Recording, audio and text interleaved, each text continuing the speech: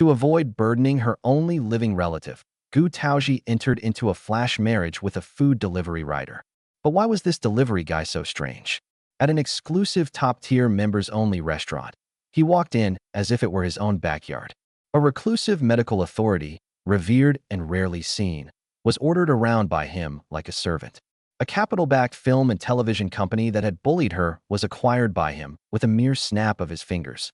Gu Taozhi. Shen Mocheng. You know, there are two things I hate most. One is being deceived, and the other is marrying into a wealthy family. Tell me, do you qualify for either? Shen Mocheng knelt on the new keyboard his wife had just bought. I qualify for both. The next second, the usually aloof Seo leaned in with a sycophantic smile. Wife, as an apology, how about I offer myself to you as compensation? Chapter 1. The Poor Girl's Flash Marriage. Money. How much do you want? In a dimly lit alley, a woman lay on her back, her clothes disheveled, with blood trickling down her calf. A man loomed over her, his expression indifferent, holding a stack of red banknotes in his hand. Is 50,000 enough? No need. Humiliated and annoyed, Gu Taozhi pushed the man's hand away, straightened her clothes, and struggled to her feet. 1,000 is enough. Gu Taozhi took out 1,000 yuan and turned to leave. Behind her, Shen Mocheng was slightly startled. That cheap? That's too little. Shen Mocheng stepped forward to block her path. His gaze swept over the bloodstains. I will take responsibility. I also have money. Take it. His tone of unquestionable authority made Gu Taozhi pause.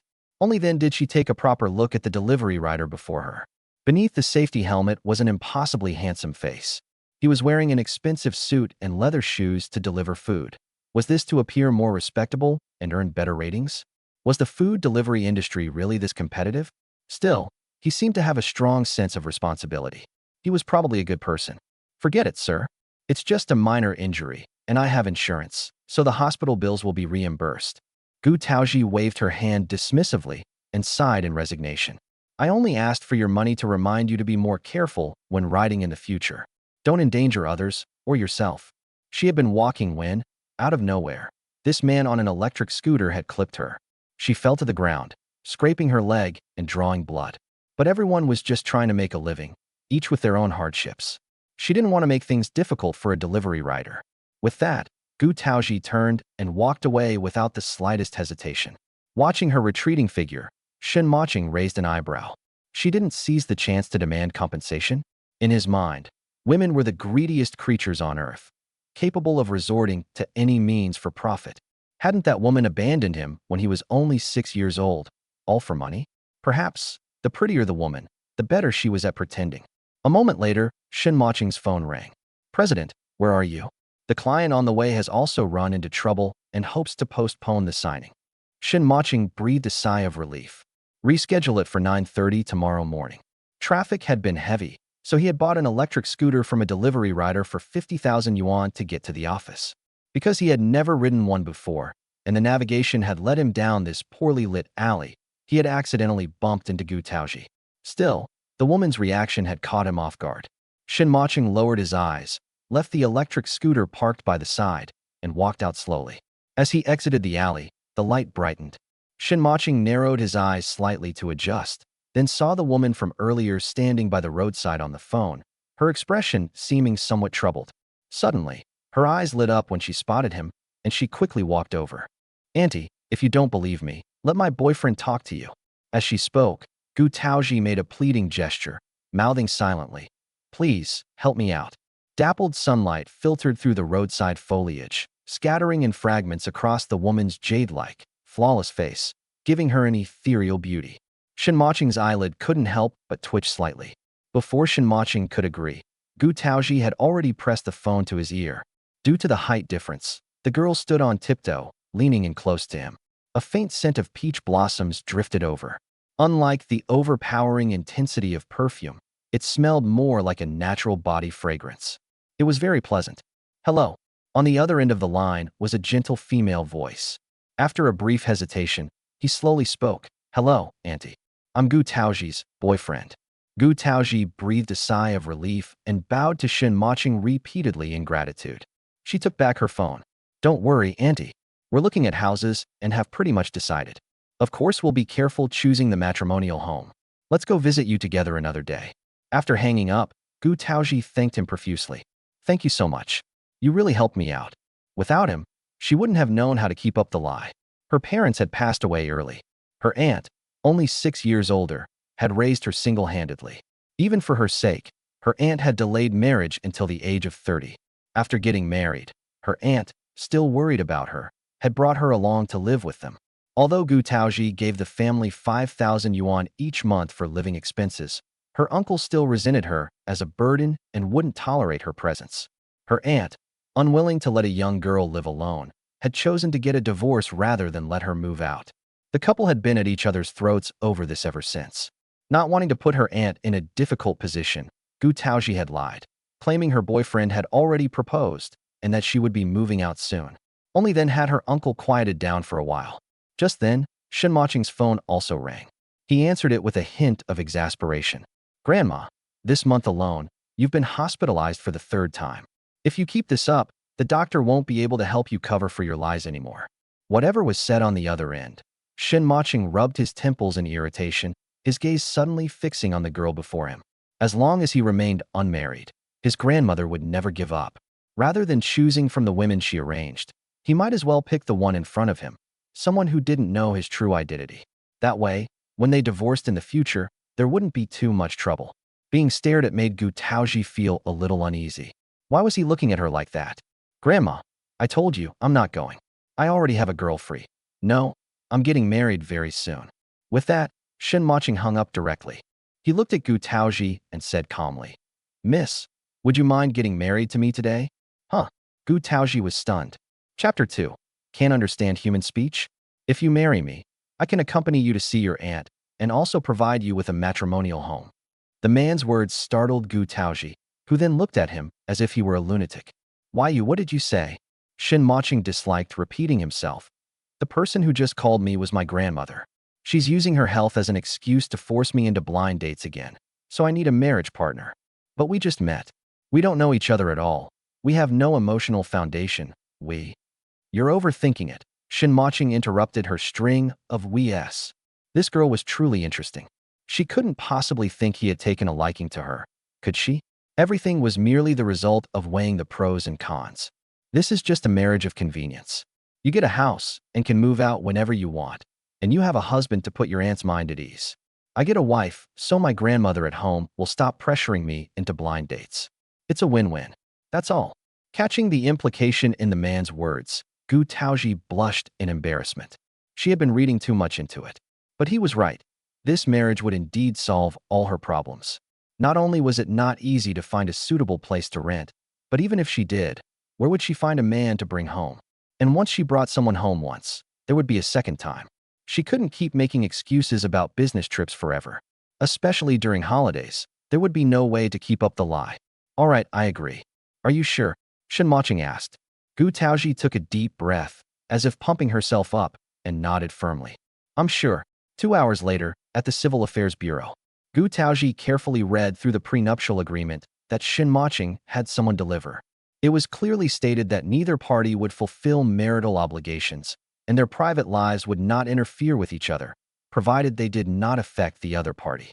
At the same time, premarital assets and gajuted postmarital incomes were to be kept separate. The marriage would be kept secret for 1 year. During this year, both parties would cooperate in dealing with their respective families. After 1 year, upon mutual agreement, they could either renew the contract or divorce peacefully, with no right to entanglement. On the whole, Gu Taozhi couldn't find anything unfavorable to her, so she signed without hesitation. After a series of procedures including filling out forms, taking oaths, and having photos taken, Gu Taozhi held the red marriage certificate and still felt a little dazed, as if everything were unreal. She was married to a very handsome food delivery rider. Let's go, Shen Mocheng said, leading the still-dazed Gu Taozhi out of the Civil Affairs Bureau. Where to? Gu Taozhi asked. To take a look at our matrimonial home. In truth, it wasn't just Gu Taozhi who felt dazed. The assistant, Zhou Yan, who had come to deliver the documents, also found the scene before him unreal. He needed time to process it. Then I'll head back first, Prissy. Big brother Shun. Shen Mocheng gave a slight nod. Gu Taozhi was very polite. Thank you, Mr. Zhou. Sorry to trouble you to make a trip. Please don't stand on ceremony, Miss Gu. Just call me Zhou Yan. It's all part of my job. Congratulations to you both again. After Zhou Yan left, Shen Mocheng was about to hail a taxi, but Gu Taozhi stopped him. It's not far from where you parked the electric scooter. Let's take the bus to pick it up. Taking taxis all the time isn't cost-effective. She was also worried about the scooter being stolen if left by the roadside. Even though it was secondhand, it was still worth 1 or 2,000 yuan. Shen Mocheng nodded without objection. It seemed he would need to find time to practice riding the scooter. He would be riding it quite a bit over the next year. After transferring buses once, Gu Taozhi breathed a sigh of relief when she saw the scooter was still parked in the same spot. Shen Mocheng was about to ride it when Gu Taozhi thought of his earlier riding skills and pressed her lips together. How about I give you a ride instead? Shen Mocheng glanced at the wound on her foot. Gu Taozhi understood. It's fine. It's just a superficial injury. It won't affect my riding. She really wanted to say, even half crippled, I'd ride better than you. But she held back, afraid of hurting his pride.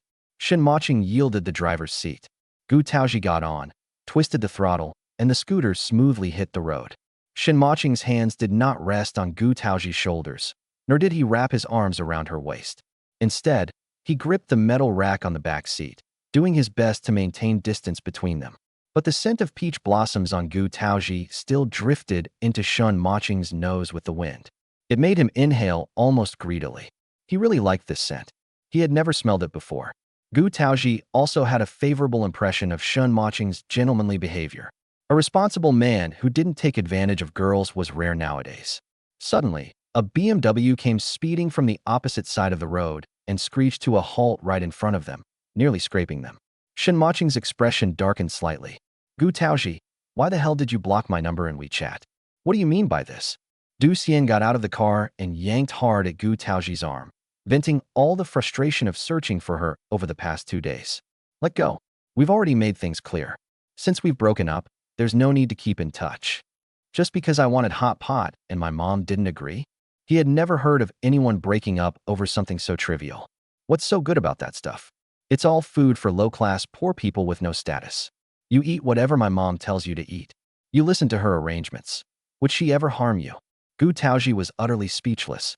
Half a year ago, she had been moved by Du Xian's gentleness and sincerity and agreed to his pursuit. Who would have thought that after dating for 2 months, she would discover he spent nearly 3 hours on the phone with his mother every day, with countless WeChat messages, reporting almost every detail of his life. Gu Taozhi had tried to communicate with him about it. Being filial is right. I'll honor Annie with you in the future, but we're adults now.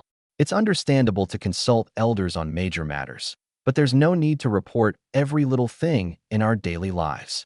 What Gu Taozhi found most unbearable was that when she had a high fever of nearly 39 degrees Celsius, Du Xian had actually gone to the mall with the daughter of his mother's friend, and when he came back, he said without the slightest remorse, "You have to understand, my mom asked me to. I can't disobey her." At that point, Gu Taozhi was completely disillusioned with Du Xian and asked for a breakup. A mama's boy to this extent, she must have been blind back then. Du Xian had pestered her for a while, until 2 days ago, when Gu Taozhi made her stance clear and blocked him on all contact methods. You're the only one who asked for a breakup. I didn't agree. Of course he wouldn't give up. He had invested so much time and energy, and he hadn't even slept with her yet.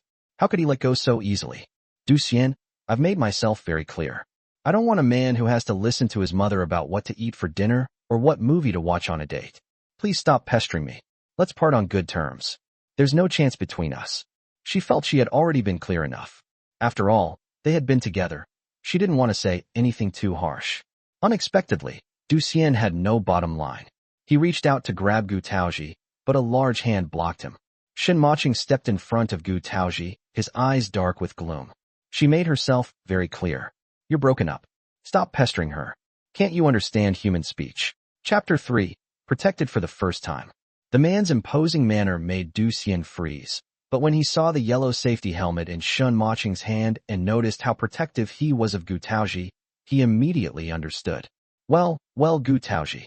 It's only been a few days since we broke up, and you've already moved on without missing a beat. You even found yourself a food delivery guy. You've really hit rock bottom. No wonder my mother looked down on you. Humiliated and enraged, Du Xian stepped forward to grab Shen Mocheng by the collar. intent on teaching him a lesson. Gu Taozhi rushed over from behind and shoved Du Xian away. Try laying a hand on him and see what happens. And what's wrong with being a food delivery rider? They don't steal or rob. They earn an honest living with their own skills. That's 100 times better than a mama's boy like you who leeches off his parents. Watching the delicate girl shield him like a hen protecting her chick, Shen Mocheng was momentarily stunned. In his entire life, this was the first time he had ever been protected by a woman. You dare compare me to some stinking delivery guy? You cheap slut. You played all innocent and reserved with me, but you're willing to sleep with a delivery rider? You two are a pair of disgusting adulterers. Before he could finish his tirade, Shen Mocheng landed a kick and then pinned him firmly against the car door. Say one more word and see what happens. Du Xian hadn't expected this delivery guy to have any fighting skills. He struggled frantically to break free. Let go of me. How dare you lay hands on me? Do you know who I am? Why don't you tell me? Who exactly are you? Shen Mocheng tightened his grip. Du Xian immediately cried out in pain. Let go. Let go. I won't bother her again, okay? Only then did Shen Mocheng release him. Du Xian clutched his arm in agony and scrambled back into his car. As he drove off, he spat out a parting threat. Gu Taozhi, there will come a day when you'll regret this and come begging to me. After the mama's boy was driven away, Gu Taozhi sighed and looked at Shen Mocheng with a hint of guilt. I'm sorry. I dragged you into this. But, thank you for helping me. It's fine. Let's go. Shen Mocheng didn't say much. Half an hour later, the two arrived at the entrance of a luxurious residential complex in the south of the city. Shangqing Yujing. Gu Taozhi got off the scooter and stared at Shen Mocheng in shock. She had assumed his place would be, at best, in an older neighborhood or a standard residential building. Never in her wildest dreams did she imagine it would be Shangqing Yujing, one of the most famous upscale communities in Shenzhen. Why you bought a place here? Was food delivery really that lucrative? Gu Taozhi almost considered changing careers. Shen Mocheng nodded calmly. Yes, I just bought it. It's been renovated, but I haven't moved in yet. To prevent Gu Taozhi from getting suspicious, he added, it's mortgaged. Once inside the complex, the landscaping was, of course, impeccable. Security guards were posted at every turn, giving off a strong sense of safety. The low-rise buildings featured British-style architecture, and the elevators were private, one per household, exuding luxury and exclusivity. The apartment was on the 6th floor. Shen Mocheng unlocked the fingerprint lock and stepped aside. Come in. Inside, the space was simple yet elegant. Pure white furniture and appliances paired with light gray decor immediately caught Gu Taozhi's eye. It was exactly the refined minimalist style she loved. Her taste was quite similar to this Mr. Shan's. 2 bedrooms and 2 living rooms. The master bedroom has an en-suite bathroom. You can use that. I'll take the guest room, Shen Mocheng said. No, it's fine. I'll take the guest room. Gu Taozhi felt bad about taking the master bedroom. No need to be polite. Although this is a marriage of convenience, I won't treat you poorly. Also, I've said this before, I don't like repeating myself. Just do as I say. Shen Mocheng was long accustomed to giving orders. Gu Taozhi touched her nose awkwardly. This man was really wasting his talent as a delivery rider. Why did he always give off the aura of someone in a position of power? When he got serious, he was actually quite intimidating. Then I'll pay you 5,000 yuan a month for rent. By her rough estimate, the mortgage on this place had to be at least 10,000 yuan or more per month. Even if he worked overtime every day as a delivery rider, he'd probably have nothing left after paying the loan. No need. I have some savings, enough to cover the mortgage. Shen Mocheng refused. How much living expenses do you need per month? I'll transfer it to you. Shen Mocheng took out his phone. Gu Taozhi waved her hands repeatedly. No, I don't need your money. I have my own income. She had been writing since college. Starting from a meager manuscript fee of just over 100 yuan a month, she had persisted until now, earning a stable income of 10 to 20,000 yuan. Since she rarely went out, she seldom bought cosmetics or clothes, at most a few books. She had almost no expenses. You won't take rent from me, so let me cover all the other household expenses. Otherwise, I won't feel at ease living here. Also, I don't need to go out to work, so I can cook for you anytime. That way, you won't have to eat out. Expensive and unsanitary. Living under someone else's roof naturally meant doing something in return. Having grown up without parents, Gu Taozhi had long experienced the harsh realities of society. She wasn't foolish enough to be taken advantage of, but she also refused to take advantage of others. Shen Mocheng nodded, tacitly accepting the arrangement. If she didn't want it, fine. Giving her too much might expose his identity. He could always compensate her more when they got divorced. Shen Mocheng open WeChat. Add me as a friend. Leave a message if you need anything. I'll reply when I see it. After exchanging contacts, Shen Mocheng's profile picture was of a laptop, dark-toned, giving off a cold and imposing vibe. It was the complete opposite of her own profile picture, a bright, sunny smile. The two avatars, one hard, one soft, one cold, one warm, created a striking visual contrast. Shen Mocheng typed a string of numbers into the chat box. This is the door lock password. You can register your fingerprint yourself. I have things to attend to, so I'll be leaving first. Taozhi thought he was in a hurry to get back to deliveries, so she nodded quickly. Okay, got it. Take it slow on the road, and whatever you do, don't. As if knowing exactly what she was about to say, Shen Mocheng's lips curved slightly, his voice low and deep. Don't worry. Crashing into one wife is already enough. The word wife made Taozhi blush, a tingling sensation spreading through her heart. As she saw him to the door, Taozhi added, Are you coming home for dinner tonight? This feeling of being seen off and fussed over at the door was something Shen Mocheng had never experienced before. An involuntary warmth drifted through his heart. He gave Taozhi a deep look. I'm working overtime tonight. You don't need to prepare dinner for me. If I come back to eat, I'll let you know in advance. Taozhi nodded and saw him out. After Shen Mocheng left, she looked at the empty apartment and the marriage certificate in her hand, taking a deep breath.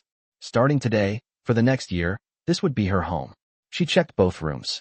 Apart from the furniture and appliances, there was nothing else, meaning she still needed to buy quite a few daily necessities. By evening, Taozhi had ridden her new white electric scooter to purchase all the household items she needed. After standing on a stool to hang the curtains, Taozhi headed back to Qin Siyu's place. Such a big event as getting married had to be shared with her aunt. But the moment Qin Siyu saw Shen Mocheng's photo on the marriage certificate, she was utterly astonished. This isn't this. Chapter 4. The hated guest arrives. Where did you meet him? Qin Siyu pressed. Taozhi found it a little odd, but answered honestly. It was a chance encounter. Once, he accidentally bumped into me and insisted on taking responsibility. I thought he was a decent person, and gradually we grew close. Auntie, do you know him too? But he's just a food delivery rider. How do you know him? A food delivery rider? Qin Siyu froze, then took another careful look at the photo on the marriage certificate. The man in the photo was very handsome, but there was a sharpness in his eyes that could not be ignored. The lines of his face were cold and stern. Just by looking at him, one could tell he was a very dominant person. He didn't really look like a food delivery rider. He seemed more like someone who had spent years immersed at the center of power, exuding an air of absolute authority. But she only felt he looked somewhat familiar. She couldn't recall where she had seen him before. I don't know him. However, Taozhi, why the rush? You could have brought him home first and let Annie take a look. There was plenty of time. Although she was only 30, she had raised this niece single-handedly. Their bond was like that of sisters, even closer than mother and daughter. Taozhi's lifelong matter had always been her greatest concern. She always felt that only the best man in Xinjiang was worthy of her niece. Who would have thought she would marry herself off in such a hurry? Qin Siyu's eyes instantly reddened. Taozhi, it's Auntie who failed you. I shouldn't have gotten married so early. I know you only did this to avoid putting me in a difficult position. Auntie, Taozhi cut her off. Don't overthink things. Stop blaming yourself and shouldering everything. You know we've been together for a long time. He's truly a good person. And do you know what day it is today? Qin Siyu looked confused. What day? It's Chinese Valentine's Day, Qixi, on the lunar calendar. We chose today to register our marriage. Doesn't that have special meaning? On her way back, Taozhi had been thinking up excuses the whole way. When she checked the calendar, she sighed in relief. Even fate was helping her keep up the lie. Qin Siyu glanced at her phone. It really was Qixi. Only then did her emotions settle. But Taozhi also noticed the still damp dishcloth on the table. Her brows immediately furrowed. Auntie, why are you doing housework again? Auntie, do you even know you're pregnant? You can't be doing these things. Qin Siyu smiled gently. It's only been 2 months. It's fine. Your uncle also said that every woman gets pregnant. It's nothing to be delicate about. Besides, a little movement is good for the baby. Just hearing the name of her uncle, Zhao Haixing, made Taozhi furious. It wasn't because he resented her as a burden and wanted to kick her out. It was because this man didn't treat her aunt well at all. Auntie, you never should have listened to him and quit your job to stay home. The Zhao family ran a fairly large landscaping company and was quite well off, qualifying them to enter Xinqing's upper-class social circle. After Qin Siyu became pregnant, Zhao Haixing demanded she resign and stay home to nurture the baby. At first, Qin Siyu refused. But the entire Zhao family was against her continuing to work, especially Zhao Haixing's mother, Li Huilan. Our Zhao family is not some nameless, insignificant household. If you go out to work while carrying the Zhao family's child, where would that leave my face? When I'm playing mahjong and the other ladies ask about it, I'd be too embarrassed to answer. Qin Siyu's personality was never the aggressive type. Under Zhao Haixing's insistence, she eventually gave in. But life after quitting her job was no easier than working. Using her unemployment as an excuse, Zhao Haixing fired the part-time cleaner and left all the housework entirely to Qin Siyu. The thought of Zhao Haixing coming home every day, propping up his leg, and ordering Qin Siyu to fetch tea and water made Gu Taozhi's blood boil. "Auntie, you can't be so soft. The Zhao family loves to act like they're some prestigious household, but which real wealthy family makes their lady of the house do housework herself? You should ask him to hire a nanny to take care of you, and handle the cooking and cleaning while they're at it." Qin Siyu shook her head. "Forget it. I have no income now. Your uncle won't agree." She was 3 years older than Zhao Haixing and had Gu Taozhi in tow. Whether in personal or family circumstances, she was inferior to the Zhao family in every way.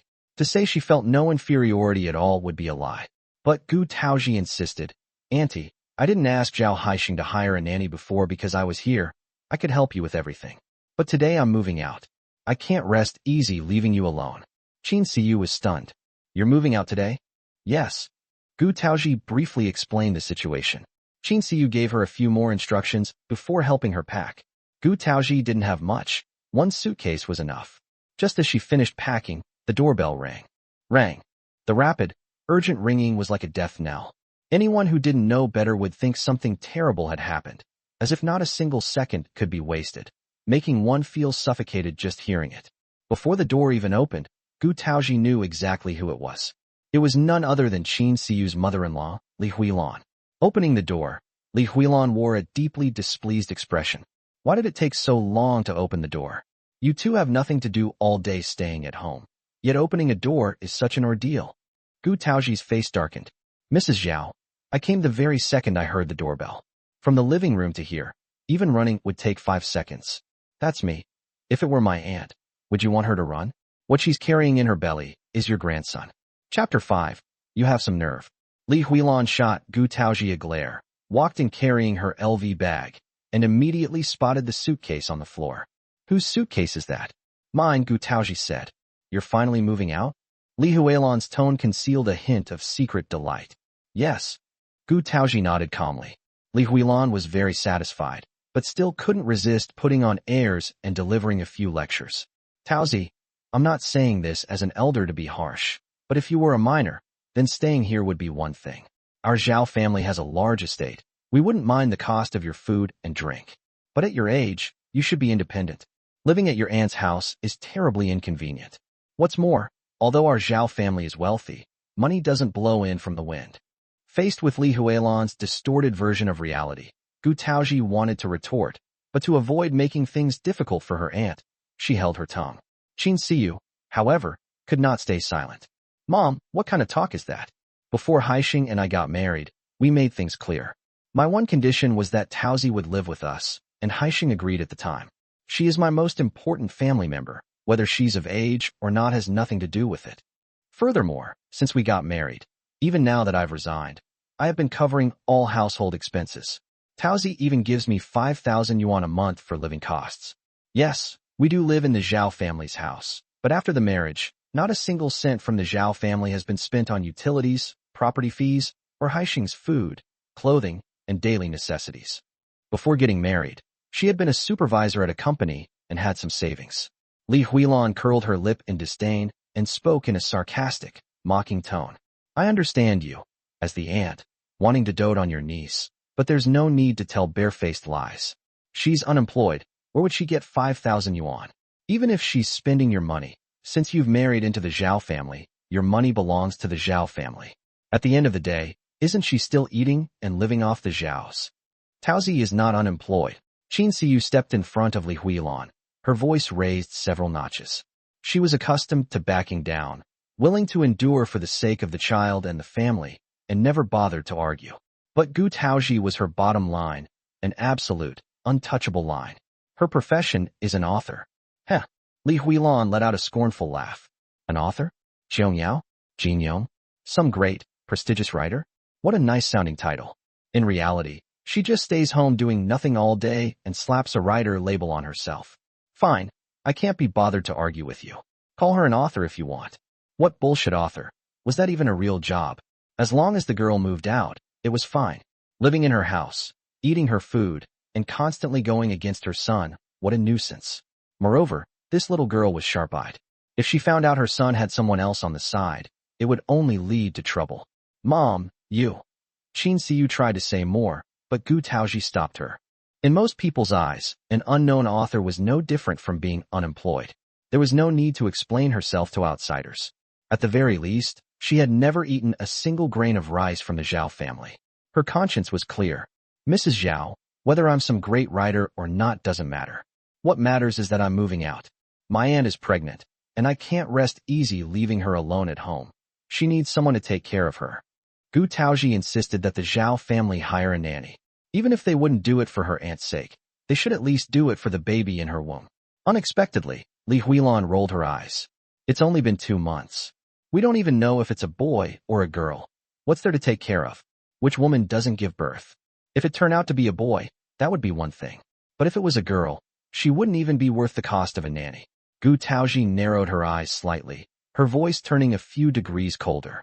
Mrs. Zhao, what does the gender of the baby have to do with hiring someone to help? You keep saying the Zhao family is a prestigious household. Tell me, which real wealthy family makes their pregnant lady cook and do housework herself? If word of this got out, wouldn't it be a disgrace to your face? Chapter 6. The head of the Shen group is also named Shen. You. Li Huilan shot Gu Taozhi a vicious glare. This sharp-tongued girl. The more she looked at her, the more she loathed her. Fine. You and Haixin can discuss this matter yourselves. I won't interfere. After saying this to Qin Siyu, Li Huilan shot another glare at Gu Taozhi before walking inside with her bag. She couldn't wait to tell her son the good news that this burden was finally moving out. Qin Siyu was spineless and easy to manipulate. The difficult one to deal with was this damn girl. She was younger than Qin Siyu, but full of tricks. Her son was always afraid she'd find something out. He'd even shower outside before coming home. Now that she was moving out, her son could finally breathe a little easier. As for Zhao Haixing having a mistress on the side, Li Huilan saw nothing wrong with it. Even if her son had one mistress, or even 3 or 4, it would be perfectly justified. It was only because of the constraints of modern marriage law that he had to keep it hidden. Dragging her suitcase to the door, Gu Taozhi said, Auntie, I'll still come back often to keep you company. Call me anytime if you need anything. Hiring a nanny must be put on the agenda, otherwise I won't be at ease. All right. Qin Siyu patted her niece's hand and saw her out. Turning back, she saw Li Huilan standing at the kitchen doorway. Siyu, what time is it? You should be making dinner. Haixing works hard out there. Is he supposed to come home to an empty table? Qin Siyu quickly tied on her apron. I'll make it right now. Li Huilan rolled her eyes in displeasure. She was so thin, didn't look like the type to bear a son at all. With all the Zhao family's vast wealth, who would inherit it? If she gave birth to a girl, they'd divorce immediately. So what if she was pretty? Her son had long since grown tired of her. Otherwise he wouldn't have found someone else. Thinking of the woman on the side, Li Huilan's expression softened a little. Her son had told her that the other woman's father was a high-ranking executive at the Shen group, second to none within the company, and had been a great help to her son's career. Unlike this Qin Siyu, who didn't even have a decent family to back her up. Outside, she couldn't support her son's career. Inside, she wanted to hire a nanny just to handle housework. Dream on. If it weren't for the pregnancy preventing a divorce, she would have told her son to divorce her ages ago and marry the other woman. In the kitchen, Qin Siyu put on a face mask. She didn't care about herself. She was just afraid the cooking fumes would affect the baby in her belly. Gently stroking her belly, a maternal tenderness spread across Qin Siyu's face. For the sake of her child, she could let go of everything. She only prayed that the baby would be born safely and grow up safe and sound. Meanwhile, after leaving, Gu Taozhi met up with her best friend Su Tong at their usual street food stall for some barbecue. By the time Su Tong arrived, Gu Taozhi had already ordered a table full of skewers, along with their all-time favorite, extra spicy boiled tripe. Wow, what's the occasion today? Ordering so much, did the apartment hunt go well? Celebrating. Su Tong had short hair and a straightforward, free-spirited personality. A northeastern girl, she appeared even more sharp and capable compared to the delicate, Jiangnan Watertown-born Gu Taozhi. The two best friends had almost no secrets from each other. Su Tong knew everything about Gu Taozhi's situation. Gu Taozhi poured Su Tong a glass of beer. Yes, I did find a place. Didn't spend a single cent, actually. But more importantly, today is in celebration of my marriage. What did you say? Su Tong shot up from her chair so abruptly that it drew stares from many around them. Even the familiar owner's wife looked over. Gu Taozhi quickly pushed her back down and recounted the day's events from start to finish. Su Tong's eyes nearly popped out of her head when she saw the marriage certificate. So, to have a place to live, you married a food delivery rider? It's just a marriage of convenience, Gu Taozhi emphasized. Did your aunt accept it? Su Tong asked. Gu Taozhi took a sip of beer and nodded. So, keep your mouth shut. We need to keep our stories straight, or Auntie will get suspicious. Su Tong and Gu Taozhi had been best friends for years and were naturally close with Qin Siyu, treating her like a real aunt of her own. Looking at the photo on the marriage certificate, Su Tong sighed. Even though he's just a delivery guy, he's so handsome. A delivery rider this good-looking. He's not some scammer, is he? Gu Taozhi was long used to her best friend's habit of judging everything by looks. His name is Shen Mocheng? Shen, Su Tong asked. Yes, why? Gu Taozhi answered. Same surname as our company's president. You don't think our president is out there incognito, do you? At these words, Gu Taozhi nearly spat out her mouth full of beer. Chapter 7. This woman must be doing it on purpose. The Shen family could be considered the top-tier wealthy family in Shenzhen, and the Shen group ranked among the top few in the Fortune Global 500 list. And Su Tong was just a junior staff member in the marketing department of the Shen group. Gu Taozhi grabbed a tissue to wipe the corner of her mouth and said speechlessly, Come on. Is your president also named Shen Mocheng? Su Tong spread her hands. Even though I work at the Shen group, I honestly don't know that. Our president is extremely low profile. There's zero information about him online, no media dares to report on him, and there isn't a single photo of him. Apart from the top executives, no one knows his name, let alone what he looks like. Maybe he's just as handsome as your husband. Gu Taozhi retorted. Let me tell you, real-life CEOs are all bald, beer-bellied middle-aged men with glasses. Su Tong pulled a long face. I don't believe it. I just know our Shen group's president is definitely not like what you described. As if suddenly remembering something, Su Tong continued. Oh, right. Next month is our company's anniversary celebration. Each employee can bring one family member. You should come with me. Rumor has it the president will make a personal appearance this time. Plus, family members get a chance to win prizes in the lucky draw. The grand prize is a 10-day trip to the Maldives, all flights and accommodation included. Your company's boss is that generous? Gu Taozhi said with a smile. Of course, Su Tong said proudly. You know the Shen group was rated as having the best employee benefits. Countless talented people are dying to get in. Our president must be handsome, capable, and generous. The two best friends chatted and drank until they were slightly tipsy, then each headed home. By the time Gu Taozhi got home, it was nearly 11 o'clock.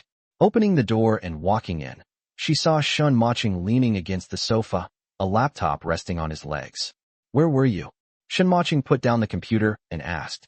On the way back, Gu Taozhi had only felt a little tipsy, but she hadn't expected the alcohol to hit her so hard. Now she was swaying as she walked, her head spinning. I went for barbecue with Tong Tong. If I'd known you were home, I would have brought you something. Their boiled tripe is absolutely. She let out a drunken burp. Amazing. You've been drinking? Shen Mocheng's face was full of disdain. He hated women who drank. As Gu Taozhi spoke, she kept walking forward. Accidentally, she tripped over the new long fiber rug she had bought. Due to inertia, her entire body arced through the air and crashed directly onto Shen Mocheng. As the faint scent of peach blossoms drifted over, Shen Mocheng instinctively reached out to catch her. His body sank several inches deeper into the sofa. Sorry, I didn't mean to. Gu Taozhi tried to get up, but her head was spinning.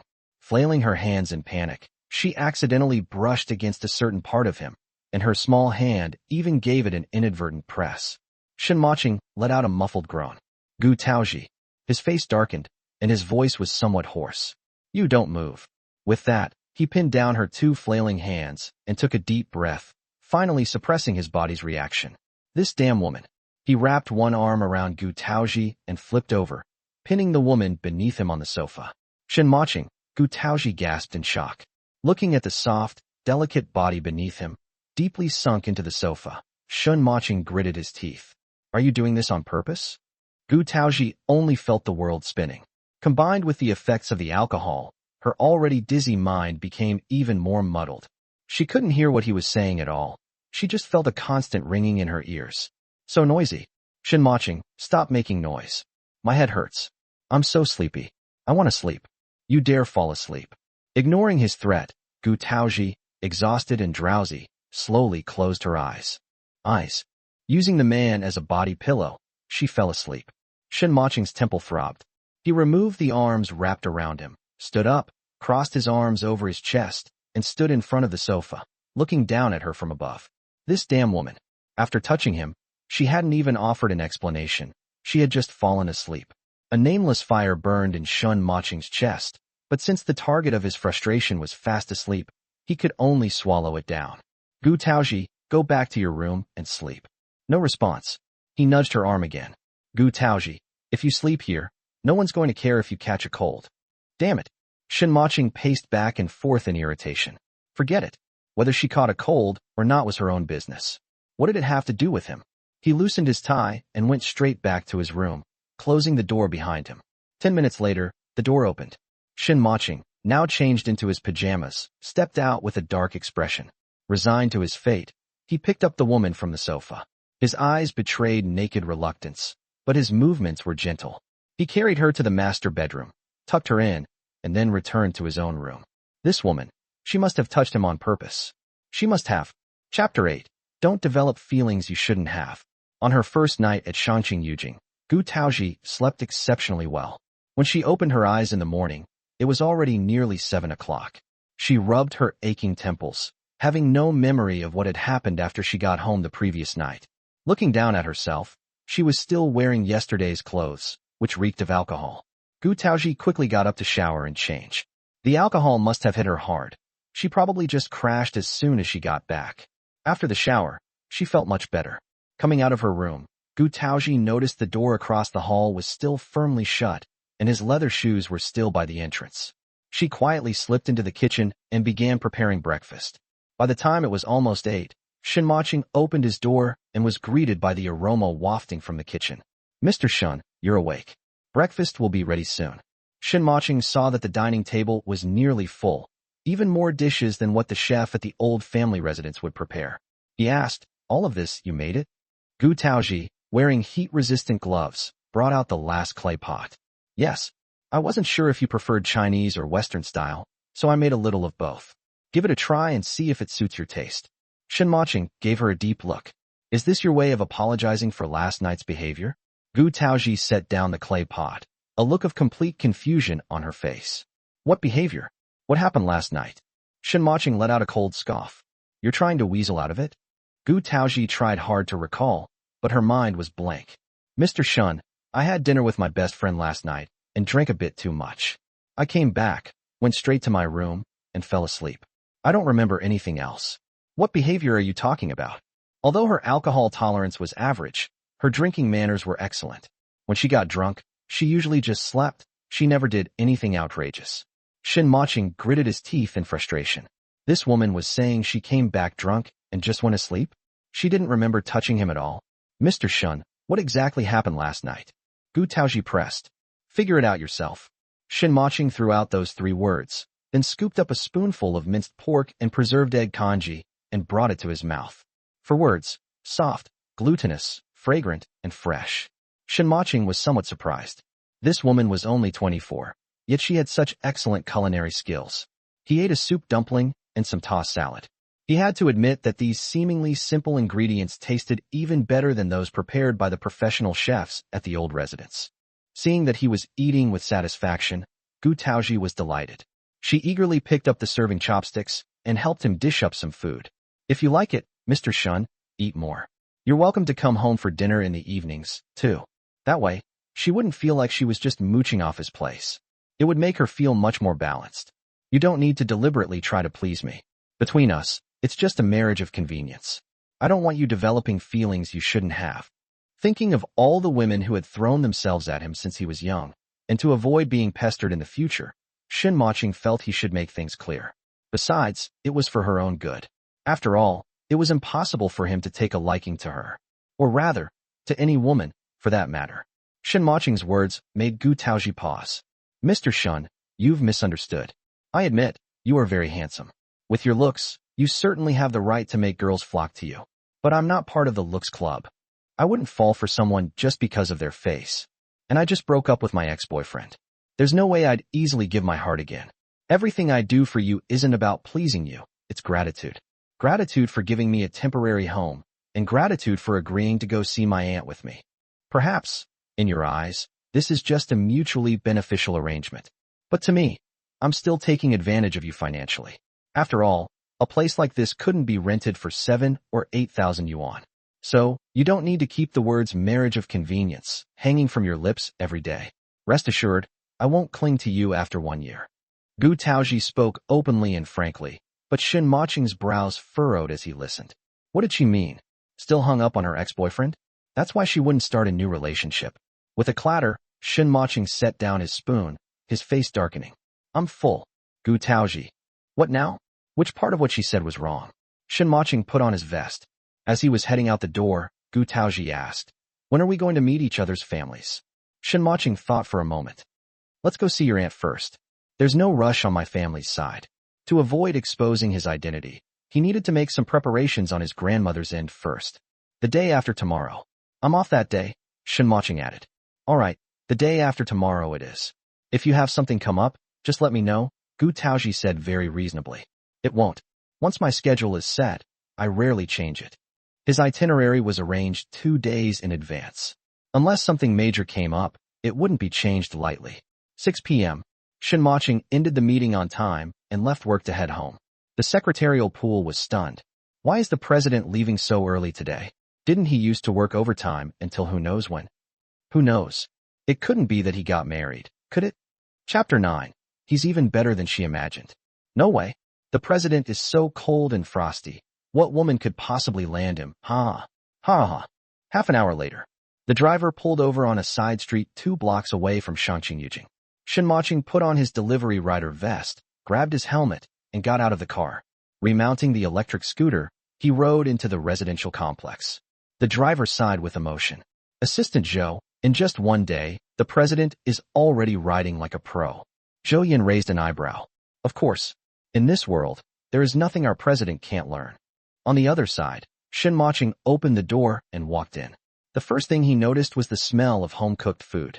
A warm feeling spread through his chest. He set down his helmet and walked to the kitchen doorway, just in time to see Gu Taozhi bustling about.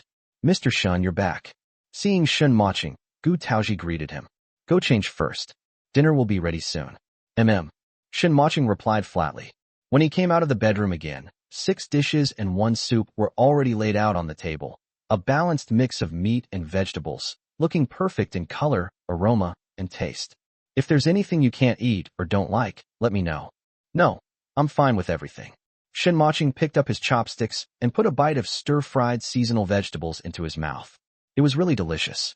This kind of home-style cooking, without too many heavy seasonings, preserved the ingredients' original freshness, exactly what he liked most. Your cooking is excellent. Shen Mocheng didn't stint on the compliment. At her age, very few girls could cook, let alone cook this well.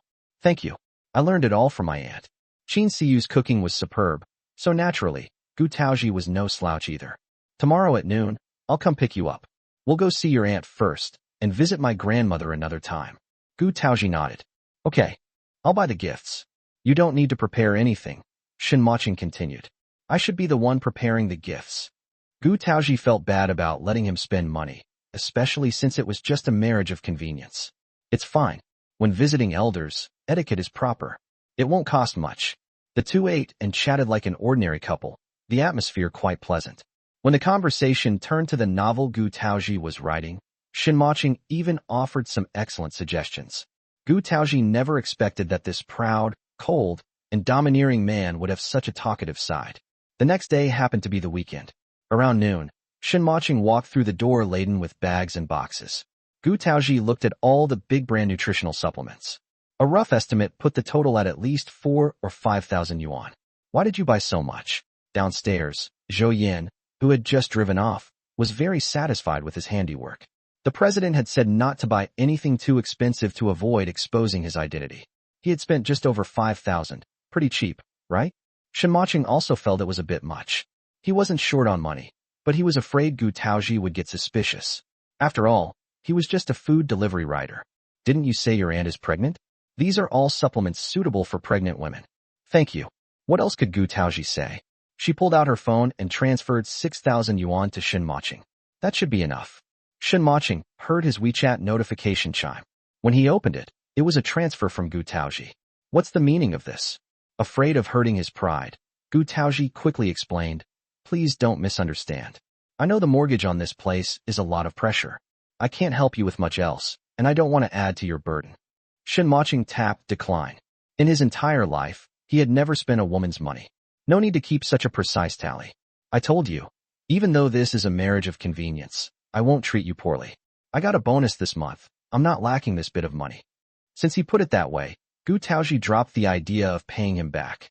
She decided she would repay him somehow when they went to visit his grandmother in a few days. Qin Siyu had received a WeChat message from her niece the night before, letting her know the young couple would be coming over today. She had gone to the supermarket first thing in the morning and bought a lot of ingredients. All kinds of seafood, fish, shrimp, abalone, crab, beef, lamb, and fresh vegetables. Before she knew it, her cart was completely full. When she went to check out, she realized she couldn't possibly carry it all and had no choice but to call Zhao Haixing.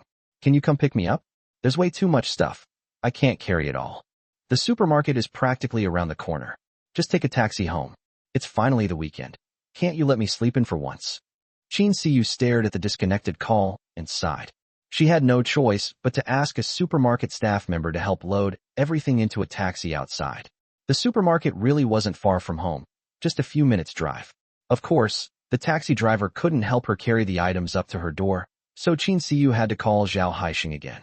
Zhao Haixing was furious. When he came downstairs and saw that Qin Siyu had spent money on so many expensive ingredients again, he completely lost it. Are you out of your mind? Buying this much? Is Taozhi your ancestor or something?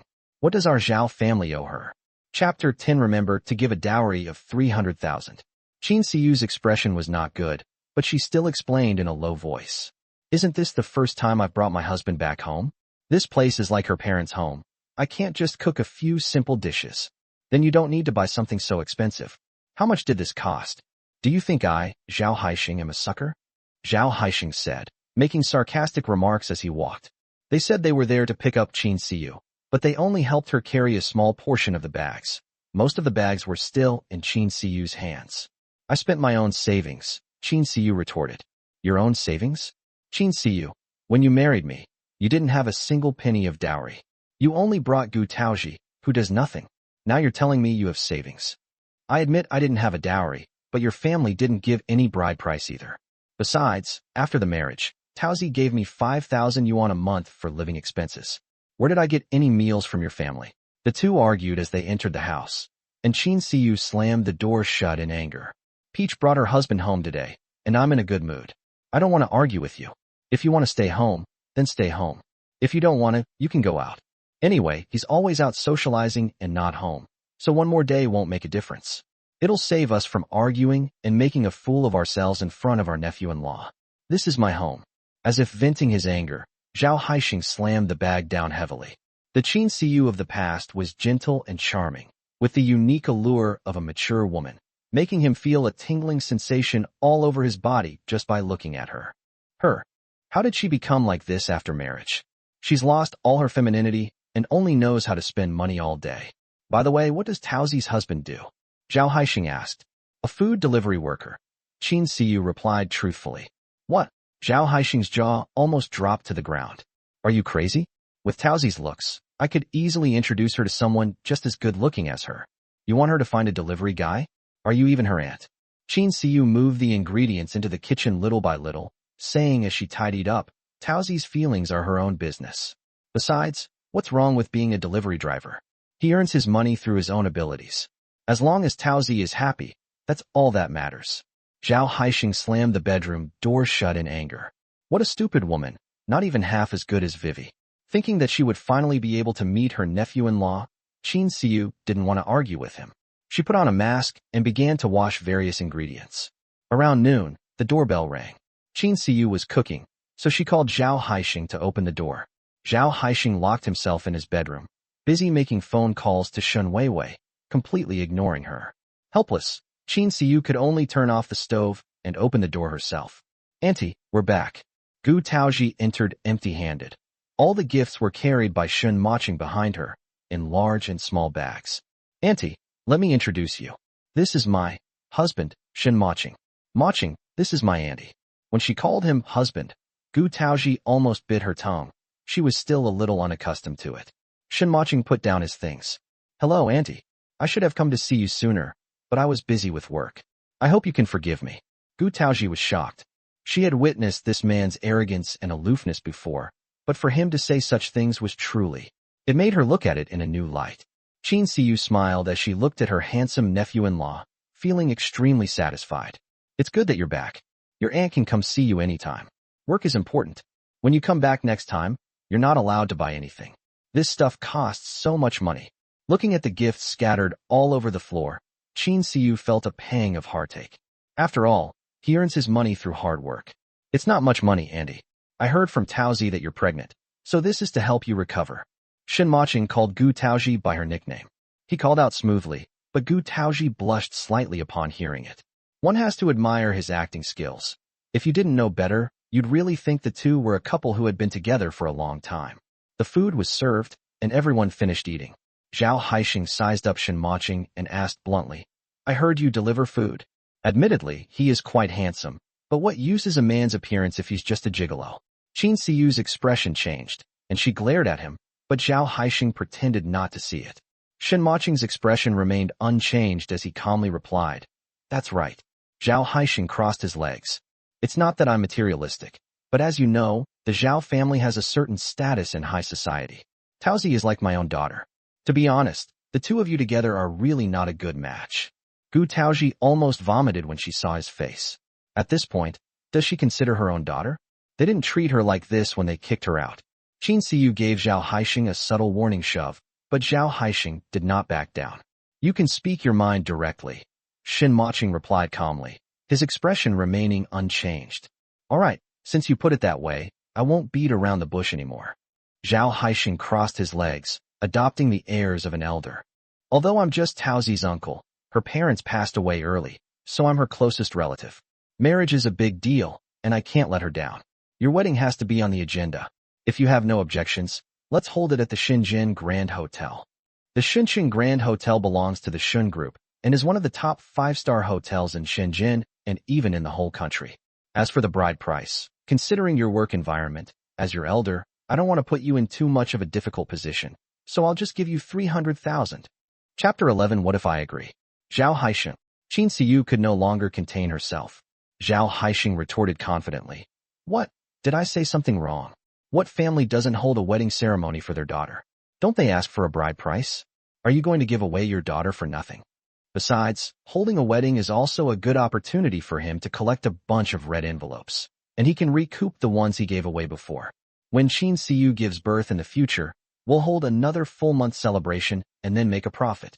The reason why the Zhao family's business has been profitable for so many years is because Zhao Haixing never suffers a loss.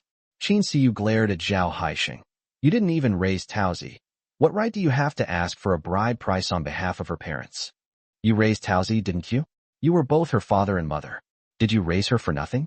Now that you've married me, I'm her elder. Why don't I have the right to make decisions for her?" Seeing Qin Siyu's lips turn white with anger, Gu Taozhi quickly comforted her. "Auntie, don't get excited. Be careful of the baby in your belly." After saying that, he looked at Zhao Haixing and said, "If you want him to pay the bride price, that's fine.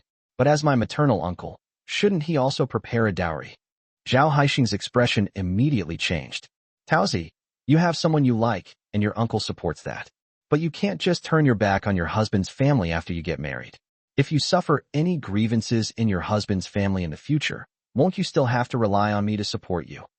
Gu Taozhi was about to speak when Shen Mocheng stopped her.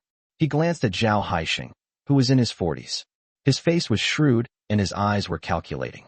One look was enough to tell that he was the kind of small-time merchant who was good at speculation and profiteering. You might make some money with temporary cunning and worldliness, but it's hard to make it big. In business, it's not about who can outsmart whom, but who will go the distance. The wedding can be held at the Shenzhen Grand Hotel, and I can also pay the bride price, Shen Mocheng said. Gu Taozhi was startled and quickly looked at him.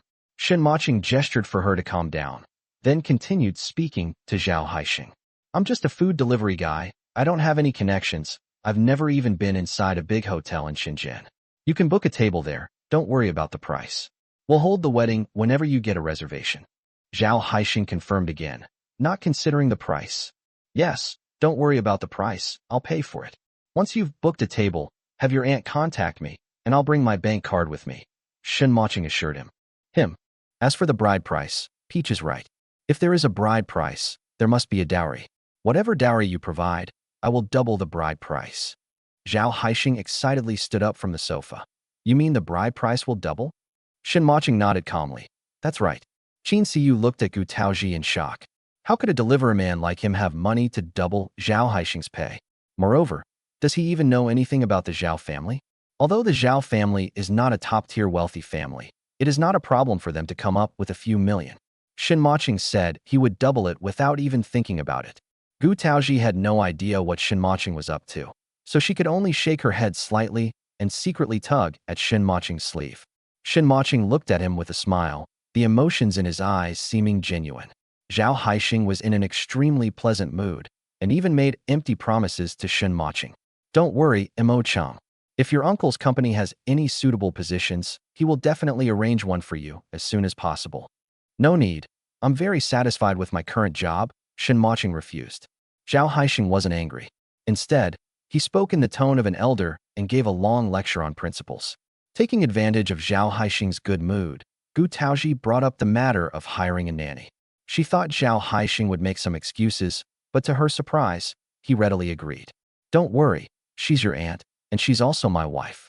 She's carrying the child of the Zhao family. How could I possibly mistreat her? I'll arrange for someone to come in tomorrow. With Shen Mocheng promising to double the bride price, the meal went relatively smoothly. After finishing their meal, the two said goodbye and left. Qin Siyu took the initiative to add Shen Mocheng on WeChat so that it would be convenient to contact him when needed. Zhao Haixing utterly disdainful. His WeChat contacts are mostly company bosses or wealthy clients. Why would he add a food delivery guy? It really lowers his standards. All he wanted was the bride price, which he would use as payment for Gu Taozhi's free food and lodging at his home for the past 2 years. Zhao Haixing would never do a losing business. Qin Siyu saw Gu Tao downstairs. Taozhi, tell Mocheng not to prepare any betrothal gifts. Our family doesn't have these customs. As long as you two are doing well, that's enough. Don't listen to your uncle's nonsense. Let him dream his pipe dream. Gu Taozhi nodded. Qin Siyu added, as for the wedding, you can have it if you want, or it's fine if you don't. You can keep this. After saying that, he handed a bank card to Gu Taozhi. What is this? Gu Tao asked. This is the 5,000 yuan you use to give your aunt every month. Your aunt helped you invest it in a stable fund. There should be a little over 100,000 yuan in it now. You can withdraw it at any time. Keep it for when you start living on your own and have some for emergencies. Auntie, Gu Taozhi's eyes immediately reddened. From childhood to adulthood, my aunt has always put me first in everything she does. Even my own mother couldn't have been more considerate. Silly girl, it's your own money. Why are you so moved? Your aunt likes Mocheng very much and thinks he's a good man, but in today's society, women still need to leave themselves a way out. Although this amount of money isn't much, your aunt hopes you won't tell him for the time being. Good. Gu Taozhi accepted the money but didn't plan to spend it. She intended to save it so that she could use it in case her aunt needed anything in the future. On the way back, Gu Taozhi asked Shen Mocheng, even if we didn't have an agreement, I wouldn't ask for any dowry. Why did you agree to double the dowry and hold the wedding at the Shenzhen Grand Hotel? Chapter 12. The rich man and her husband seem to be. Shen Mocheng said calmly, if I don't agree to anything, he will make things difficult for your aunt. Shen Mocheng, who had seen countless people, could see through Zhao Haixing's character at a glance. And don't worry, I have my own plans. I won't let him get away with this. With those words from him, Gu Taoji finally felt relieved. She didn't want to take advantage of him in any way. What about holding the wedding at the Shenzhen Grand Hotel? I've said before, I'll only pay if he can book a table, Shen Mocheng said. How do you know he can't get a table? Gu Taoji asked again. Shen Mocheng curled his lips into a smile. With him, the Shenzhen Grand Hotel belongs to the Shun Group, and Zhao Haixing can never book it in his lifetime unless he wants to. Seeing that Gu Taoji seemed about to say something, Shen Mocheng deliberately asked her, "Why are you always thinking about saving me money?" Gu Taoji blushed slightly. "We have a marriage of convenience, so it's impossible for you to spend money on it." For so many years, Shen Mocheng had firmly believed that women were vain and greedy, but looking at Gu Taoji in front of him, he suddenly wavered. Are there women who don't love money? Why are you looking at me like that? Meeting Shen Mocheng's gaze, Gu Taoji felt a little embarrassed. To cover up his wild thoughts, Shen Mocheng changed the subject. How did your aunt come to fall for Zhao Haixing in the first place? With Qin Siyu's looks and abilities, she has no shortage of suitors. Gu Taoji sighed softly. My aunt was deceived by his sweet talk. In addition, she felt that she was too old and that I was with her, so she looked down on herself and hastily agreed to the marriage. At that time, she was young and had little perspective. If it were now, she would definitely not agree to this marriage. No matter how rich the Zhao family is, she doesn't care. I wonder if all rich people are as annoying as Zhao Haixing. It's not that she hates the rich. Zhao Haixing and her wealthy ex-boyfriend Du Xian are not good people. No, Shen Mocheng said without hesitation. How do you know it isn't? Shen Mocheng, Zhao Haixing is not a rich man. You haven't seen a real wealthy family. You'll know when you do. You've seen it before? Gu Tao asked subconsciously. Shen Mocheng could only lie. Yes, I used to deliver food to the villa area. Gu Taoji laughed out loud. Even wealthy people from rich families eat takeout. Shen Mocheng could only bite the bullet and say, yes, I'll eat too. The two chatted along the way, and Gu Tao was frequently amused. She never imagined that Shen Mocheng had such a humorous side. Shen Mocheng was also surprised. For the first time in his life, he had such a strong desire to talk to a woman. Moreover, it seemed like he had an endless amount of things to say to her, whether it was serious business or casual conversation. After the weekend came Monday, and early the next morning, Gu Taoji received a call from her best friend. Peach, the anniversary celebration is being held on a cruise ship. According to reliable inside information, the group president will be attending in person. You don't have an evening dress, do you? I'll go with you to buy one this afternoon. Gu Taoji then remembered that when they had barbecue that day, she had promised Su Tong to accompany her to the Shun Group's anniversary celebration. It's tonight. The Shun Group's anniversary celebration was held on a luxurious 4-story cruise ship. In previous years, the speeches were usually given by the former vice president or general manager. Shen Mocheng rarely appeared in person. But this year is different. This year is a year-long celebration, and rumors are circulating that the group president will personally give a speech. All the employees in the group are eagerly anticipating it. As evening fell, Gu Taoji and Su Tong, who had already changed into evening gowns, each took an elegant handbag and hailed a taxi to the beach. Even before getting close, one can already feel the luxurious scene of bright lights along the beach. Gu Taoji exclaimed, as expected of the Shun Group, the luxury of this cruise ship surpasses even the Titanic of yesteryear. Before she could finish speaking, Su Tong covered her mouth. Good heavens, don't jinx it. That ship is sinking, and we'll be getting on it later too. Seeing her best friend so anxious that she even started speaking in her hometown dialect, Gu Taoji burst out laughing. A few minutes later, Su Tong took out her phone, scanned the entry code issued by the company, and boarded the ship with her best friend. Behind them, Shun Tianyu, along with his newly acquainted young model, boarded the ship with a nonchalant air. Even though he was acting all frivolous with a woman in his arms, Shun Tianyu was still the most handsome one in the crowd because of the powerful genes of the Shen family. Of course, this is on the premise that Shen Mocheng has not yet made his appearance. In Zhou Yan's words, Shun Tianyu may be handsome with sharp features, but in front of his CEO, he would be completely outclassed. After all, Shen Mocheng's demeanor and bearing are not solely based on his appearance. Gu Taoji looked at Shun Tianyu and unconsciously stopped in her tracks. Why doesn't he use a QR code? It wasn't that she was being nosy or gossipy. It was just that this man looked somewhat like her contractual husband. Chapter 13, Discovering Shen Mocheng. Su Tong quickly pulled her best friend back and lowered her voice. That's the group's vice president, and also the second young master of the Shen family, Shen Tianyu. Of course, he doesn't need to scan the code. The two Shen brothers are quite different. One is so low-key that he never shows his face, and even his name is a secret, while the other is so flamboyant that he wants to wear the label of rich second generation on his face. This is no secret within the elite circles of Shenzhen. Let's go. Let's go get something good to eat. Su Tong led Gu Taozhi to the food station, where she took a lot of snacks and fruits, and then walked to a dining table in the corner of the deck. I haven't had dinner yet, so I'm just having something to eat first. There'll be Australian Wagyu beef and French foie gras later, all made by the top chefs at the Shenzhen Grand Hotel. A meal like that would normally cost several thousand. She was just a junior employee in the marketing department, with no connections or business dealings. Her purpose today was simple. First, to eat, and second, to catch a glimpse of the group president. It wasn't in vain that she worked at the Shen Group. Seeing that Gu Taozhi was just looking around and not eating, Su Tong asked curiously, "What are you looking at?" Gu Taozhi took a sip of champagne and said, "Let me check out the environment and the overall effect." Su Tong was completely confused. "What? They seem to be here for an inspection. I don't usually have the opportunity to experience such occasions, so today I had the chance to observe carefully so that when I write similar scenes in my novels in the future, I can make them more realistic." When she mentioned novels, Su Tong became interested. In novels, do all Cinderella-like characters like me meet their Prince Charming on a cruise ship? When will her prince appear? Su Tong was completely addicted to novels, fantasizing about domineering CEOs or princes on white horses every day.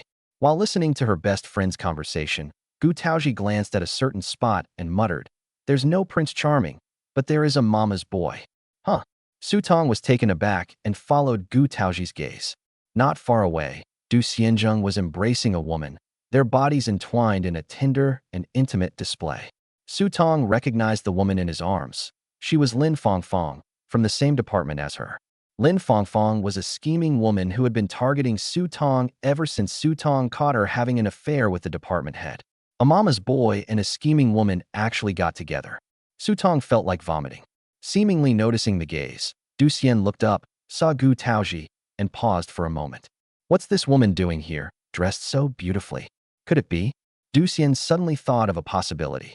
He put his arm around Lin Fangfang's waist, walked over, and looked down at Gu Taozhi. You didn't track me down and follow me here, did you? Don't waste your time. I already have a new girlfriend. No matter how beautiful you dress up, I'm not interested. Puff. Before Gu Taozhi could speak, Su Tong spat out a mouthful of champagne. Gu Taozhi quickly handed her best friend a tissue.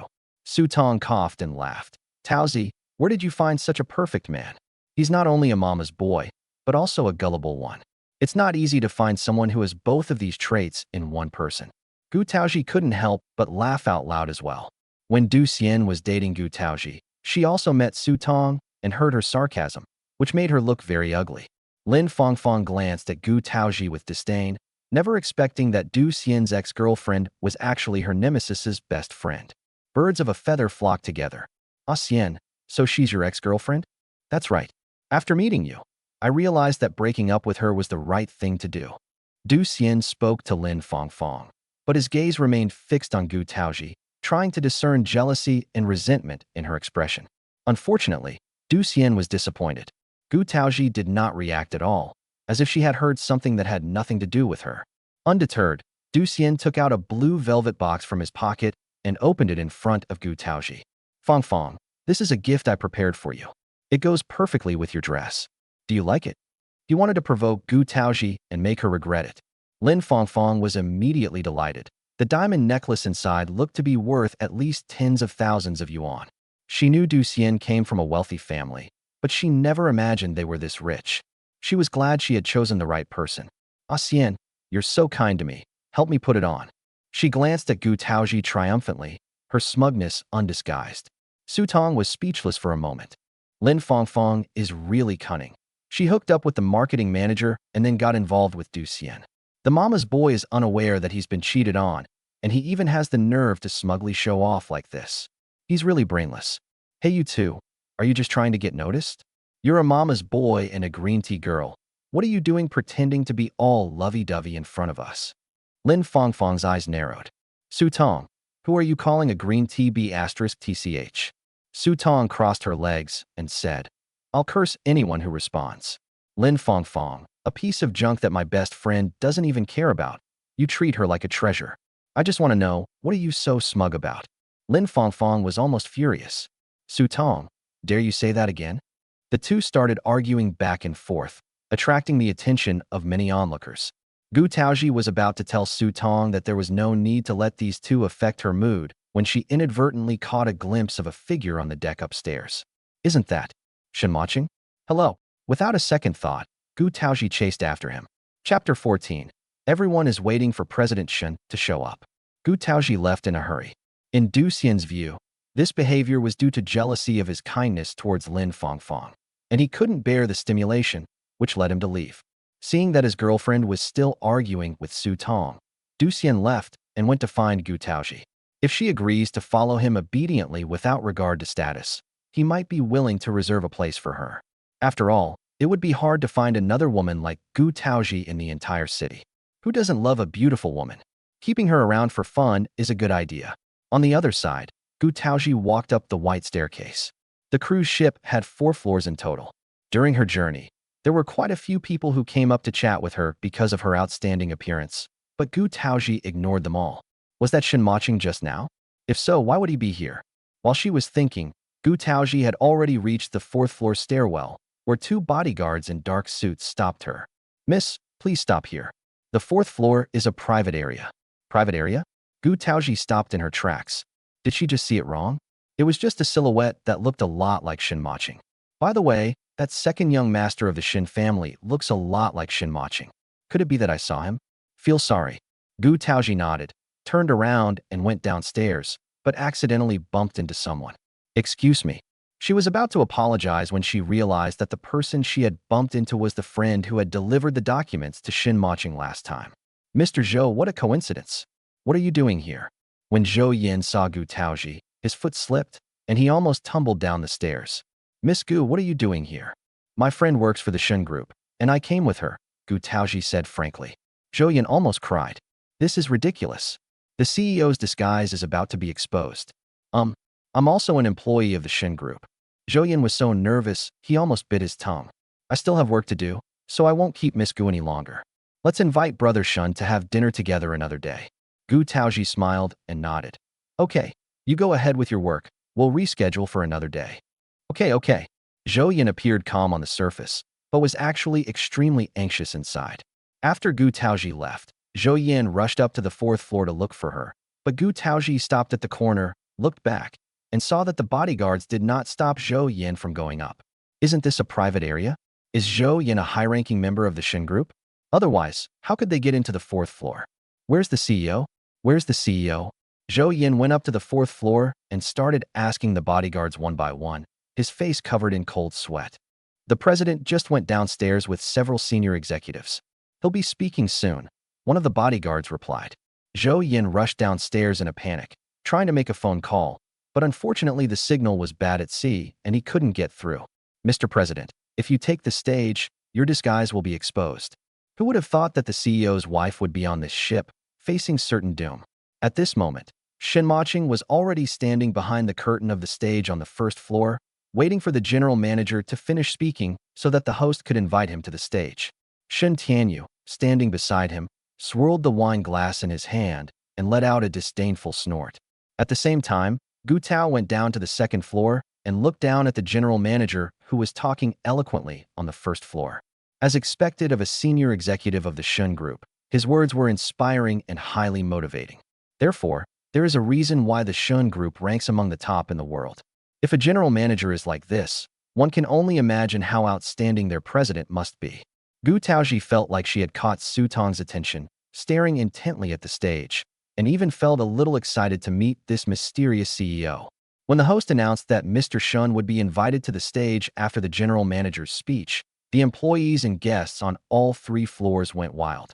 Thunderous applause erupted. Although it is strictly forbidden to take videos or photos, it is still good to see him even once. In the future, when I go out, I can say that I have met the president of Shen's group, and I can brag about it. After the host finished speaking, hundreds of eyes were fixed on the curtain, waiting to see who would lift it. Chapter 15 was seen, but for a long time, there was no movement. The host awkwardly twitched his lips, but fortunately, he was experienced and changed the subject to ease the tension. The reason why Shen Mocheng, who was behind the curtain, did not come up immediately was because he was about to take a step when Zhou Yin rushed over and grabbed him. All the senior executives, including Shun Tianyu, stared blankly at Zhou Yin. Has the president's assistant gone mad? Could it be that he and the CEO have that kind of relationship? No wonder he has been able to hold on to his position as the president's special assistant for so many years. It's important to understand that although Zhou Yin is called an assistant, he wields power equivalent to that of the second-in-command of the Shun Group, even surpassing Shen Tianyu, the newly appointed nominal vice president. So this is the reason why the CEO doesn't have any scandals with women. The gazes of the crowd gradually became ambiguous. Shen Mocheng's face darkened, and he pulled Zhou Yin away. What are you trying to do? Is this kid drunk? Zhou Yin lowered his voice. President, I just met Madam. She's on the ship. He had no choice. He couldn't make a fuss about it. With the president about to go on stage at this critical moment, did he have any other option but to rush over and hug the person? Shen Mocheng frowned. Are you sure? Zhou Yin nodded heavily. Shen Mocheng then looked at Shun Tianyu. You go up in my place. Shen Tianyu was still engrossed in the gossip about Shen Mocheng and his male assistant when his name was mentioned. He was taken aback and then retorted. On what grounds? He'll go if he's told to. Doesn't he have any pride? Shen Tianyu had made up his mind. He couldn't let Shen Mocheng have his way in everything. Just as he was about to refuse firmly, Shen Mocheng grabbed him and pushed him forward. Shen Mocheng, you hey. Staggering onto the stage, Shen Tianyu almost tripped and fell. The host paused for a second when he saw the person who came out. The president notified him. So why did the vice president come out? Fortunately, he reacted quickly and immediately handed over the microphone, saying, Vice President, please. Shen Tianyu was practically cursing under his breath. Shen Mocheng, you just wait. One day, I'll seize power in the Shen family and make you kneel down and sing conquer. His face was ashen, and as soon as he took the microphone, he started speaking in a very unpleasant tone. The group president, who is also my dear and respected elder brother, is too ashamed to come out because he knows he is too ugly, so I will speak on his behalf today. Shen Tianyu has never been afraid of anything and has done everything he can to smear Shen Mocheng. An uproar erupted at the scene. The host on stage awkwardly chuckled. Vice President, you're so funny. Ha ha, ha ha. Backstage, the executives were all wiping away cold sweat, watching Shen Mocheng cautiously. Shen Mocheng didn't care and let him do as he pleased. He stepped into the private elevator and gave instructions to Zhou Yin. Investigate immediately. Who did she board the ship with? Where did she go? And where is she now? Yes. Zhou Yan's work efficiency was naturally exceptional. 20 minutes later, he placed Su Tong's information in front of Shen Mocheng. At the same time, he opened the tablet and played the video of Gu Taozhi meeting Du Xian. In the video, Shen Mocheng witnessed Du Xian and Lin Fangfang showing affection in front of Gu Taozhi, and his face darkened. He bullied his wife on his own turf. These two are truly shameless. Where is she now? Shen Mocheng asked. Zhou Yin switched the tablet to live monitoring and saw Gu Taozhi enter the second-floor restroom. Shen Mocheng narrowed his eyes slightly, because through the security camera at the bathroom door, he saw Du Xianzheng standing guard with his arms crossed. Chapter 16. Those two scoundrels deserve a beating. The group was certainly disappointed at not seeing the group president, but their enthusiasm remained high once the lucky draw began. Lin Fangfang was so engrossed in arguing with Su Tong that she forgot Du Xian had disappeared and couldn't reach him by phone. She had to search for him upstairs and downstairs. Suddenly, it occurred to her that Du Xian disappeared after Gu Taozhi said she was going to the restroom, and her anger flared up. Gu Taozhi, that bitch, must have seen Du Xian buy her a diamond necklace and got jealous, so she found an excuse to seduce Du Xian. Inside the restroom, Gu Taozhi had just pushed open the door when she saw Du Xian with his arms crossed, leaning against the wall. She ignored him and walked past him, only to have her wrist suddenly grabbed. What are you doing? Let go of me. Gu Taozhi frowned. Du Xian sneered. What? Are you upset because I gave Fangfang a necklace? Gu Taozhi was speechless. Are you sick? What does it have to do with me who you give a necklace to? It's not like I'm spending her money. Gu Taozhi, stop pretending. I know exactly what you're thinking. Are you regretting it? I'll give you a chance. Spend the night with me, and I'll buy you whatever you want. After saying that, he lowered his head to kiss Gu Taozhi. Gu Taozhi raised her hand and slapped him across the face. Get out of here. This disgusting pervert. I used to just think he was a mama's boy who never grew up, but now I realize that he has serious character flaws. Du Xian, listen carefully. The wisest decision I've ever made in my life is breaking up with you. If you dare touch me again, you'll regret it. Gu Taozhi, don't push your luck. There should be a limit to playing hard to get. He pinned the person against the wall, intending to use force. He's going to have this woman tonight. Gu Tao tried to push him away, but due to the difference in strength between men and women, she couldn't get him to move. In the midst of the struggle, Lin Fangfang, who had turned around at the end of the corridor, caught them red-handed. Du Xian, what are you doing? Upon seeing the person who had entered, Du Xian quickly released her grip. Fangfang, let me explain. This woman seduced me. I was confused for a moment. Lin Fangfang stormed over and slapped Gu Taozhi without saying a word. You bitch, how dare you steal my boyfriend? Have you no shame? Caught off guard, Gu Taozhi was hit squarely. She tried to retaliate, but Du Xian grabbed her wrist. Gu Taozhi, that's enough. I'm not interested in you anymore. If you dare to lay a finger on Fangfang, I won't let you get away with it. Lin Fangfang looked at Gu Taozhi triumphantly. Du Xian really did love her. Shen Mocheng, who was holding a tablet, witnessed this scene and his face darkened. Zhou Yan. These two short words were like crushed ice shards. Zhou Yan clenched his fists in anger. Without the president's orders, he already knew what to do. How dare they bully his president's wife? Those two scoundrels deserve to die. Meanwhile, Shen Tianyu, who had finished choreographing Shen Mocheng on stage, had long since stopped paying attention to the young models. He was swirling his wine glass, looking for his next target. As soon as he turned the corner downstairs, he saw Gu Taozhi and Du Xian entangled in this scene. Stop it, all of you. Because of Shen Tianyu's appearance, Zhou Yan, who was going downstairs, had to stop and hide at the corner of the stairs. Du Xian's family owns a small company. Compared to ordinary working-class people, they are considered wealthy, but compared to the top-tier wealthy Shen family, they are no different from beggars. Even if he had 10 times the courage, he wouldn't dare to disobey Shen Tianyu. He shook off Gu Taozhi's hand and accused the villain first. Second young master, she seduced me. Gu Taozhi was thrown off balance and nearly fell over, her ankle twisted. Shen Tianyu went over and helped her up. She seduced you? She's so beautiful. Why didn't she seduce me, but instead tried to seduce you? Does that mean I'm not even as good as you?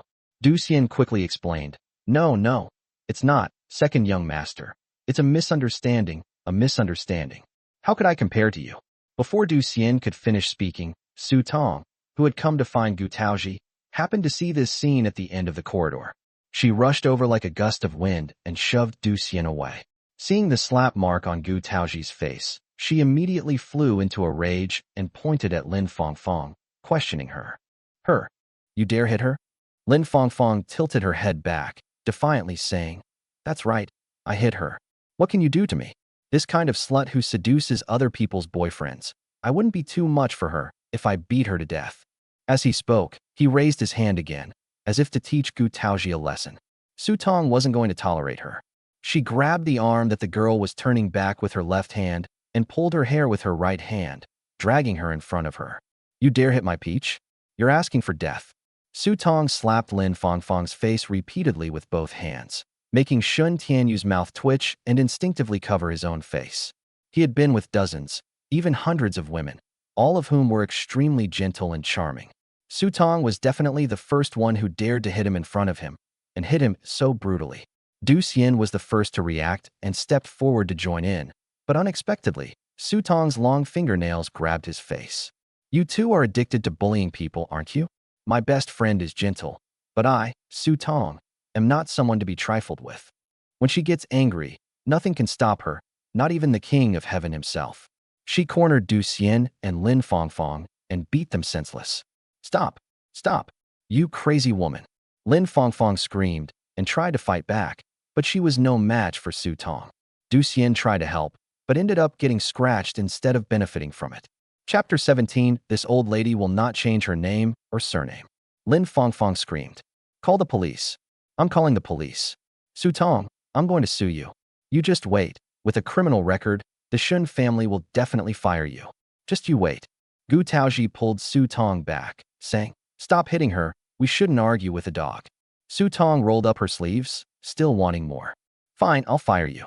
Everyone knows you're having an affair with the marketing director. Even if I don't hit you, you'll still lose your job sooner or later. She was going all out. Lin Fangfang's eyes were bloodshot, and she wished she could tear Su Tong's mouth apart. You're talking nonsense. Stop spouting lies. Second young master, you must stand up for me.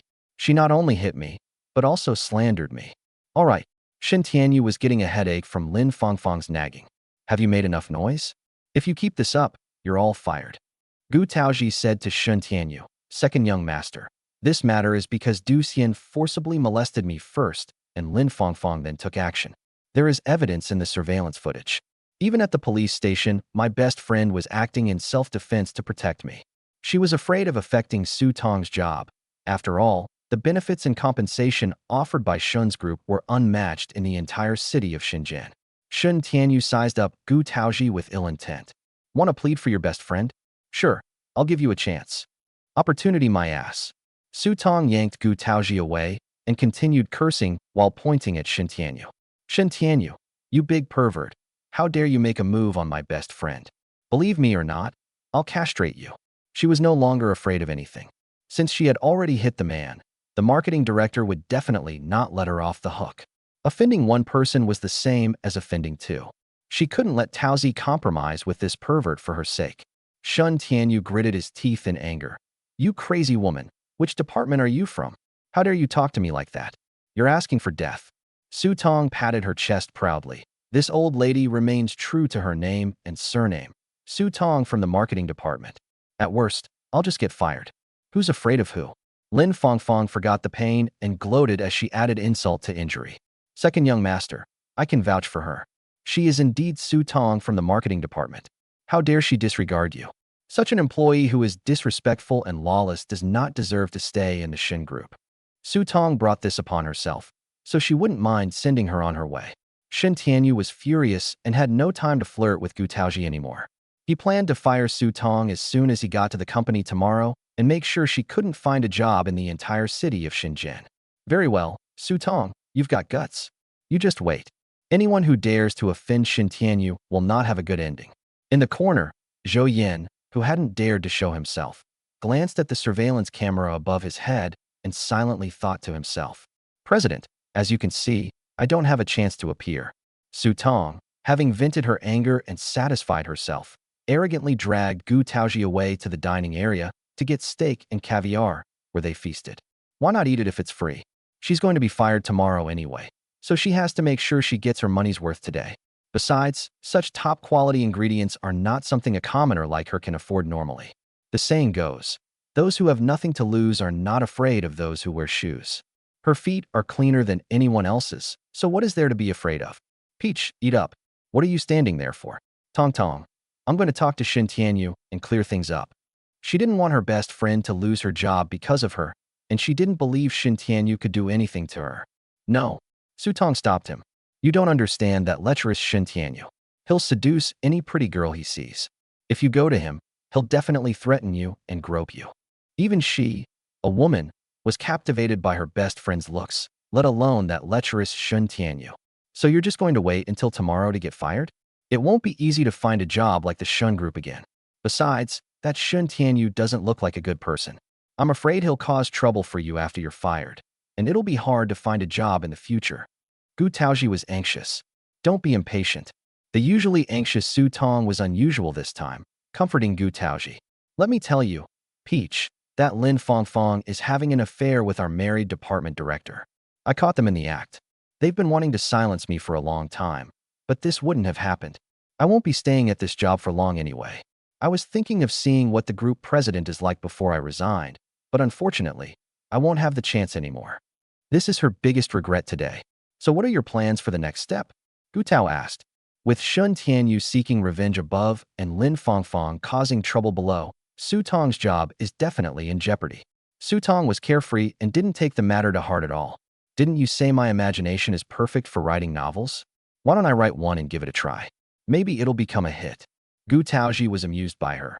Okay, I think you have unlimited potential. You can give it a try. You'll definitely be better than me. All right, even if the sky falls, it's a problem for tomorrow. You have to let me eat well today. Gu Taozhi shook her head helplessly. Su Tong was just that kind of person. Shen Mocheng, on the 4th floor, witnessed the entire scene. Du Xian, Lin Fangfang. How dare you bully his wife? You're asking for trouble. Chapter 18. He's so handsome, so charismatic. 2 hours later, the anniversary banquet was coming to a close, and everyone who hadn't won a prize could receive a gift bag. The Shen group was naturally generous, offering either a Chanel perfume or a brand-name lighter worth thousands of yuan as the choice. Generally, men choose lighters and women choose perfumes. Su Tong took the perfume, but then saw Gu Taozhi take a lighter. Taking the opportunity, Su Tong teased, "Little Peach, you didn't choose this lighter just to light the gas for cooking, did you?" Gu Taozhi was a little embarrassed. "I'm giving it to him, but don't misunderstand. I live in his house and don't pay rent. I'm just giving him a small gift to express my gratitude, that's all." Su Tong chuckled mischievously, sensing that her best friend's feelings for that contractual husband were not ordinary. It's a pity he's just a delivery guy. It would be great if he were a CEO. Su Tong's dream of becoming a CEO will never be shattered by the harsh realities of life. As the cruise ship docked, the two best friends disembarked and left. Before parting, Gu Tao asked, "Tong Tong, what time do you usually arrive at the company? I'll go with you tomorrow morning, and we'll meet downstairs at your company." She was really worried. Su Tong was impulsive, and she was afraid that Su Tong would suffer at the company tomorrow. Seeing Gu Taozhi's determined expression, Su Tong compromised. "Okay, let's meet at 8 o'clock downstairs at the company. I have a lot of stuff, so you can help me pack." Su Tong was prepared to be fired. As for her next step, she hasn't decided yet. "I was just teasing Gu Taozhi about writing a novel. She doesn't have the patience to sit in front of the computer all night long. Before she can even finish writing a decent novel, she'll burn herself out. She's better suited for field work like marketing." After agreeing on the terms, Gu Taozhi hailed a taxi back to Shangqing Yujing, unaware that Shen Mocheng's bodyguards had split into two groups and were secretly following her and Su Tong to ensure their safe arrival home. As soon as she opened the door, Gu Taozhi saw Shen Mocheng. "Mr. Shen, you're home? Have you eaten? Would you like me to make you some late-night snacks?" Shen Mocheng stood up and looked at the woman in the dress in front of him. "I thought it was beautiful just by watching the video, but now that I'm seeing it in person, it's even more visually stunning." The thought that Shen Tianyu was interested in her caused a dark glint to flash in Shen Mocheng's eyes. He walked up to Gu Taozhi and looked at her face in the lamplight. "What happened to your face? Who hit you?" Gu Tao subconsciously touched her face. She had already applied ice on her face on the ship, so it wasn't red anymore. How could he still tell? "It's okay. My best friend Su Tong works in the marketing department of Shen's group. Today, I accompanied her to the anniversary event and ran into that scumbag Du Xian. His girlfriend slapped me. I will avenge you," Shen Mocheng said. Gu Taozhi felt a warmth in her heart. "Thank you, Mr. Shen, but it's no need. You don't know Su Tong's personality. She's a girl from Northeast China and never suffers a loss. She's already helped me fight back. Not only his girlfriend, but even Du Xian was beaten badly. We didn't suffer any loss at all." Shen Mocheng took an ice pack out of the refrigerator. "Apply it." "I have already." Gu Taozhi wanted to refuse, but seeing the worry in Shen Mocheng's eyes, she took the ice pack and felt a warmth in her heart. "By the way, Mr. Shen, I have something to give you." As she spoke, she took out a gift from the Shen group from her bag. "A lighter, for your convenience when you smoke. See if you like it." "How did you know I smoke?" Shen Mocheng asked. He doesn't think he's ever smoked in front of her. "You smell." Gu Taozhi took a step closer and sniffed hard. "You smell like tobacco." As she drew closer, Shen Mocheng caught a whiff of peach blossom fragrance and felt a tremor in his heart. Suddenly, he had an urge to pull the person into his arms, but his usual self-control made him hold back. "This, you bought it for me?" Shen Mocheng asked deliberately. Gu Taozhi said, "It wasn't bought, it's a gift from the Shen group. Although it's not particularly expensive, it's still a well-known brand. If you don't like it, I'll buy you another one." She was afraid that Shen Mocheng would look down on her because she got it for free. "Why didn't you choose perfume? Don't all girls like perfume?" Gu Tao was taken aback. "How did you know there was perfume too?" Shen Mocheng then realized he had let something slip, but his invincible composure prevented him from revealing anything, and he simply said, "You forgot. I told you that my friend is a senior executive at Shen's group, and I saw him post on his WeChat moments."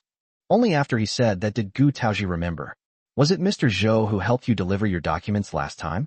What a coincidence. I ran into him again today. Oh, and I also saw the vice president of Shen's group, the second young master of the Shen family, you know? He looks a lot like you." but his demeanor isn't as refined as yours. Hearing Gu Taozhi say that, Shen Mocheng curled his lips and said, "You think I have a lot of class? Of course, you're not only handsome, but you also have a powerful aura that's unmatched by most men." Gu Taozhi praised without reservation. Remembering Shen Mocheng's warning to her earlier, she quickly explained, "Mr. Shen, please don't misunderstand. I didn't mean anything by it. I was just expressing my aesthetic opinion." Seeing Gu Taozhi's eagerness to distance herself, almost as if she was saying she wouldn't fall for him, Shen Mocheng suddenly felt a pang of regret. "I regret his unnecessary warning earlier. He's so handsome and has such a strong presence. It's normal for Gu Taozhi to like him. Is it really that unreasonable for him to ask her to use reason to forcibly suppress this normal reaction?" Chapter 19, You Also Want to Marry the President of the Shen Group? Shen Mocheng made up his mind to find an opportunity to tell Gu Taozhi. If she really likes him, then let her like him. There's no need to suppress it. Besides, feelings aren't something that can be controlled by reason. "I really like the lighter, but it's a pity." Shen Mocheng fiddled with the lighter in his hand. "What's a pity?" Gu Tao asked. "It's a pity that I use the same thing as many other people. I like things that are unique." Shen Mocheng suddenly leaned close to Gu Taozhi's ear and said these words. His voice was deep and had the magnetic quality of a mature man. When you got close to him, it gave you a tingling, numbing sensation. Gu Taozhi's ear tips turned red instantly. She took the lighter. "I have a way. I'll give it to you in a few days." Shen Mocheng didn't know what this girl was thinking, but he didn't ask. "Ask. By the way, that Shen Tianyu is no good. If you see him again, stay away from him and don't talk to him." Gu Tao asked, "Do you know him?" "I don't know him, but he's been trending on social media for all sorts of messy things with female celebrities and models." Gu Taozhi nodded. "Yes, he's definitely not a good person." "You don't know? Today it was supposed to be the legendary president of the Shen Group who was supposed to give a speech, but somehow he ended up doing it in his place. He said that his brother was too ugly to be seen in public, so he asked him to stand in for him. Tell me, who talks about their own brother like that? I wonder if they're even related." "Half-siblings," Shen Mocheng replied. Gu Taozhi's eyes widened. "You know that too?" Before Shen Mocheng could explain, Gu Taozhi spoke up for him. "Did Mr. Zhou tell you?" "That's right." Shen Mocheng nodded, thinking that Zhou Yan's lie was quite good and that he could push any problems onto him in the future. At that moment, Shen Mocheng could never have imagined that a year later, this lie would almost cause him to lose the love of his life, leaving him filled with regret. "Did Mr. Zhou tell you what the president of the Shen Group looks like? Is he really so ugly that he's ashamed to show his face?" Shen Mocheng's lips twitched. They are, after all, half-brothers. Just look at Shen Tianyu's appearance, and you can tell that the Shen family's genes are not bad. Gu Taozhi nodded. "What you said makes sense. Are you curious about the president of the Shen Group?" Shen Mocheng asked. Gu Taozhi thought for a moment and said, "I wasn't curious at first, but I thought he would come out and say a few words today. But at the crucial moment, it was that unreliable Shen Tianyu who was replaced. Moreover, I heard that Shen Tianyu was pushed up against his will, so I found it strange. Why did that president change his mind at the last minute?" Shen Mocheng really wanted to say, "It's all because of you.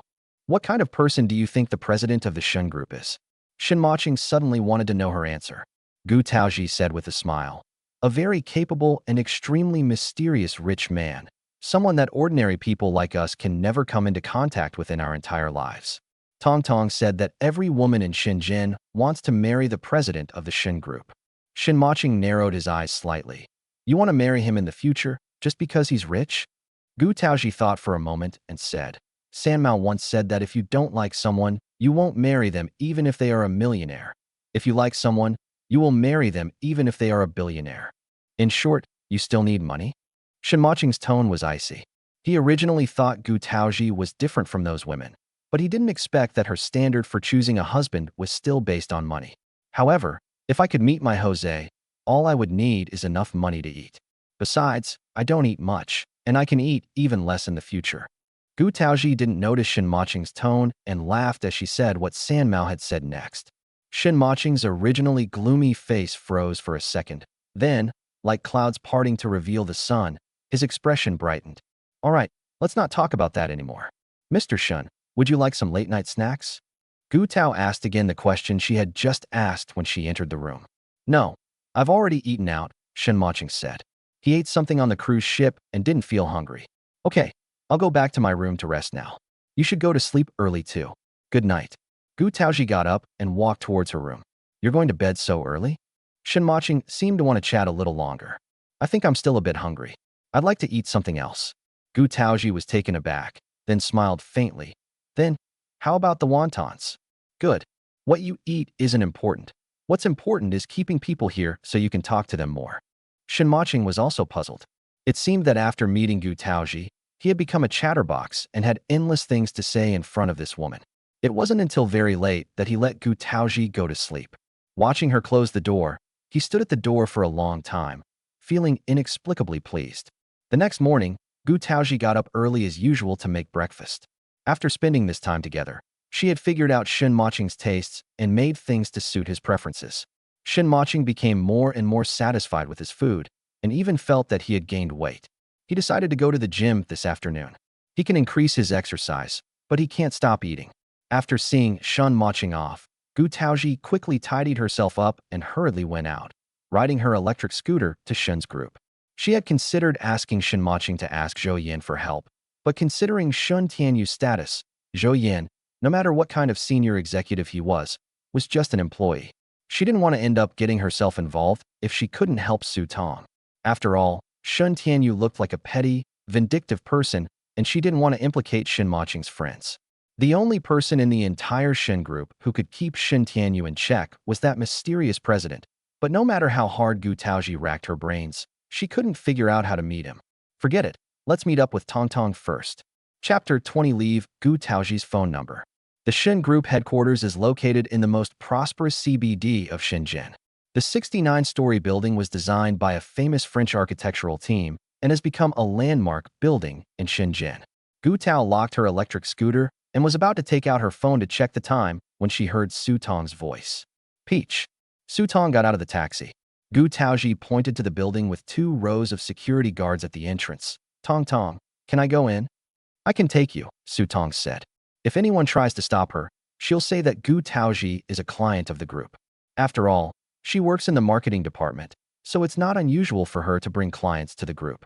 Just then, a black Rolls-Royce passed by the 2 of them and drove directly into the underground parking lot. I'm not mistaken, am I? It's Madam, Zhou Yan exclaimed from the passenger seat. Shen Mocheng glared at him, annoyed.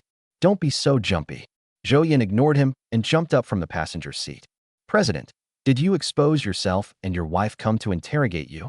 Shen Mocheng, shut up. Go upstairs and connect me to the marketing department's live monitoring system. Also, remember what I told you yesterday. He knew, of course, that Gu Taoji would come to help Su Tong today. Zhou Yan nodded emphatically. President, don't worry. Shen Mocheng got out of the car, straightened his suit, and entered the private elevator. At the same time, the doors to the employee elevator on the other side opened, and Su Tong and Gu Taoji went in and pressed the button for the 29th floor of the marketing department. As soon as the elevator doors opened, Su Tong, arm in arm with Gu Taoji, entered the marketing department, while the receptionist at the door kept giving her meaningful glances. The glass door automatically slid open to both sides, and Lin Fongfong, carrying a box, smashed it directly onto Su Tong's leg.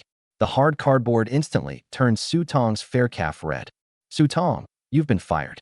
Get out of our sight immediately, so we don't have to look at you for too long and ruin our eyes. Su Tong gritted her teeth in anger. Lin Fongfong, you really never learn your lesson. She didn't beat me too lightly yesterday. Gu Taoji knew Su Tong's temper and was afraid that she would attack Lin Fongfong again, so she quickly pulled her back a step. Even if Su Tong had a silver tongue, she couldn't explain herself if she resorted to violence in the workplace. She said to Lin Fongfong, you're neither a leader in the HR department nor the marketing department of Shen's group, so what right do you have to fire Su Tong? Lin Fongfong crossed her arms and looked at Gu Taoji with disdain. What are you doing here? You're not an employee of our company. You don't think that coming here will change her fate, do you? That's ridiculous. One dared to seduce her boyfriend, and the other dared to lay a hand on her. Today, she's going to teach these 2 shameless sluts a lesson. Lin Fongfong's voice was quite loud, and everyone in the marketing department gathered at the door to see what was going on. There were a few people who usually got along well with Su Tong, but after hearing what happened yesterday, none of them dared to speak up for her. Some even regretted their previous friendship with her, fearing that they would be blamed by Shen Tianyu. Su Tong wasn't stupid. She naturally saw through everyone's thoughts. While feeling disheartened, she realized just how realistic human nature is. Gu Taozhi tidied Su Tong's belongings back into the box, then said to Lin Fangfang, "Although I am not an employee of Shen's, any ordinary citizen has the right to report your company for allegedly terminating an employee's labor contract without cause. Do you have the right to stand up and say that Su Tong is being fired?" "You." Lin Fangfang stared intently at Gu Taozhi. "That bitch, she's got a sharp tongue.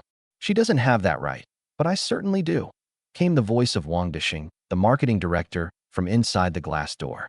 The crowd automatically made way for a man in his 40s, with a distinctive Mediterranean hairstyle and a beer belly. His gaze towards Su Tong was sinister, and his tone was extremely impatient. "Su Tong, how dare you come to work? The employee handbook stipulates that you are not allowed to fight with your colleagues. Not only did you violate the rules, but you also spoke disrespectfully to the vice president. How could Shen's group possibly keep someone like you? Pack your things and get out." Seeing that her supporters had arrived, Lin Fangfang was extremely pleased with herself. "Did you hear that?" The director himself spoke up. "Su Tong, you've given up now. And you, Gu Taozhi, you'd better know your place. I heard your boyfriend is a food deliver man. Which area does he deliver in? I'll place a few orders for him later to help him out." Gu Tao ignored Lin Fangfang's arrogant behavior and directly asked Director Wang Dishing, "You're the director of the marketing department?" It seems that the person Su Tong mentioned having an illicit relationship with Lin Fangfang was him. Wang Dishing scrutinized Gu Tao from head to toe for a long time, his gaze becoming increasingly blatant. "Who are you?" "I am Su Tong's friend, Gu Taozhi." Wang Dishing stroked his chin, making no attempt to hide his interest in Gu Taozhi. "If I could get such a pretty girl into bed, I wonder what heavenly pleasure it would be like." He only coughed lightly after being secretly pinched by Lin Fangfang next to him. "Since you're Su Tong's friend, help her pack her things. Also, leave your phone number so I can talk to Miss Gu about whether we should pursue criminal charges against Su Tong, since she did lay a hand on him." Wang Dishing had made up his mind. If Gu Taozhi was willing to accompany him once, he would let Su Tong go. Otherwise, he would have Lin Fangfang hold Su Tong accountable for assault. Gu Taozhi was well aware of Wang Dishing's intentions. She met his narrowed eyes and said, "Director Wang, right? Since you've taken on the position of director, you must know about labor law." Chapter 21, Dismissing Su Tong. "What do you want to say?" Wang Dishing asked in a flippant tone. Gu Taozhi said, "The labor law stipulates that employees who have worked for more than 1 year without cause must be compensated with 1 month's salary. The Shen Group is definitely not going to stay. Even if it does, it will be isolated and constantly targeted by that despicable couple. The only option now is to minimize the losses. A monthly salary of over 7,000 yuan can alleviate Su Tong's financial pressure during this job hunting period." Wang Dishing sneered. "Miss Gu is quite knowledgeable about the law, but you've said something wrong. I didn't fire Su Tong without cause. It's because she violated the Shen Group's employee code of conduct. Unfortunately, she won't get the compensation you mentioned." Gu Taozhi was waiting for Wang Dishing to say, "I wonder which rules Su Tong violated." The Shen Group's employee code of conduct stipulates that hitting others in the workplace is prohibited. Before he could finish speaking, Gu Taozhi immediately interrupted. Director Wang also said that hitting people in the workplace is not allowed. "Was Su Tong hitting someone in the workplace yesterday? Also, you said you would pursue criminal charges, huh?" Gu Taozhi chuckled lightly. "Director Wang, are you unaware of the whole story from yesterday? Lin Fangfang and her boyfriend Du Xian attacked me first. Su Tong's intervention and counterattack constituted legitimate self-defense. Does that mean I was just supposed to endure being beaten until I died? And that someone who intervened to save me and fought back would be criminally liable? I cannot agree with Director Wang's understanding of the law, given that he is a senior executive in the marketing department of Shen's group." After saying that, she took out an A4 sheet of paper from her canvas bag. "This is the employee handbook that I printed from your company's website. If Director Wang can't remember it, you can take a look at it yourself." Wang Dishing's face was a mixture of pale and clear. He originally wanted to give this woman a chance, but he didn't expect her to be so tactless as to dare to embarrass him in front of so many people. "Miss Gu, a wise person knows when to yield. You are still young. I advise you not to be too sharp-tongued. If what Director Wang means by sharpness is about protecting one's own legitimate rights, then I'm sorry, I'll be sharp as well. I don't mind taking it to arbitration. I just wonder if you, as the director, will feel uneasy about not handling the dismissal of employees properly." She was determined to get the severance pay from Su Tong. You. Wang Dushing gritted his teeth in anger, but didn't utter a single word. Su Tong was in absolute adoration for Gu Taozhi. Seeing Wang Dushing and Lin Fangfang so angry and speechless, he felt even more relieved than if he had taken action himself. Just then, all of Su Tong's phones rang. Everyone took out their phones to glance at the photos, and then looked at Su Tong with a mixture of sympathy and schadenfreude, as well as a sense of schadenfreude and anticipation. In the company's group chat, Shen Tianyu directly tagged the HR director. Fire Su Tong from the marketing department immediately, or I'll fire the entire HR department. Gu Taozhi couldn't see the text message, so she leaned closer to Su Tong's phone to take a look. Lin Fangfang burst out laughing while holding her phone. Su Tong, heaven's sins can be forgiven, but self-inflicted sins cannot be escaped. You brought this upon yourself, so don't blame us for kicking a dog when it's down. Wang Dushing also looked at Gu Taozhi with a mocking expression because of this WeChat message in the group. I have to admire Ms. Gu's courage and eloquence, but unfortunately, this is an order from the senior management. If Ms. Gu wants a month's salary as compensation, she should try to communicate with the vice president herself. Maybe with your looks, you can even get 2 or 3 months' salary. The implication is that they are implying Gu Taozhi is a prostitute. You're talking nonsense. Su Tong pointed at Wang Dushing's nose and cursed. Wang Dushing, you just wait. Su Tong, if I were you, I'd tuck my tail between my legs and get lost. Throwing a tantrum will only make you look more pathetic. Lin Fangfang's voice grew increasingly sharp. I have more than just these things. Su Tong looked at the office supplies in the box. Many valuable office supplies, such as headphones and keyboards from various brands, were missing. The boxes only contained cheap items like tissues and plants. I'm really sorry, but some things that I think look like trash have been thrown into the bathroom trash can. If you want them, you can go and find them yourself when the cleaning staff throws out the trash. But you're not getting into the marketing department today. Lin Fangfang continued speaking to another female colleague who was usually on good terms with Su Tong. You go and get Su Tong's name tag. From now on, she is no longer an employee of the Gu Group. Throw both of them out. The female colleague gave Su Tong a complicated look, knowing that Lin Fangfang was giving her a chance to switch sides, and she had to seize it. Su Tong, hand over the designer brands and leave now. Staying any longer will only make you more embarrassed. As for your things, Fangfang kindly helped you pack them up, so don't bite the hand that feeds you. I've always thought you weren't a good person, and now it seems my judgment was absolutely right. Su Tong looked at her colleague, with whom she was usually very close, and was so angry that she almost blew smoke out of her nose. She took off her name tag and threw it directly in her face. She knew people were cold-hearted, but she never imagined they were this cold-hearted. Gu Tao looked at Su Tong with heartache. Everything had started because of her, and she felt both guilty and distressed. I can only blame myself for being powerless and helpless, and thus I can only be bullied by petty people. Peach, let's go. You all just wait and see. Things change every 30 years. We're all in this circle. Let's see who laughs last. Just then, the elevator doors on the 29th floor opened, and a group of HR managers, led by the HR director, walked in. Miss Su Tong, is that right? The HR director walked up to Su Tong. What else do you want? Su Tong asked, her eyes red with anger. Chapter 22. Did the reversal come so quickly? Killing someone is just a matter of beheading them, but how much more does Shen Tianyu, that scumbag, want to humiliate her? Hello, Ms. Su. I am the Director of Human Resources. This is your termination notice. Please sign it. Su Tong clenched her fists tightly in anger. Gu Taozhi was somewhat suspicious. Why would it take the HR director's personal intervention to dismiss an ordinary employee? And they brought so many people with them, a grand procession. Is it to curry favor with Shen Tianyu? She took the termination notice and read it carefully to avoid any further pitfalls. To Gu Taozhi's surprise, the termination notice not only didn't contain any traps, but also compensated Su Tong with 1 month's salary. Would Shen Tianyu really be so kind? If there are no problems, please sign here, Ms. Su. Gu Taozhi handed the notice to Su Tong, nodded to her to indicate that there was no problem. Su Tong took it, signed it, and also noticed the compensation clause. Shen Tianyu, that heartless scoundrel, would be so kind? Well, since she had received the compensation, she had nothing more to say. She quickly signed the papers and handed them to the HR director. The HR director nodded.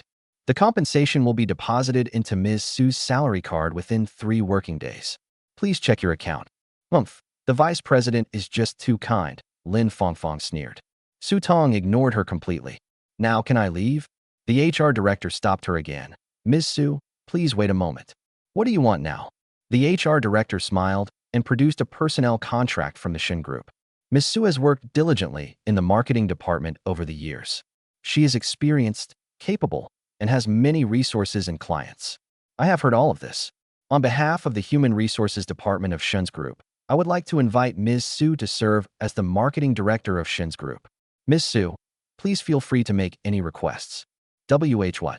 Su Tong stared blankly at Gu Taozhi. Had she misheard? Gu Taozhi shook her head, indicating that she hadn't misheard.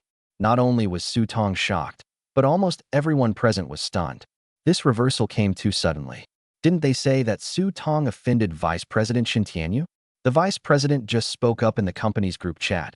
How could there be a mistake? Wait a moment. Wang Dexing was the first to react.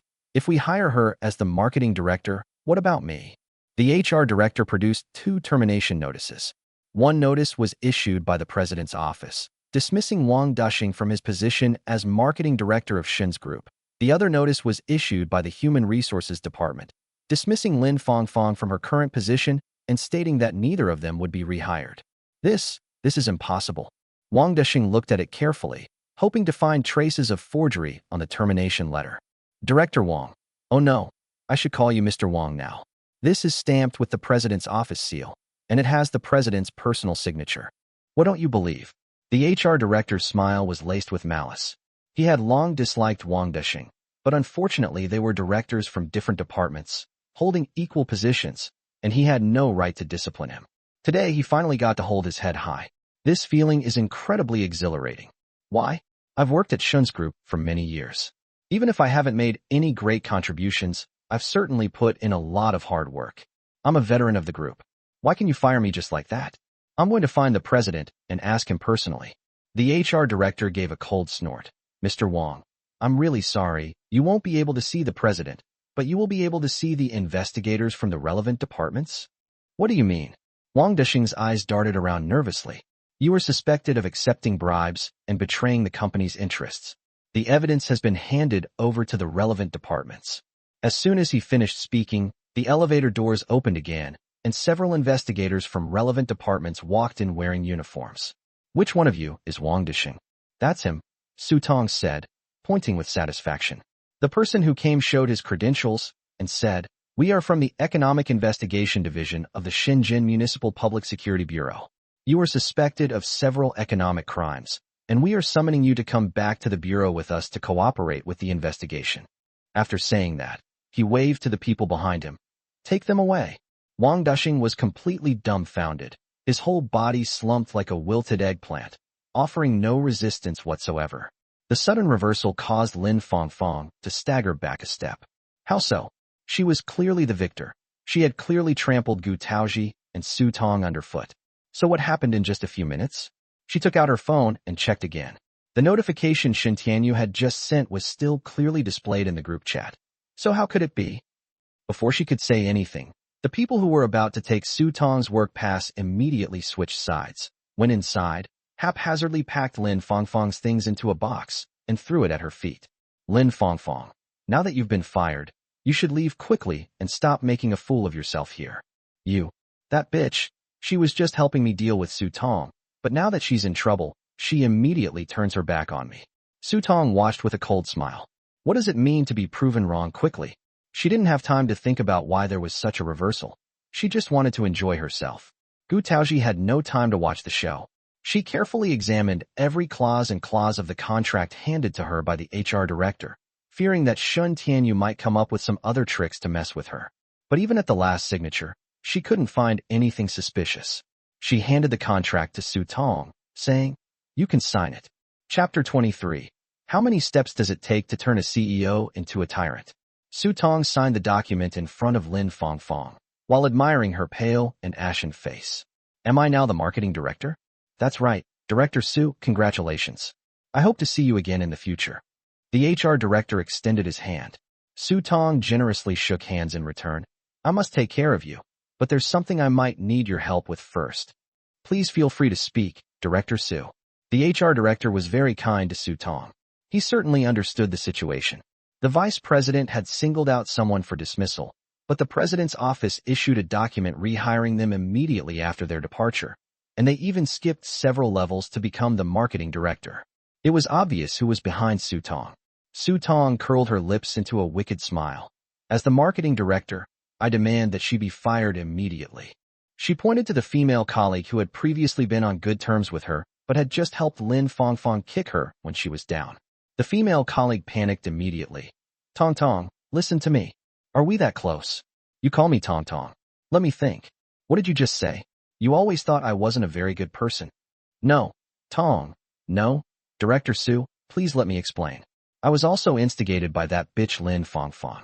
The female colleague almost burst into tears, regretting that she had just chosen the wrong side. If she was just helping Su Tong, then she now has the best relationship with the director in the entire HR department. I'm so regretful. The HR director gave her a look of no sympathy. Director Su, I'll have someone deliver the termination notice to your department later. You just need to sign it. That's all. I won't keep you from working. I'll go downstairs now. The Human Resources Department is located downstairs from the Marketing Department. They are two departments on adjacent floors. The female colleague who had chosen the wrong side cried and refused to leave, venting her resentment and regret on Lin Fongfong. The two argued and then started fighting, tearing at each other like shrewish women yelling in a market, a truly ugly sight. Su Tong called security guards, who kicked the two men out, and she felt incredibly relieved. The other marketing staff immediately jumped on the bandwagon, helping Su Tong carry her things and tidying up her office. Su Tong originally wanted to pull her best friend into the office for a good chat, but Gu Taozhi said, Tong Tong, don't touch Wang Dusheng's office yet. People from relevant departments may come back to collect evidence later. Su Tong nodded immediately.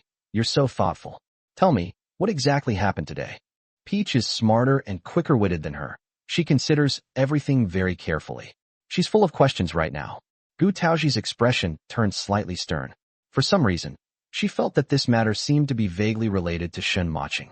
Let's not think about that for now. You've just taken office, and you must have a lot to do. You just dealt with that opportunist to establish your authority. The next step is to use a conciliatory approach to win people's hearts. I won't interfere with your work. I'll be going now. Su Tong laughed heartily. Tong Tong, you're too familiar with the tricks of the trade in the workplace. It's a huge loss to the workplace if someone as talented as you doesn't come out to work. Gu Taozhi smiled slightly. There are too many plots like this in novels where a woman tears apart a white lotus in the workplace. You are definitely the leading lady today. After saying goodbye to Su Tong, Gu Taozhi rode her electric bike to the supermarket to buy groceries, still thinking about this matter the whole way. Meanwhile, in the president's office on the top floor of the Shen Group, Shen Mocheng, whose real-time monitoring had been turned off, was holding a document, but he hesitated to sign it. He smiled and thought to himself, she should be happy to have given the director's position to her best friend. President. Zhou Yin interrupted his absent-minded president. Although Su Tong has some experience, she's so young. Is she capable of handling the position of marketing director? Marketing director, that's a very important position in the Shen Group. Shen Mocheng's smile vanished. Wang Dusheng is old and experienced, and he's very experienced in embezzlement and misappropriation. Zhou Yin fell silent after being rebuked. Shen Mocheng continued, who is born knowing how to be a director? Why don't you arrange for some experienced people to assist her? Does this kind of thing really need his instructions? But learning takes time. The marketing department is too important. Is it fair to use the group's profits to let her practice? Zhou Yin didn't continue speaking because he could see that Shen Mocheng's expression had clearly darkened. Do I need a few dollars to give her practice time? Zhou Yin. Question: how many steps does it take to turn a workaholic CEO into a tyrannical ruler who only cares about winning the favor of beautiful women? A. 1 step, get a marriage certificate with Gu Taozhi. President. Zhou Yin spoke earnestly, feeling that he would definitely be a loyal minister who would rather die than give advice in ancient times. What else do you want to say? Shen Mocheng was already impatient. Zhou Yin was on the verge of tears, pointing at the document in his hand. You've got it upside down. Enraged, Shen Mocheng threw the document at Zhou Yin. Roll. Zhou Yin covered his head and ran out, but because he was running too fast, he collided with the aggressive Shen Tianyu at the door. Are you blind? Shen Tianyu pushed Zhou Yin aside and kicked open the door to Shen Mocheng's office. Shen Mocheng, what do you mean? Outside the CEO's office, There were more than 20 secretaries, both men and women, who assisted Zhou Yin in handling official business. Everyone was so shocked they almost dropped their jaws. Is the vice president so powerful that he dares to kick down the president's door? There's no one else like him in the world. Just as they were marveling at Shen Tianyu's extraordinary talent, Shen Mocheng grabbed Shen Tianyu by the collar and threw him out. Chapter 24. I have a particular dislike for the vice president of the Shen group. Shen Tianyu, you'll only be qualified to enter my office when you learn to knock on the door.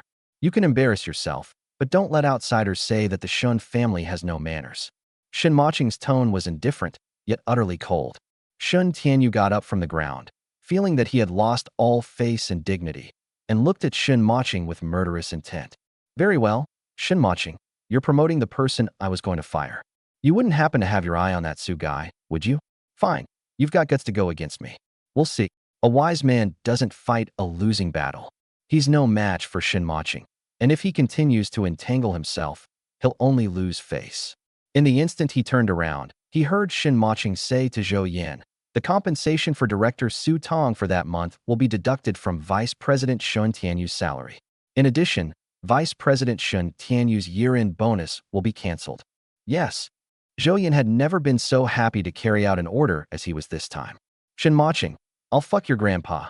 Shen Tianyu cursed angrily. Shen Mocheng glanced at him indifferently. You and I are like old men. Shen Tianyu was furious and kept cursing even after entering the elevator, when he unexpectedly ran into Su Tong in the elevator. You brat, how dare you show your face in front of me? Shen Tianyu pressed Su Tong against the wall of the sedan chair, the two of them very close. Su Tong remained calm and composed, and even looked at Shen Tianyu provocatively. Of course I'm going to show up in front of you. I want to see for myself how you can't stand me, but can't do anything about it. Shen Tianyu pinched Su Tong's chin. Don't think that just because he's taken a liking to you, he can protect you. If I want to do something to you, no one can stop me. You better wash your neck clean and wait. Just as he finished speaking those harsh words, the elevator doors opened. Shen Tianyu glared at Su Tong and stepped out of the elevator. This time, it was Su Tong's turn to be dumbfounded. You've got your eye on her? Who has taken a liking to her? After Taozhi left, she thought about it for a long time.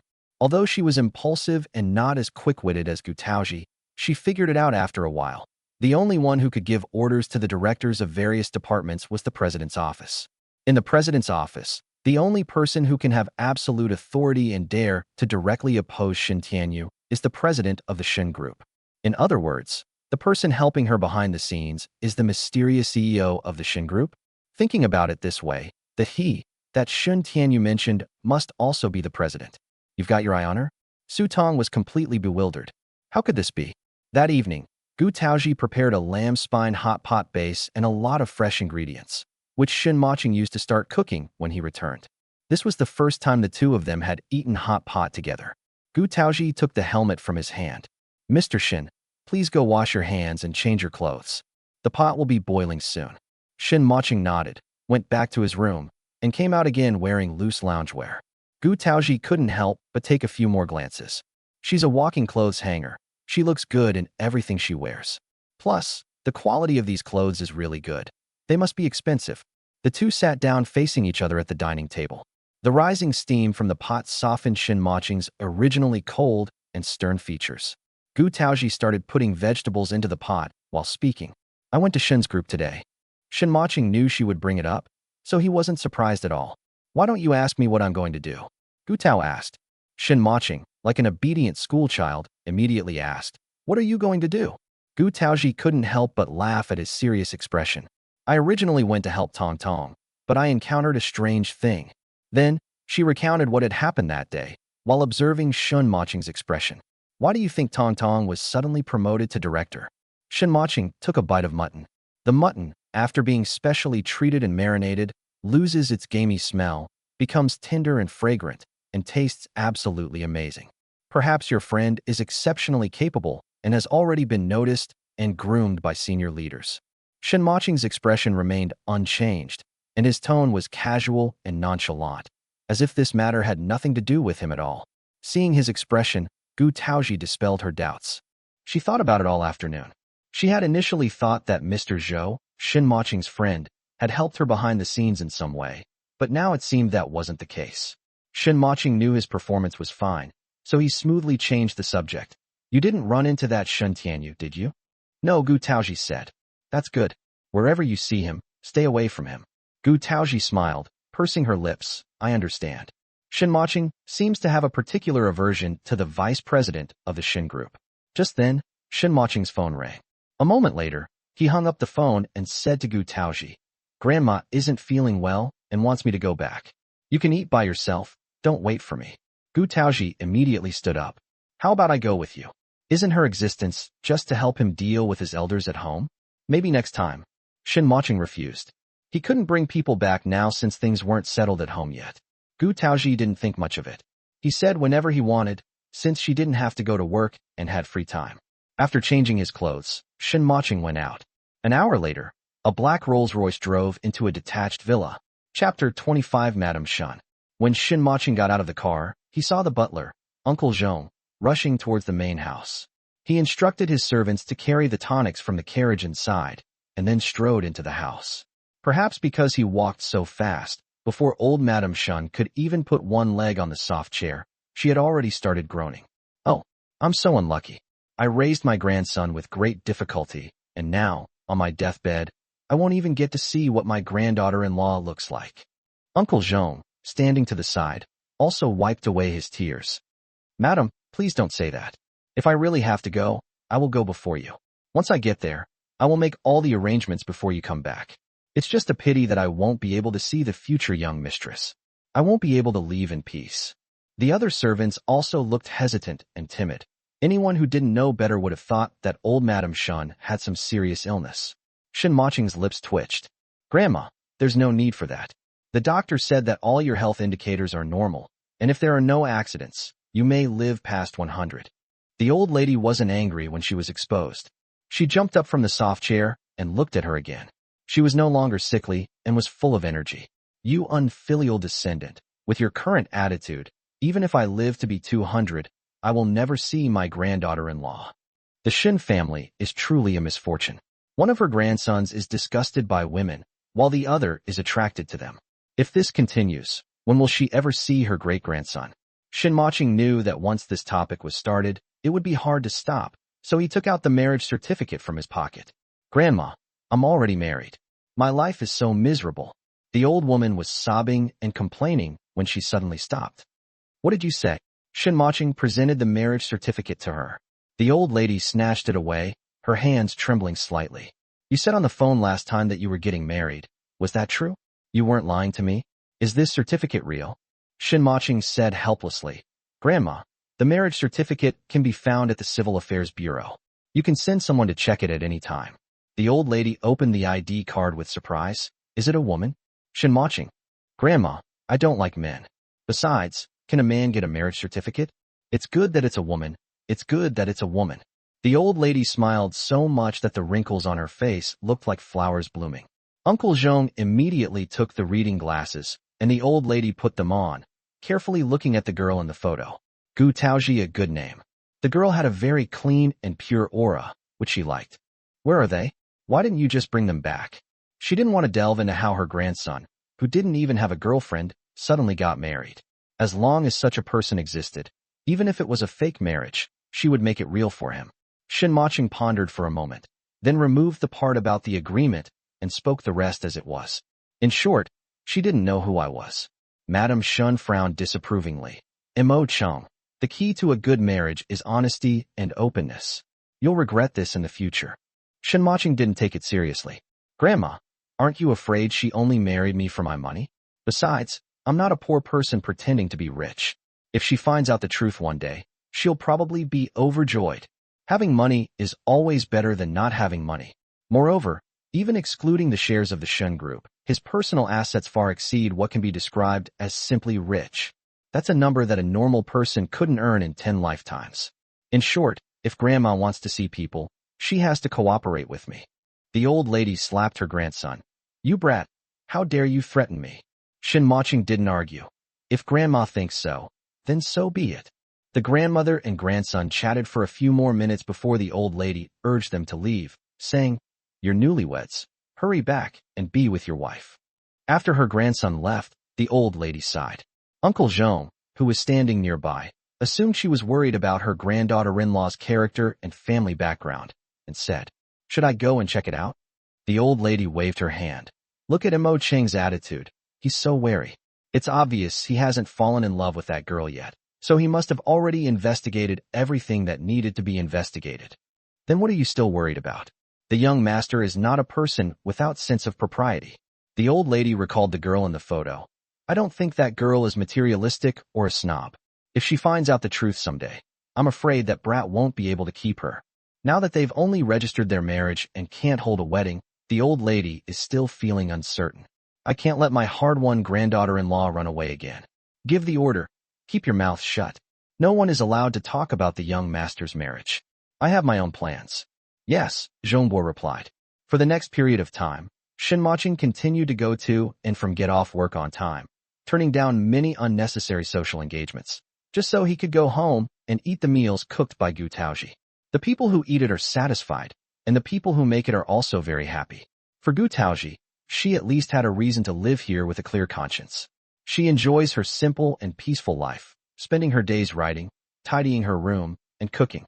On the other side, after the old lady had arranged everything, Shen Mocheng informed Gu Taozhi to take her home to see her grandmother. Gu Taozhi got up very early, first took a shower, then put on a face mask, and then rummaged through her wardrobe, only to find that there wasn't a single item she was satisfied with. Shen Mocheng saw her bustling around, seemingly busy with something, and was about to ask when he heard the door close.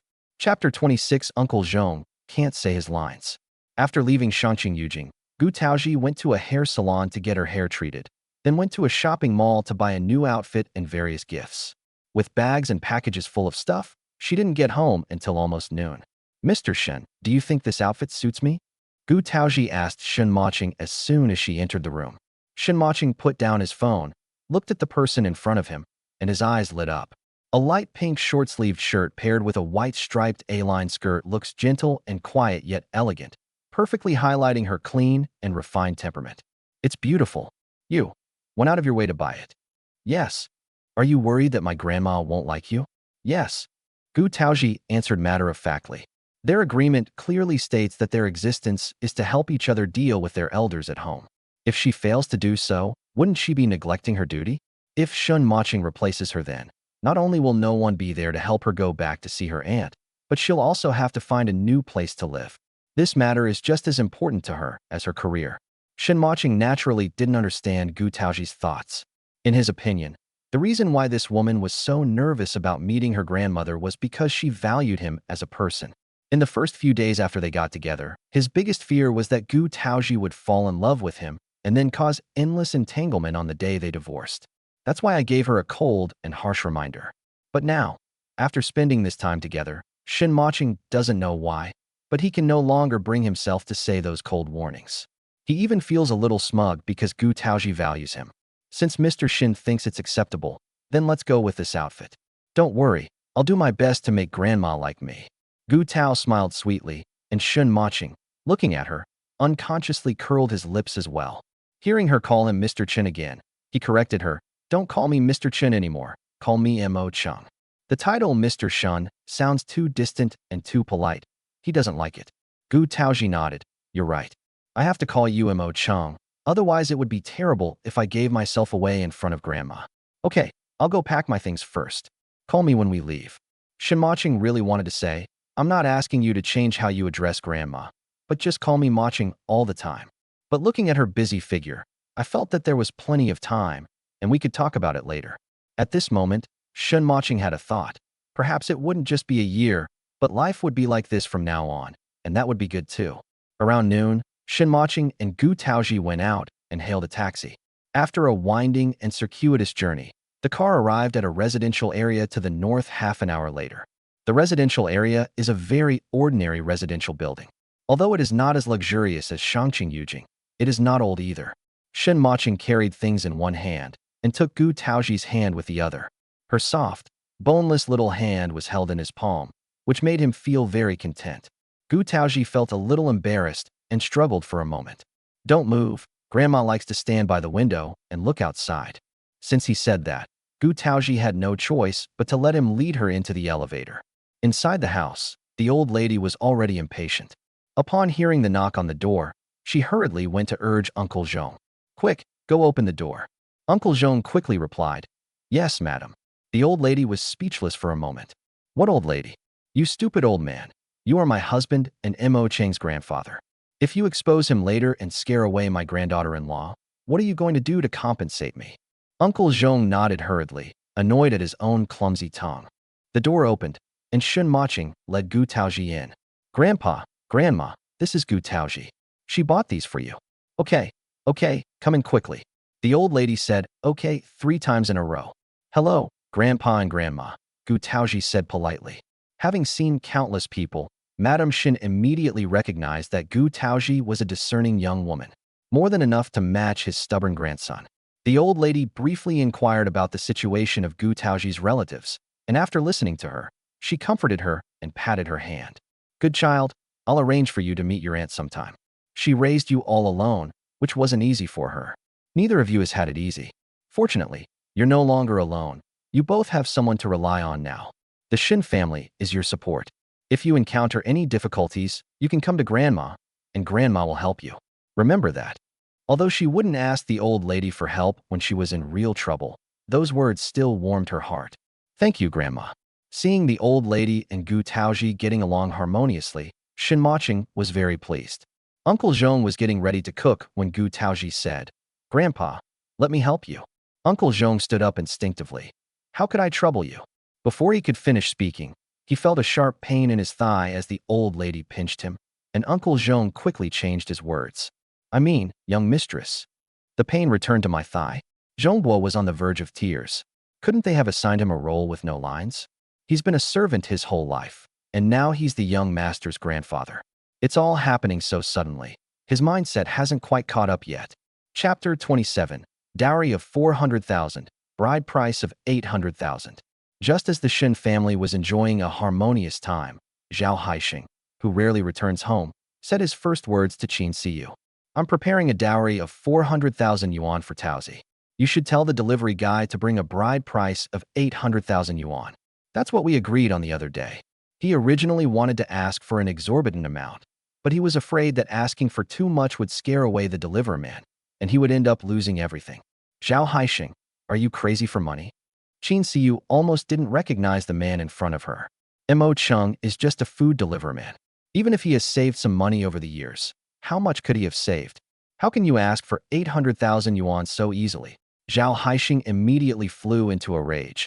Don't be ungrateful. I'm doing all this for your niece. You always say I don't treat her like family, but now that I'm thinking of her, what's wrong with that? Qin Siyu sneered. If you really care about her, you shouldn't be making things difficult for Shen Mocheng. Zhao Haixing, let me tell you, not only will I not ask him for a dowry, but even if he does, the money will go to Taozhi and will never reach your hands. Zhao Haixing didn't want to waste any more words with Qin Siyu, so he snatched her phone and contacted Shen Mocheng himself. What are you doing? Give me your phone. Qin Siyu stood up to grab it, but Zhao Haixing pushed her down onto the sofa. I am Gu Taozhi's uncle, her elder. This matter is not up to you to decide. Besides, the deliverer man himself said that the bride price would be doubled. He must keep his promise, otherwise he can forget about marrying Taozhi. Who raises a daughter without spending money? Who brings a wife home for free? Zhao Haixing, you've gone too far. Qin Siyu's eyes reddened. She never expected that Zhao Haixing would hit her while she was pregnant. Back then, he had also been gentle and considerate in coaxing her, promising to be good to her alone for the rest of his life. They got married, but only a few years later, their vows seemed like a joke, mocking her blindness. Zhao Haixing used Qin Siyu's WeChat to make a voice call to Shen Mocheng, and the other party answered quickly. Auntie, it's me, your uncle-in-law, Zhao Haixing said, adopting the airs of an elder. What is it? Shen Mocheng asked. Regarding the dowry and bride price, although I love Taozhi like my own child, considering your situation, I don't want to put you in a difficult position. I'll offer 400,000 for the dowry, and you can offer 800,000 as agreed last time. Is that all right? No problem, Shen Mocheng readily agreed. Zhao Haixing was immediately pleased, and his gaze towards Qin Siyu became much more pleasing. Okay, that's settled then. Come over for dinner another day and bring the money with you. After hanging up the phone, Zhao Haixing tossed his phone onto the sofa. He was initially attracted to Qin Siyu's appearance, especially her unique, mature, womanly charm, gentle and intellectual, which deeply captivated him. But Qin Siyu was conservative and wouldn't let him cross that line until they got married. Zhao Haixing longed for the meat he couldn't get his hands on every day, let alone Qin Siyu asking to take care of a niece. He would have plucked the moon from the sky for her. But for men, once they get married, even the most beautiful woman can become tiresome. After getting married, seeing that Gu Taozhi didn't work and just lounged around at home every day, living in her own house and eating her own meals, he felt suffocated. In addition, that girl has sharp eyes. Last time, she almost discovered the lipstick that Wei Wei left in his pocket, but luckily he reacted quickly and disposed of it in time. How could he possibly keep such a niece?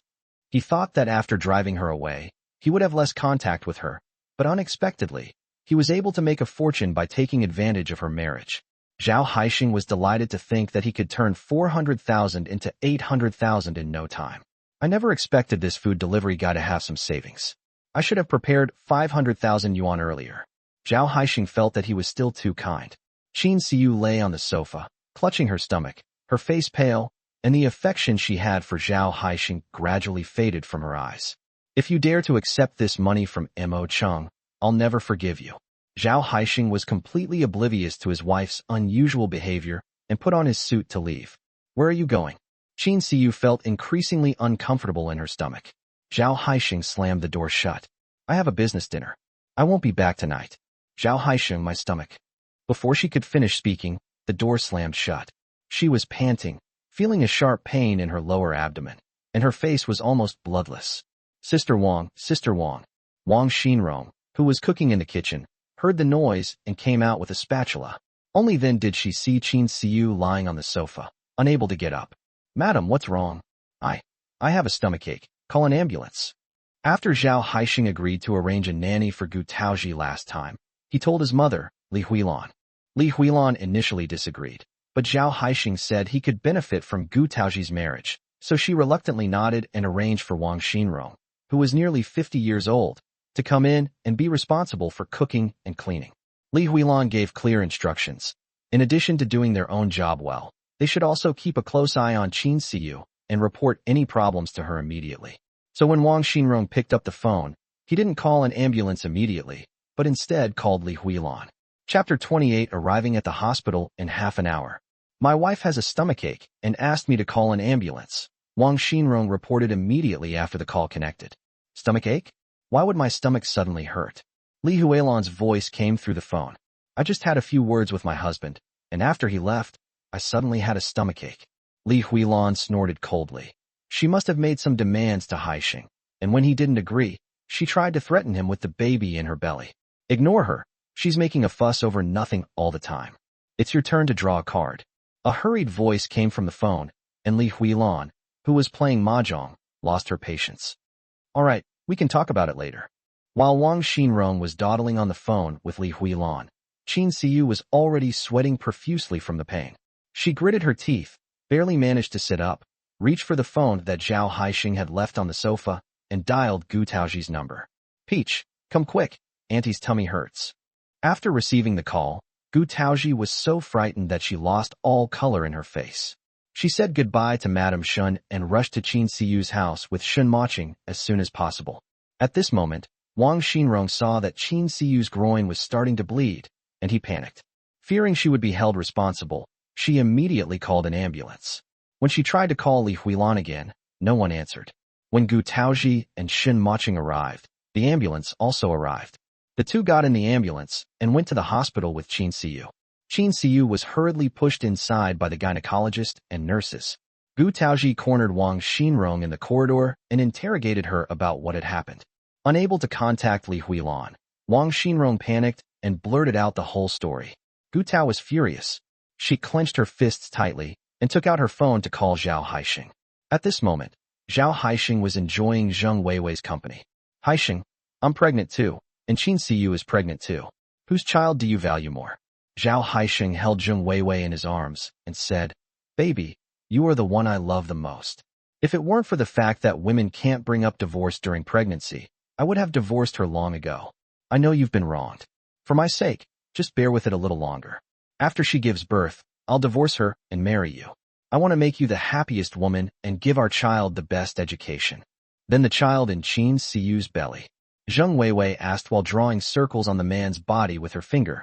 If it's a daughter, we'll just give her some money and be done with it. But if it's a son, he's a member of the Zhao family, and we can't give him to Qin Siyu, Zhao Haixing said. So what are you planning to do?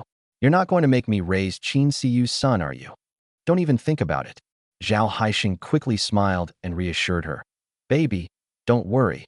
How could I bear to let you suffer any grievances? If it's a son, I'll leave him with my mother to raise. What kind of wealth do we Zhao family have? Do we need to raise another child? We won't let him affect our married life. That's more like it. Although Zheng Weiwei said this, she already had a plan in mind. Should we let Qin Siyu give birth to a son and fight over it with her child? Impossible. Let me tell you, Zhao Haixing, my dad doesn't know you're married yet. You better behave yourself, or he'll make you pay, Zheng Weiwei warned playfully.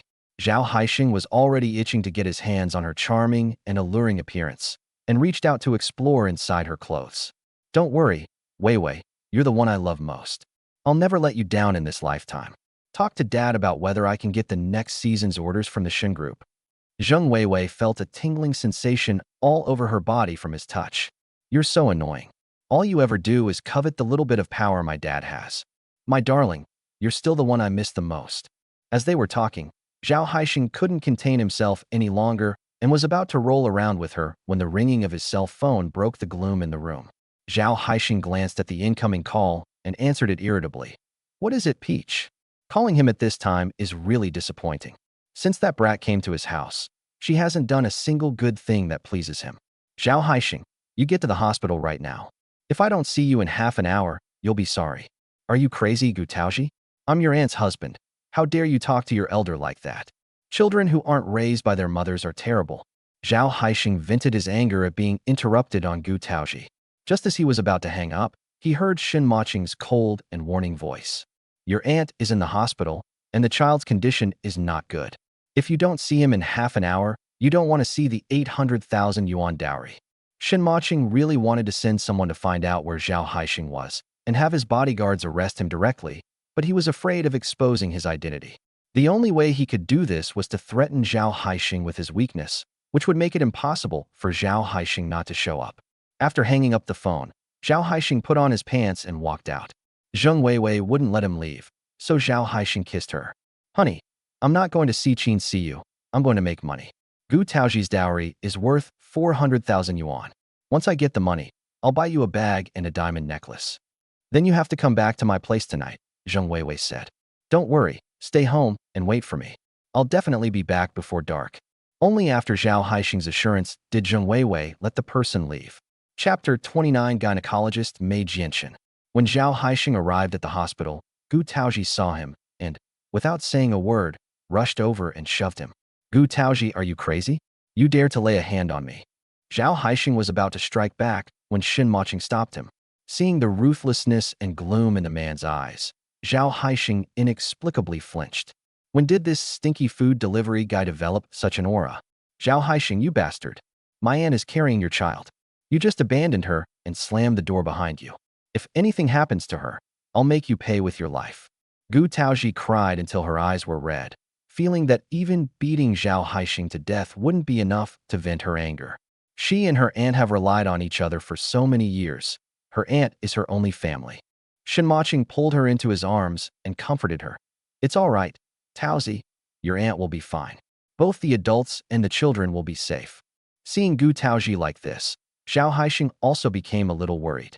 He wasn't worried about Qin Siyu, but rather about the baby in her womb. What if it was a son? He was worried about what might happen. With the tall Shen Mocheng protecting him, he didn't dare to do anything to Gu Taozhi, and instead vented his anger on the nanny, Wang Xinro. How the hell do you take care of people? I hired you for 7 or 8,000 yuan, and all you did was take care of him and get him to the hospital? If anything happens to my son, I won't let you off the hook. Wang Xinrong also felt wronged. Sir, it's not my fault. The old lady told me not to act on my own and to call her first. I only made the call for a short while, and then. Gu Taozhi was so angry upon hearing this that she wanted to tear the Zhao family apart. My aunt was already in poor health, and now that she's pregnant, if something happens, she has to report to Li Huilan first instead of calling an ambulance immediately. How could she have agreed to let her aunt marry into such a family? I truly regret my actions. Shen Mocheng was also furious, and his gaze toward Zhao Haixing grew increasingly cold. Just then, a doctor in a white coat came out, and everyone quickly surrounded him. "Doctor, how is my aunt?" Gu Tao asked anxiously. The doctor replied, "The pregnant woman is showing signs of miscarriage. Although she has received injections to prevent miscarriage, it can only stabilize her temporarily. She already has a cold uterus and is physically weak. She was also too emotional just now, which is very detrimental to the fetus. She must be hospitalized for observation." Zhao Haixing hadn't expected it to be this serious. "What do we do now, doctor? You have to save my son." Gu Tao glared at him fiercely, but now was not the time to argue with him. "Doctor, you must think of a way to help my aunt save her baby while also stabilizing the mother's condition." She couldn't imagine whether her aunt could accept the loss of her child. The doctor pondered for a moment. There have been many pregnant women in this situation before. Most of them did not survive the miscarriage. The women also suffered from the damage to their health after the miscarriage. They would have habitual miscarriages afterward, and some were even unable to have children again. Upon hearing this, Gu Taoji's legs went weak and she almost fainted, but fortunately Shen Mocheng caught her in time. "Don't worry, Andy will be all right." Gu Taoji gripped Shen Mocheng's hand tightly, as if only in this way could she support herself. The doctor thought for a moment and continued. "Now there is an opportunity. Dr. Mei Jianxun, an international expert in obstetrics and gynecology, is currently attending an academic seminar in Shenzhen. She is an expert in obstetrics and gynecology who combines traditional Chinese and Western medicine and enjoys a high reputation internationally. If you can get her to help, the pregnant woman will definitely be able to keep the pregnancy. But you have to be quick, because the pregnant woman is at risk of miscarriage at any time and cannot rely on the pregnancy-preserving injections indefinitely." After the doctor left, Gu Taoji looked at Zhao Haixing, who seemed indifferent to the matter, and felt a surge of anger. "Did you hear what the doctor said? Why aren't you trying to find this Dr. Mei Jianxun? The sooner we find her to help my aunt with treatment, the greater the chance that my aunt can stabilize the fetus." Zhao Haixing made a round of phone calls, but none of them could help. Finally, he had to call Li Huilan, who finally answered. "Mom, could you come over here? Siyu's condition isn't very good right now. We need to find a way to make an appointment with Dr. Mei Jianxun. Do you know anyone in your circle who has connections in the medical field?" On the phone, Li Huilan was still playing mahjong. The clattering noise was quite loud, and even reached Gu Taoji's ears through the receiver. She gritted her teeth, suppressing the urge to curse, and listened to what Li Huilan had to say. The Zhao family does own a company and has some wealth. Li Huilan always acts like she's from a wealthy family, so finding a doctor shouldn't be difficult for her. "Wait a minute, let me ask." Li Huilan hung up the phone hastily and didn't call back for quite a while. "Son, I've heard about it. That Mei Jianxun is incredibly arrogant. She doesn't even see patients. Getting her to come to the hospital is harder than getting the president of the country to come. I don't have that kind of connections. Besides, even if I did manage to get her to come, how much money would it cost? Every woman has children. I've never seen anyone as demanding as your wife. Let her stay in the hospital to recover for now. If she really can't save her, then it's Qin Siyu's fate." Li Huilan hung up the phone, and Zhao Haixing glanced at Gu Taoji. "You heard it too. That expert isn't easy to hire. I have things to do at the company, so you stay here and take care of your aunt." Zhao Haixing tried to leave, but Gu Taoji grabbed him, saying, "My aunt is still in danger. Where do you think you're going?" She certainly didn't have the ability to invite Mei Jianxun. Her only chance was to force the Zhao family to spend a lot of money and use their connections to invite such a Chinese and Western medicine obstetrics and gynecology expert to help her aunt keep her pregnancy. Chapter 30. Who can invite Mei Jianxun? Zhao Haixing was annoyed by her nagging. "What's the use of you holding me? I don't even know this Mei Jianxun. This brat is getting more and more unreasonable and annoying." Gu Taoji still didn't let go. She glanced at Shen Mocheng and said, "Please, take care of things here for me. I'll be back soon."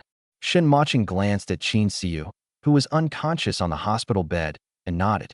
"Don't worry, I'll call you if anything happens. With her here, I can't make arrangements in front of her, so it's good that she leaves for a while." Gu Tao grabbed Zhao Haixing and left the hospital. "Take me to your mother. My aunt is in this state. As her mother-in-law, how can she have the leisure to play mahjong?" Although Zhao Haixing is now in charge of running and managing the Zhao family company, Li Huilan has been socializing with wealthy women every day for many years, and her network of connections far surpasses that of her son. If anyone in the Zhao family could find Dr. Mei Jianxun, it would be Li Huilan. Gu Taozhi, are you ordering me around?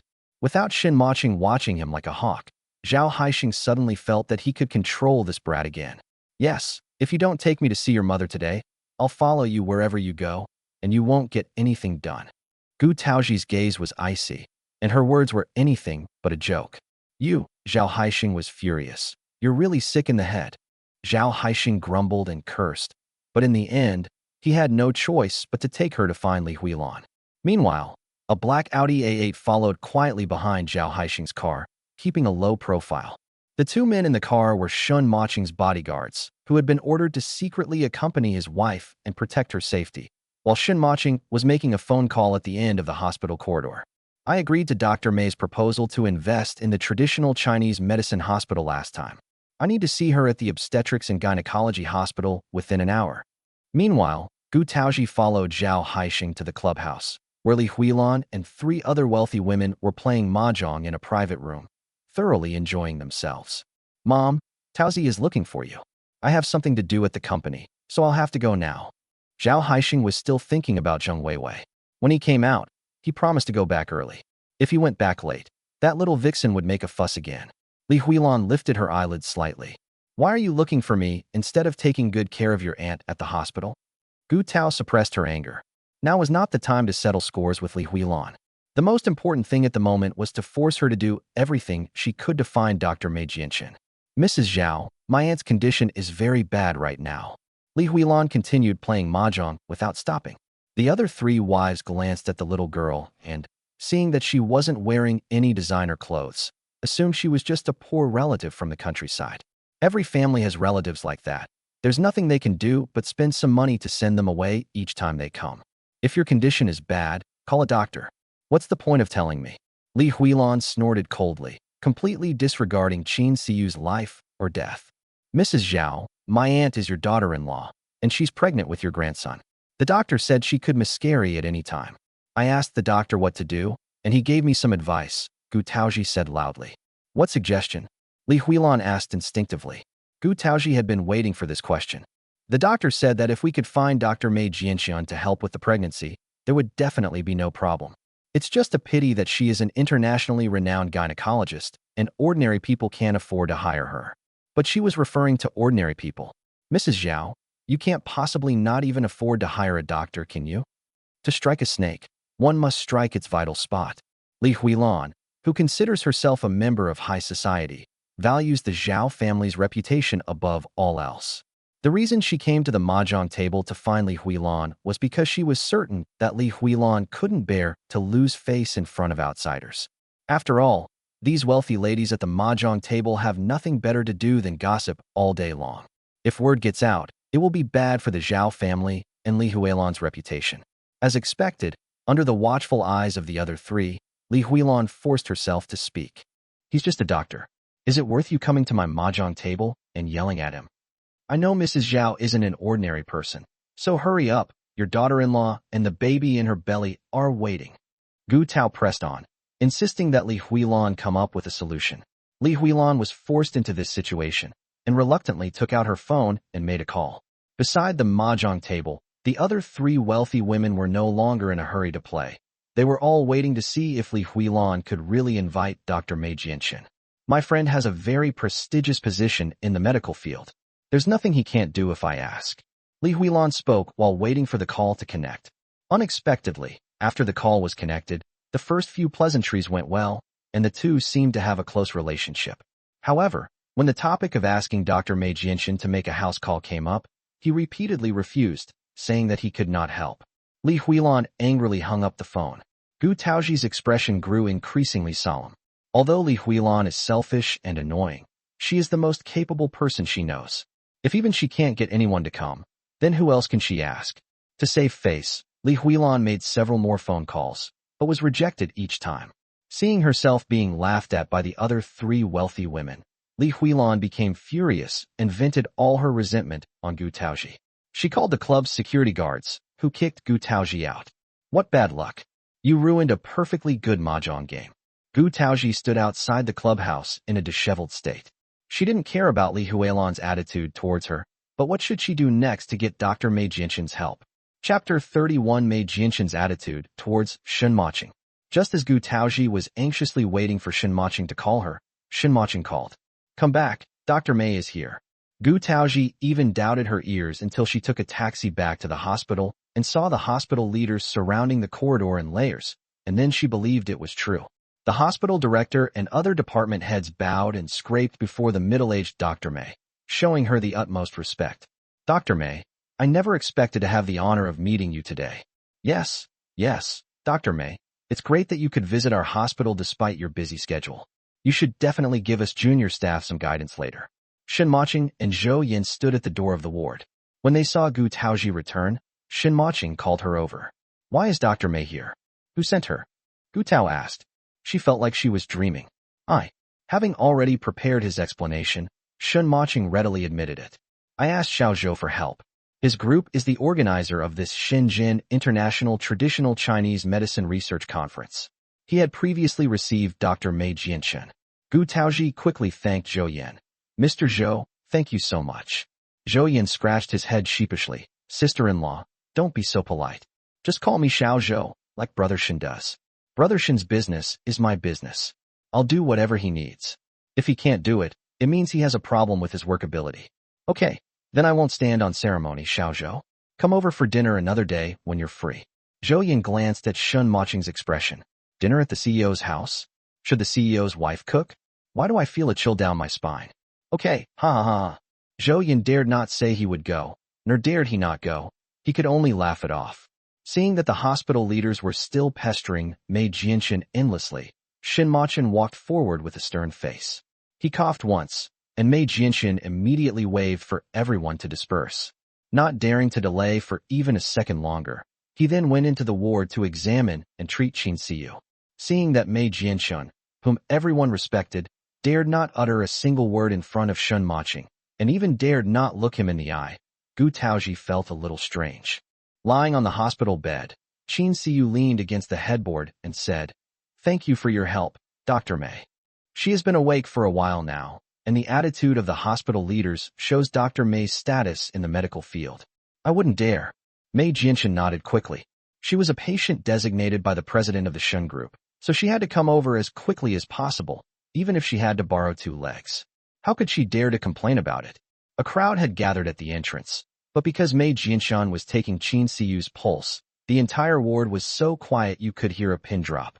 Everyone held their breath, as the opportunity to witness Mei Jianxin taking a pulse was rare.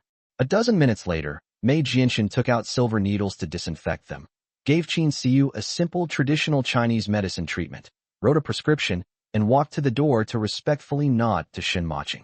Before I arrived, I was instructed to address him as Mr. Shen. Mr. Shen, the pregnant woman is indeed prone to miscarriage due to her weak constitution and cold uterus. Fortunately, it was discovered early. Please get the medicine for her according to this prescription. Also, it is important to keep her emotions stable and peaceful, and avoid extreme joy or sorrow. She should rest in bed for the next 2 days. I will come back in 2 days. Is that all right? Shen Mocheng calmly accepted the prescription and gave it directly to Zhou Yan. Okay, thank you for your hard work. Mei Jianxin waved his hands repeatedly, seemingly flattered. I dare not. It is my honor to be able to help you.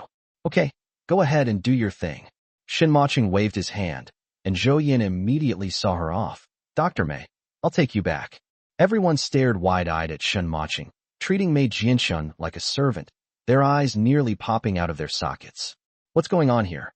Who exactly is this family member? Could it be that Dr. Mei has some kind of leverage over him? By the time they realized what was happening, Mei Jianxin had already entered the elevator. The group quickly chased after him, hoping to exchange a few more words or phone numbers. Gu Taozhi was also shocked by Mei Jianxin's attitude towards Shen Mocheng, but at this moment, she didn't have time to think about these things. Holding Qin Siyu's hand, she finally felt relieved. Auntie, how are you feeling? Auntie's fine. I'm sorry to have worried you. Qin Siyu comforted her niece, then continued. By the way, was Dr. Mei found by Mocheng? Did it cost a lot of money? Gu Taozhi glanced at Shen Mocheng outside the door, thinking she would ask him later how much the consultation fee was. She couldn't let him pay money on top of doing her a favor, but in front of Qin Siyu, he could only say, It's okay. I asked his friend to help. There's no need for a consultation fee. Auntie, don't worry about these things. Just focus on your pregnancy. Didn't you hear the doctor say that you need to keep your emotions stable and calm? Qin Siyu stroked her lower abdomen, feeling as if she had survived a close call. No matter what, Peach, you must thank Mocheng properly for this. I admit that you have much better judgment than I do. Mocheng is a man you can entrust your life to, so you must treat him well. And regarding the bride price, explain it to him clearly, and make sure he doesn't think you're marrying him for money. Seeing that Qin Siyu was always worrying, Gu Taozhi burst out laughing. What are you laughing at? Did you remember what your aunt said? Qin Siyu instructed. I'll remember, Auntie. Don't worry, Mocheng won't think that way. Who would marry a delivery guy for money? Qin Siyu also realized that she was overthinking things. Indeed, with Taozhi's qualifications, she could easily find a CEO who owns a company. But then I thought, what's the point of finding someone with good financial conditions? When it comes to men, don't look at how much money they earn, but rather how much they are willing to spend on you. If someone doesn't care about you, they won't spend a single penny more on you, no matter how rich they are. Zhao Haixing is the best example. Chapter 32. Let Dr. Mei see all her relatives and friends. The nanny, Wang Xinrong, reported everything that happened in the ward to Li Huilan without missing a single word. Li Huilan's first reaction was that this Mei Jinshan was fake. That's impossible. It's absolutely true. You didn't see the attitude of the hospital director and those department heads. They were practically kneeling down to pay their respects to that Dr. Mei. Li Huilan held the phone and thought for a long time. She couldn't even get someone to come, yet that food delivery guy managed to get someone to come. You stay in the ward to take care of me. I'll go over tomorrow. Yes. As soon as Wang Xinrong hung up the phone, she turned around and saw Gu Taozhi standing there, coldly staring at her. Miss Gu. Wang Xinrong felt that he hadn't done anything wrong, but for some reason, seeing Gu Taozhi's sharp eyes, he felt inexplicably guilty. You can change jobs now. My aunt won't need you here anymore. Wang Xinrong's eyes widened. Why? Why are you firing me? Gu Taozhi's expression was serious. Just because my aunt was unwell and you didn't handle it properly in time. Since you can't take care of people, then I have no choice but to ask you to leave. Wang Xinrong glared at her defiantly. Miss Gu, I'm really sorry, but I'm not employed by you. The one who pays my salary is old Madame Zhao. Only she has the right to make me leave. The old lady of the Zhao family she was referring to was naturally Zhao Haixing's mother, Li Huilan. Gu Taozhi reached out to stop Wang Xinrong from entering the ward. Miss Gu, please don't delay my work. My wife still needs someone to take care of her. If she is neglected and something goes wrong, even you can't bear the responsibility. Gu Taozhi didn't waste words with her, grabbed Wang Xinrong's hand, and pushed her out directly. I'm only firing you because you called an ambulance in the end. You should be glad my aunt is all right. Otherwise I wouldn't have let you off the hook. Listen up, you'll serve whoever pays your salary. Don't try to act like you're above everyone else. If you dare step into the ward again, you'll be sorry. Gu Taozhi doesn't lose her temper as easily as Su Tong, but when she does, she has an overwhelming aura. Because of her expression, Wang Xinrong didn't dare to go into the ward again. You wait here. I'm going to find old Madame Zhao to settle this matter. Let me make this clear beforehand. If anything happens to Madame without my help, it will be your responsibility, and the Zhao family will not let you off the hook. After chasing Wang Xinrong away, Gu Taozhi returned to the ward, intending to feed Qin Siyu the porridge that Shen Mocheng had bought earlier. Qin Siyu took the bowl of porridge from her own hands. Taozhi, it's your aunt's fault for dragging you into this. Auntie, what nonsense are you talking about? I am your niece, your closest relative. What do you mean by implicating me? Tomorrow, when you feel better, I will arrange a caregiver myself and pay for it.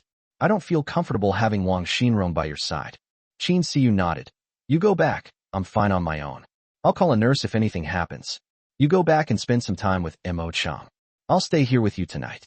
I'm worried about you spending the night alone in the hospital. Mocheng is working overtime at the station. He's gone to work.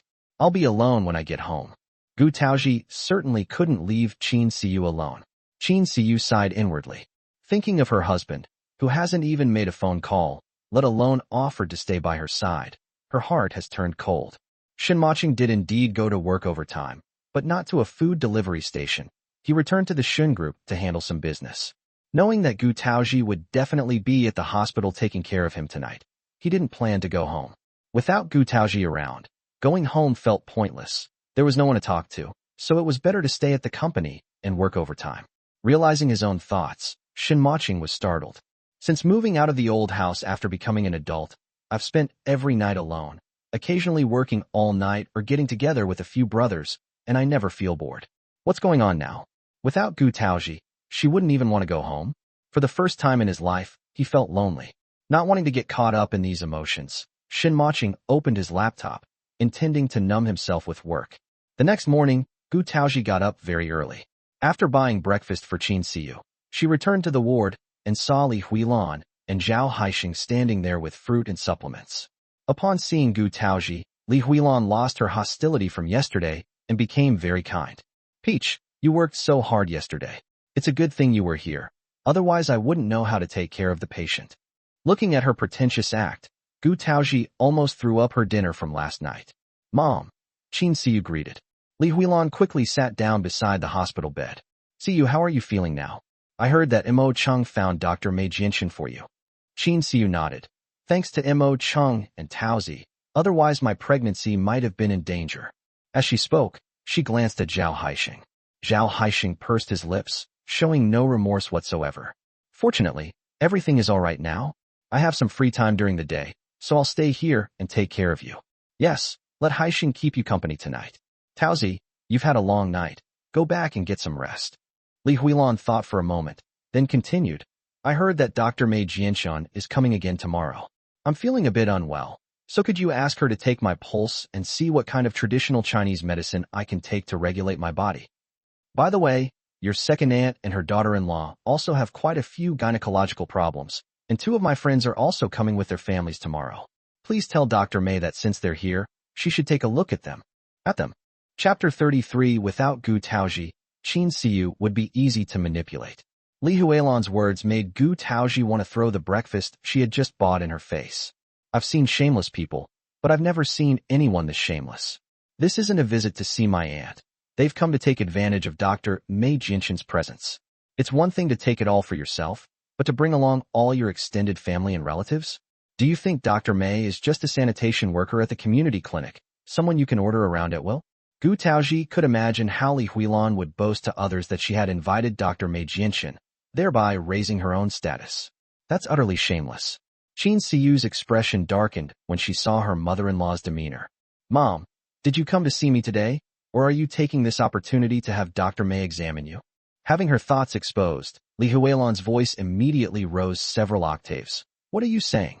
She pointed to the fruit she had bought and said, Didn't I buy all this stuff just to see you? Don't you have any conscience? Qin Siyu looked away, feeling utterly chilled. Thank you for your kind visit, but it's not necessary. I have Taozhi to take care of me, so I don't need anyone else. Dr. Mei was invited by Mo Cheng to treat me. I don't know what price Mo Cheng paid to get her here. I only know that this is the child's filial piety towards me, and I can't use his filial piety to do favors. Siyu, how dare you speak to my mother like that? Before Li Huilan could speak, Zhao Haixing's face darkened. Do you even act like a proper daughter-in-law? I know it wasn't easy for Mo Cheng to find someone, but now that he's done, shouldn't he make the most of it? Whether you see one doctor or 2, it's all the same.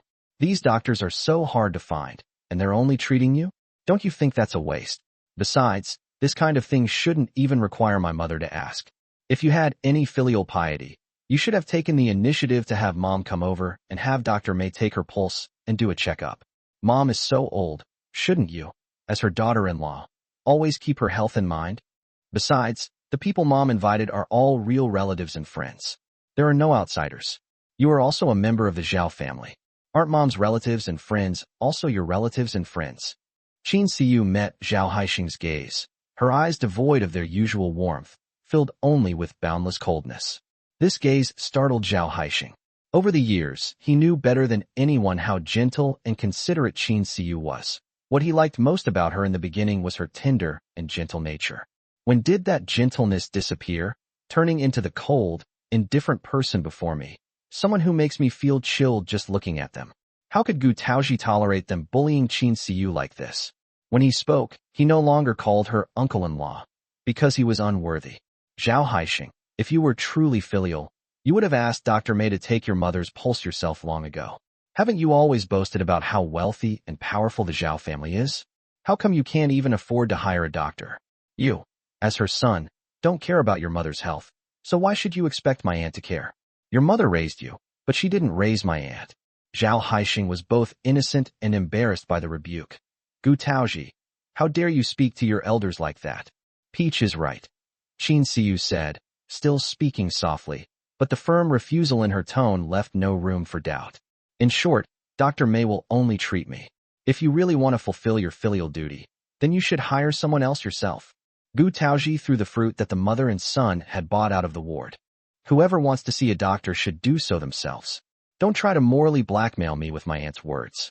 Before Dr. Mei came, not a single person came to visit, not even a phone call to inquire. Now that they know Dr. Mei is here, all these so-called relatives and friends have popped out. We're better off without these kinds of relatives and friends. Qin Siyu, Zhao Haixing gritted his teeth in anger. You're letting your niece act so presumptuously in front of me? Qin Siyu lowered her eyes, unwilling to look at Zhao Haixing again.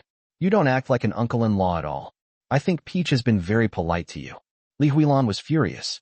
You two are truly like mother, like daughter. She stormed off with the fruit she had bought, berating Zhao Haixing as she went. Look at the good wife you married. Our Zhao family is truly unfortunate. Zhao Haixing coaxed Li Huilan as he followed her outside. All right, Mom, don't be angry anymore. Siyu wasn't like this before. It was all that brat Gu Taozhi who instigated her. As she approached the hospital entrance, Li Huilan stopped and looked at her son. What do we do now? I already promised them they would come directly to the hospital tomorrow. With your attitude as a good wife, do you think Mei Jianxin will treat you? Those people are now extremely envious of her. After all, there are very few people in the entire Shenzhen who can persuade Mei Jianxin to come. Now, if we ask her to take back what she said, where will she put her pride? How will I ever be able to hold my head high in front of these relatives and friends again? Zhao Haixing thought for a moment and said, Mom, let them come as they please. They're already here. I don't believe Qin Siyu won't give me any face. If she dares to refuse again, I'll threaten her with divorce. She's after the child in her belly. She'll never divorce me. Li Huilan thought about it, and felt that what her son said made sense. Yes, tomorrow in front of so many relatives and friends, Qin Siyu will have to agree whether she wants to or not. She's soft-hearted, so be firm when you pressure her. Zhao Haixing nodded. But the premise is that Gu Taozhi must be sent away. Without her, Siyu is someone who doesn't pay attention and is easy to control. The mother and son had the same idea and left the hospital with the fruit. Chapter 34 Zhou Yan is second only to the head of the Shen group. After Zhao Haixing and his mother left, Qin Siyu couldn't hold back her tears. Her mother-in-law and her husband came without saying a word of concern or asking about the baby in her belly. They only thought about taking advantage of her to satisfy their own image in front of relatives and friends. Auntie, don't cry. Have you forgotten what Dr. Mei told you? You can't let your emotions get the better of you. Gu Taozhi wiped away Qin Siyu's tears with heartache and comforted her at the same time. Let that mother and son do whatever they want. It's good to see their true colors. You don't need to have any hope for them anymore. I'll take care of you and stay with you. Qin Siyu hugged her niece tightly. Yes, from beginning to end, Gu Taozhi was her only family. Upon further reflection, that doesn't make sense either. From now on, it won't just be you, but also Mocheng. We really need to thank him properly for this. Peach, you must treat Mocheng well. Although he's just a deliverer man, his heart is truly sincere towards you. In comparison, although the Zhao family is rich, how have they treated me? Qin Siyu now only hopes that her niece's married life will be happy, so that even if she herself is unhappy, she will be content. I know, Annie. I will treat him well. I don't mind that he's a deliverer man. There aren't many good people among the rich. Don't worry, once you're discharged from the hospital, I'll treat his friends to a meal to express my gratitude. Having experienced the so-called wealthy Zhao family and her rich ex-boyfriend Du Xian, Gu Taozhi now has an increasingly negative impression of rich people. The richer they are, the more selfish, self-serving, and even despicable they become. The two finished their breakfast while chatting. Just as they put down their chopsticks, Shen Mocheng came in, followed by Zhou Yan, who was carrying large and small bags. Mocheng and Xiao Zhou, you're here? Come and sit down. Your aunt hasn't had a chance to properly thank you yet. Qin Siyu looked at Shen Mocheng as if he were her own son-in-law, and she was very satisfied with him. Auntie, we're family. You're being too formal. Besides, It just so happens that he has this connection. Otherwise, I'm just a food deliverer man, and I wouldn't be able to hire anyone. As Shen Mocheng spoke, he glanced at Zhou Yin. Zhou Yin quickly chimed in. Yes, Auntie, you're my sister-in-law's aunt, so you're my aunt too. It's nothing, don't be shy about it. Gu Taozhi quickly brought fruit for Zhou Yin. Have you had breakfast yet? Zhou Yin was flattered and overwhelmed. We've already eaten. Thank you, sister-in-law. I really hope that one day, when the CEO's wife finds out he lied to her, she will still have this attitude. Zhou Yin felt guilty. After taking care of Zhou Yin and feeding him fruit, Gu Taozhi recounted the awful behavior of Zhao Haixing and his mother, causing Shen Mocheng to frown. Auntie, if you're really in a difficult situation, it's not too hard to have Zhou Yin talk to Dr. Mei. Yes, it's just a matter of a word, Annie, Zhou Yin added. Mei Jianshan wants to invest in a traditional Chinese medicine hospital in Shenzhen and is currently seeking shares. Shen's group is the largest investor. Let alone asking her to treat a few people, she would be overjoyed even if she treated dozens or hundreds. After all, no other business besides the Shen Group has the financial strength to invest tens of millions. Qin Siyu shook her head. Mo Cheng, Xiao Zhou, we absolutely cannot let them have their way with this matter. Otherwise, they will only become more unscrupulous in the future. Some people have no heart and will only take your kindness as weakness and escalate their actions. Gu Taozhi also said, Auntie is right. I'm not telling you this to compromise. I think Zhao Haixing and his mother have already made their big promises and won't give up easily. I'm afraid they'll come to the hospital tomorrow and force Annie to agree. Given the shamelessness of this mother and son, they are absolutely capable of doing it. Shen Mocheng also thought Gu Taozhi's words were possible, and after thinking for a moment, he said, Auntie, how are you feeling right now? If you're stable, let's transfer you to another hospital. Otherwise, if they come tomorrow, they'll definitely try to morally blackmail you and say all sorts of hurtful things. You're not in the right mood to get angry with them. But which hospital should we transfer to? Gu Tao asked. Medical resources are currently strained, and transferring to a good hospital is not easy. Shen Mocheng gave Zhou Yin a look, and Zhou Yin immediately understood. Auntie, sister-in-law, what do you think of Shenzhen Women and Children's Hospital? Although it's a private hospital, it's the best gynecology hospital in Shenzhen. Shen's group is the largest shareholder, and arranging a ward is just a matter of my word. Zhou Yin almost blurted it out, but thankfully he corrected himself in time. Gu Taozhi knew that the maternity hospital was good, but she was afraid of putting Xiao Zhou in a difficult position. Xiao Zhou, this won't do. What if people say you're abusing your power for personal gain, and your CEO finds out? I'm afraid it will affect your work. No matter what Zhou Yin is, he's just a senior executive. Shen's group isn't his, so Gu Taozhi has some concerns. Yes, Xiao Zhou, I am very grateful for your kind intentions, but we cannot lose sight of the bigger picture. The higher your position and the more power you have, the more careful you should be in your words and actions. I know that it was not easy for you to get to where you are today. Let's just transfer to an ordinary hospital. Zhou Yin was so moved, he almost cried. He was an orphan, and this was the first time in his life that someone had thought of him so thoughtfully. Auntie, sister-in-law, don't worry. I'm not a nobody in the Shen Group. It wouldn't be an exaggeration to say that I'm second only to the boss. While patting his chest and boasting, Zhou Yin glanced at his boss out of the corner of his eye. Chapter 35. Don't call me Mr. Shen. That afternoon, Shen Mocheng arranged for Qin Siyu to be transferred to the Shenzhen Women and Children's Hospital, to a VIP ward on the top floor, the luxury of which goes without saying. Gu Taozhi went to pay the hospital fees, but was told that no fees would be charged. While Zhou Yin was chatting with Qin Siyu, she called Shen Mocheng to the corridor. Mr. Shen. She had only uttered 3 words when Shen Mocheng pressed his fingertips against her pink lips. His fingertips were thick and hot, and a tingling sensation spread from her lips to her whole body, causing Gu Taozhi to blush instantly. You call me Mo Cheng when you're with your aunt and grandma, Shen Mocheng said. In the first few days after we got our marriage certificate, it seemed normal for her to call me Mr. Shen, but now it sounds jarring. Gu Taozhi was a little embarrassed. Mo Cheng. Although the two were husband and wife, it was only in name. The title Mo Cheng was only used when facing Qin Siyu and the old lady of the Shen family. For Gu Taozhi, she trusted Shen Mocheng as much as she trusted her own family. But trust is one thing, and suddenly becoming intimate is another. She didn't know if she could get used to it if she called out to her several more times. Good boy/girl, call me that from now on, okay? Shen Mocheng was clearly also very pleased.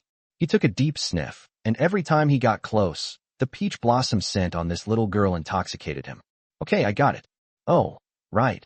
When I went to pay the bill, the nurse said that the hospitalization and medical fees would be waived. Zhou Yan must have put in a good word for us. That won't do. We should pay ourselves. She was already extremely grateful that Zhou Yan could help arrange for her to get in, and even to the best ward. Now, without paying a single penny, she felt very uneasy. This will definitely affect Zhou Yan's work. What if the CEO finds out he's abusing his power for personal gain? Wouldn't we be ruining Zhou Yan's career? Besides, and what? Shen Mocheng asked. Besides, even though you're friends, I don't want you to owe too many favors. How will you repay them in the future? Seeing that Gu Taozhi was considering his needs in everything, Shen Mocheng felt a warmth in his heart. But then he remembered that he was still hiding his identity. So he clenched his fist, pressed it to his lips, and coughed lightly to cover up his guilty conscience. He told me that it's because he just signed a big project, and this is a bonus from their president. So you can let your aunt stay here without worry. Don't worry, Zhou Yan isn't stupid. He's very cautious when it comes to matters of principle. As for the favor between us, you don't need to worry about it. I won't owe him anything. Aren't you going to treat him to dinner in a few days? Gu Taozhi nodded. Hearing him say that, she didn't interfere any further. She believed that Shen Mocheng could handle interpersonal relationships well, but she still asked a question. What exactly is Zhou Yan's position in the Shen group? Second only to one person above 10,000? In ancient times, this would be the prime minister or chief minister. He's from the president's office. I didn't ask what his specific position is, but since he said that, he must have some power in the Shen group, Shen Mocheng said. Gu Taozhi didn't say anything more. She didn't know much about these top-ranked global corporations, let alone what positions their executives held, but in short, they were very influential. I'll ask Su Tong another day to see if she knows Zhou Yan. I had just thought of my best friend when the phone rang. Hello, Tong Tong. The caller ID showed Su Tong. Upon hearing that Qin Siyu was hospitalized, Su Tong said she would come to visit her after get off work. Shen Mocheng knew she was coming, so he made an excuse to avoid her, so as not to be caught out at the company later. As long as she hasn't met Gu Taozhi's husband, it doesn't matter if she runs into him at the company. Zhou Yan naturally left with Shen Mocheng. On the way back, Shen Mocheng was sitting in the back seat of the Rolls-Royce when Zhou Yan couldn't help but ask, President, how long do you plan to keep your identity a secret from Madam? If this continues, the truth will be revealed sooner or later. Shen Mocheng's gaze was deep, and his brows were furrowed. At first, he intended to keep it a secret until the divorce, never imagining that the truth would ever come out. Since their existence is solely to appease each other's families, there's no need to reveal their identities. But after spending this time together, he suddenly felt that living with Gu Taozhi for the rest of his life might not be so bad. It would be much easier than finding a woman he didn't know and having to start from scratch to get to know her. Besides, Grandma was quite satisfied with her. Gu Taozhi was also the kind of person who was very good at taking care of the family and cooked well, making her a perfect candidate for a good wife. Since they were going to spend their lives together, this identity couldn't be kept a secret forever. As for when to reveal it, Shen Mocheng hesitated. Let's find out what that girl thinks first when we have the chance. Deep down, Shen Mocheng still felt that when Gu Taozhi found out his identity one day, she would probably be overjoyed. In the evening, Su Tong bought a lot of fruit and nutritional supplements suitable for pregnant women and went to the hospital with bags and packages. She and Gu Taozhi had been friends for many years, and she regarded Qin Siyu as her own aunt. Seeing her pale face leaning against the hospital bed, she felt extremely distressed. Hearing about the Zhao family's attitude towards Qin Siyu, Su Tong was so angry that she wanted to confront Zhao Haixing, but Gu Taozhi stopped her. The most important thing now is to let my aunt recover first, and then settle accounts with Zhao Haixing. There's no rush. Knowing that Gu Taozhi's words made sense, Su Tong tried her best to calm down. She looked at Qin Siyu and asked tentatively, Auntie, are you really planning to spend your whole life with Zhao Haixing? When was the transfer to another hospital? Chapter 36. Su Tong's question startled Qin Siyu. She was indeed heartbroken over Zhao Haixing, but she never considered divorce. Reaching out to stroke the baby in her belly, Qin Siyu said, although what he's doing now is heartbreaking, he is, after all, the child's biological father. Perhaps, after becoming a father, he will have a little more sense of responsibility. She was older than Zhao Haixing. People say men mature late, so perhaps he was just immature, Qin Siyu often comforted herself with that thought. If they divorce, it doesn't matter what harm she suffers. But wouldn't the baby be born without a father? Su Tong and Gu Taozhi exchanged a glance. They all knew in their hearts that Zhao Haixing wasn't immature, but selfish and even shameless. A man like that, let alone becoming a father or even a grandfather, would never change his nature. But now that Qin Siyu needs to rest and recuperate during her pregnancy, they didn't say anything more.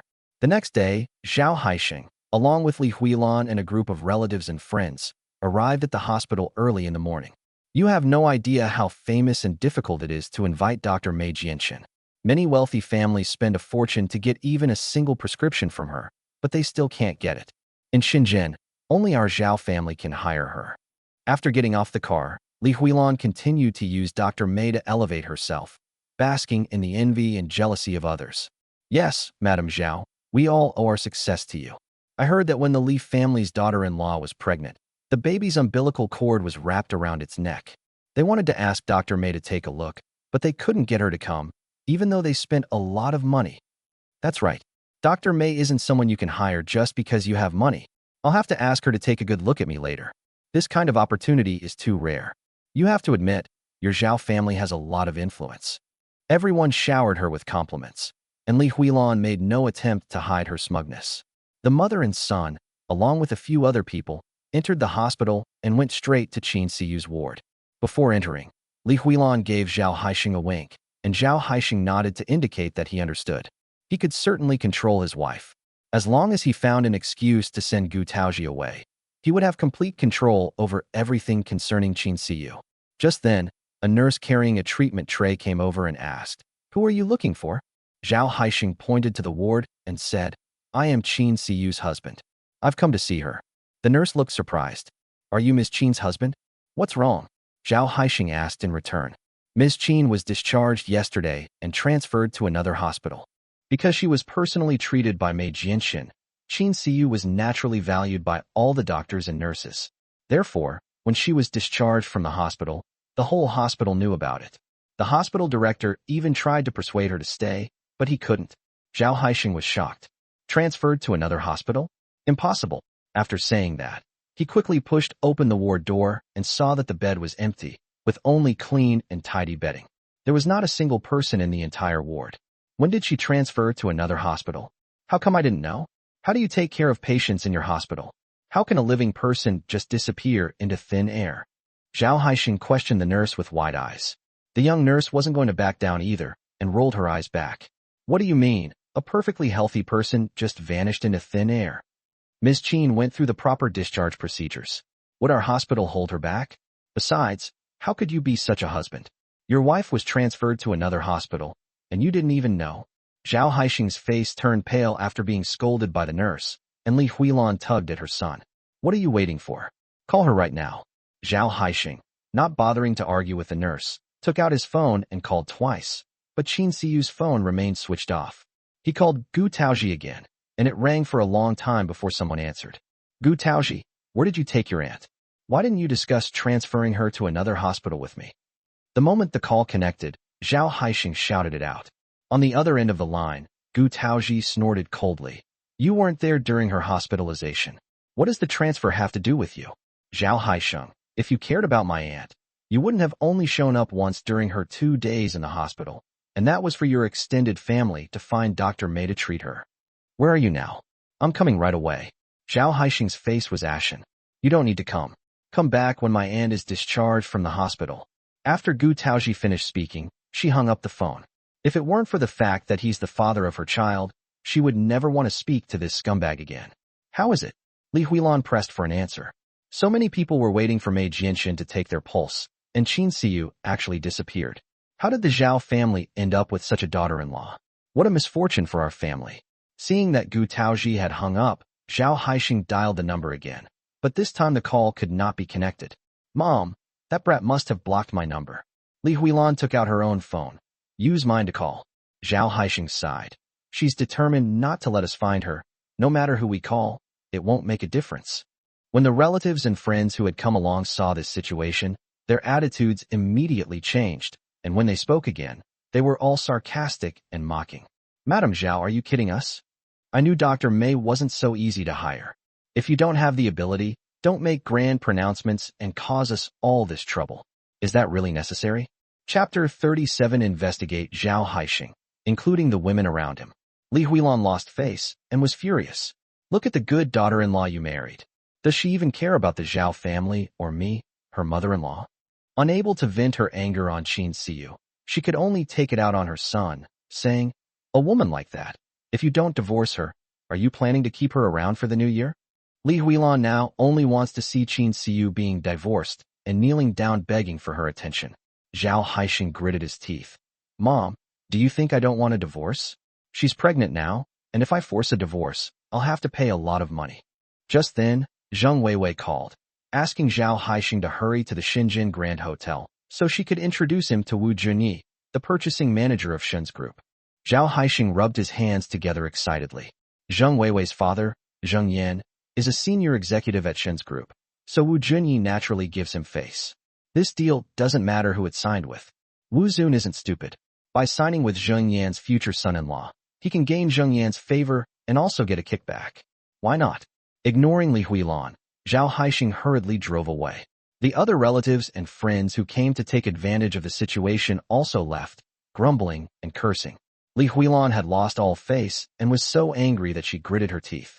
She was determined to settle this score with Qin Siyu. On the other side, Zhao Haixing quickly arrived at the Shenzhen Grand Hotel, where Zheng Weiwei and Wu Junyi had just arrived as well. Zheng Weiwei had booked a private room in advance, and after everyone had eaten and drunk their fill, they started talking about business. With Zheng Yan acting as guarantor, Wu Junyi was easy to talk to, and a verbal agreement was quickly reached. They were just waiting to sign the contract in a few days. Zhao Haixing felt like he was dreaming. You should know that in Shenzhen, those who can do business with the Shen family are all large corporations. Private companies like the Zhao family can't even get close to them.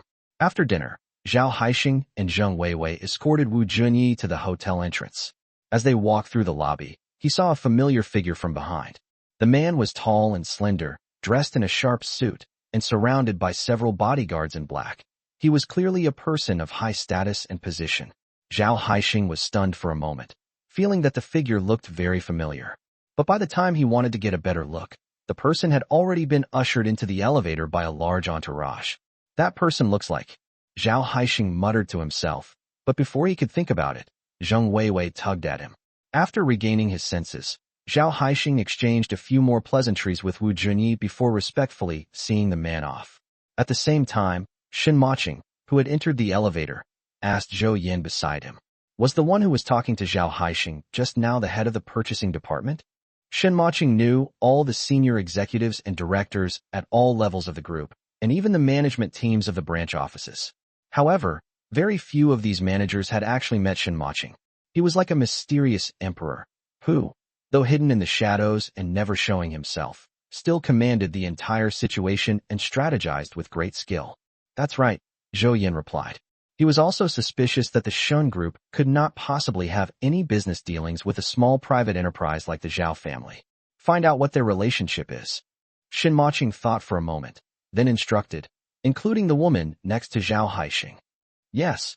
After leaving the Shenzhen Grand Hotel, Zhao Haixing and Zheng Weiwei got into the car. He excitedly kissed the woman on the cheek. Baby, you are my lucky star. Zheng Weiwei glared at him playfully. Lucky star, huh? You're lucky if people don't call you a homewrecker. Who dares? Zhao Haixing immediately pledged his loyalty. Baby, once Qin Siyu and I divorce, I'll marry you right away. I'll take you to Bali for our wedding, give you a legitimate status, and make you the happiest woman. Zheng Weiwei tapped his head. You just know how to say nice things to coax me. Zhao Haixing held up 3 fingers. I, Zhao Haixing, swear that if I ever betray Zheng Weiwei in this life, may I be struck by lightning. Before he could finish speaking, Zheng Weiwei covered his mouth. Zhao Haixing took her hand and kissed it. I knew you cared about me. The two cuddled in the car for a while longer before Zhao Haixing took Zheng Weiwei to a nearby shopping mall, where he spent lavishly on designer bags and jewelry, making her beam with joy. For the next 2 days, in an effort to please Zheng Weiwei, Zhao Haixing didn't call Qin Siyu once more and stayed by Zheng Weiwei's side the whole time. At Gu Taozhi's insistence, Qin Siyu stayed in the hospital for 2 more days. With Mei Jinshan personally treating her, she felt much better, The lower abdominal pain was gone, and her complexion was much rosier. These past few days, Gu Taozhi has been staying at the hospital to take care of her. Fortunately, she is a freelancer and can work anywhere as long as she has her laptop. Qin Siyu kept asking her niece to come home, but Gu Taozhi refused each time. My aunt doesn't have anyone she can trust, and she's really worried about her. Gu Taozhi spent a few days with Qin Siyu, while Shen Mocheng worked overtime at the company for several days, leaving him physically and mentally exhausted. In the evening, Shen Mocheng made a phone call to the old house. An hour later, the driver brought a woman who looked to be around 50 years old. Chapter 38: The benefits that originally belonged to him alone. Shen Mocheng took the woman to the hospital. Peach, this is a relative of my friend's family. You can call her Aunt Fong. She's very experienced in housekeeping and knows how to take care of people. From now on, let her help take care of your aunt. Shen Mocheng said. Aunt Fong was a maid at the old house and had served the Shen family for most of her life. Hello, Miss Gu. Don't worry, I will take good care of Ms. Qin. Aunt Fong was very polite, smiling at Gu Taozhi. This is their eldest daughter-in-law, such a beautiful girl, even more beautiful than Uncle Zhong described. Although the old lady had given instructions beforehand, Aunt Fong still couldn't contain her excitement. After all, she was the first servant in the Shen family, besides the steward Zhongbua, to see the eldest young mistress. Gu Taozhi looked at Aunt Fong in front of her, who had a kind face, was clean and simple, and was just what she wanted. The only strange thing was the way Aunt Fong looked at him. It was a bit excited. But she naturally trusted the person Shen Mocheng introduced, so she said, Aunt Fong, please don't be so polite, just call me Peach. I'll be relying on you from now on. As for the expenses, please feel free to tell me what you need. Aunt Fong glanced at Shen Mocheng, who said, I've already paid the fees, so you don't need to worry about it. Just tell Annie what to be careful about. Gu Taozhi nodded, gave her instructions, and then went home with Shen Mocheng with peace of mind. On the way back, Shen Mocheng rode his electric bike with Gu Taozhi in the background. He smelled the faint fragrance of peach blossoms and felt her small hands wrapped around his waist. He felt that riding the electric bike was more enjoyable than driving a Lamborghini. As she walked, Gu Taozhi suddenly realized, Mo Cheng, look at those two black Autos behind us. Haven't they been following us the whole time? Shen Mocheng glanced at it out of the corner of his eye, then waved his hand seemingly casually. The bodyguard car behind immediately understood and drove off in another direction as it turned the corner. He couldn't help but quip, there are always treacherous subjects trying to harm me. Gu Taozhi never imagined that such a serious and aloof man would ever joke around, and she laughed out loud. When the two arrived home, Gu Taozhi asked, How much money did you give Aunt Fong? I'll transfer it to you. She always felt that she owed Shen Mocheng more and more. No need, Shen Mocheng said. They were all introduced by relatives, so it didn't cost much. Gu Taozhi pursed his lips. He was a food delivery driver, burdened with a huge mortgage every month, yet he always said he was not short of money. Did he sponge off his parents and ask his grandmother for money? Did you ask Grandma for money? Gu Tao asked tentatively. She didn't want to hurt Shen Mocheng's pride, but she also didn't want him to sponge off her parents, especially since the money was being spent on her. Through Gu Taozhi's gaze, Shen Mocheng immediately guessed her thoughts, and his lips twitched. You think I'm living off my parents? He is the president of the prestigious Shen Group, with a net worth of hundreds of billions. She suspects he is living off his parents. Seeing Gu Taozhi remain silent, Shen Mocheng replied irritably, I didn't sponge off my parents. All the money I spent was earned by myself. Besides your grandmother, are there any other elders in your family? Gu Taozhi had never heard him mention his parents. My father works abroad, Shen Mocheng added. Shen Song is in charge of the Shen Group's overseas market and doesn't often return to China. And what about your mother? Gu Tao asked instinctively. Mentioning his mother, Shen Mocheng's face quickly darkened, and in an instant, he exuded an aura that kept strangers at bay. These two words have been taboo for Shen Mocheng for many years. Gu Taozhi realized that she might have said something wrong, but since she had already spoken, she couldn't take it back. I'm sorry, did I ask something I shouldn't have? Just pretend I didn't say anything. I was just asking out of curiosity. Shen Mocheng pursed his thin lips and spoke after a long while. There's nothing I shouldn't ask. I don't have a mother.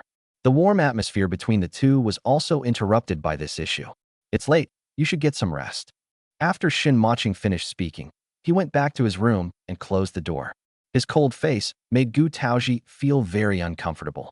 She reminded herself again that they were only in a marriage of convenience, not a real couple.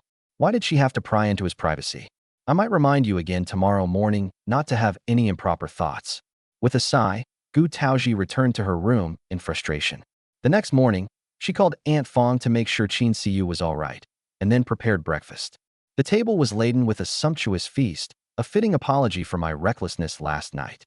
After Shen Mocheng washed up, the two sat down at the table and had breakfast together. Mocheng, I don't need to go to my aunt's place for the time being. Ask Xiao Zhou when he'll be free. I'd like to invite him to dinner. They've done us such a big favor.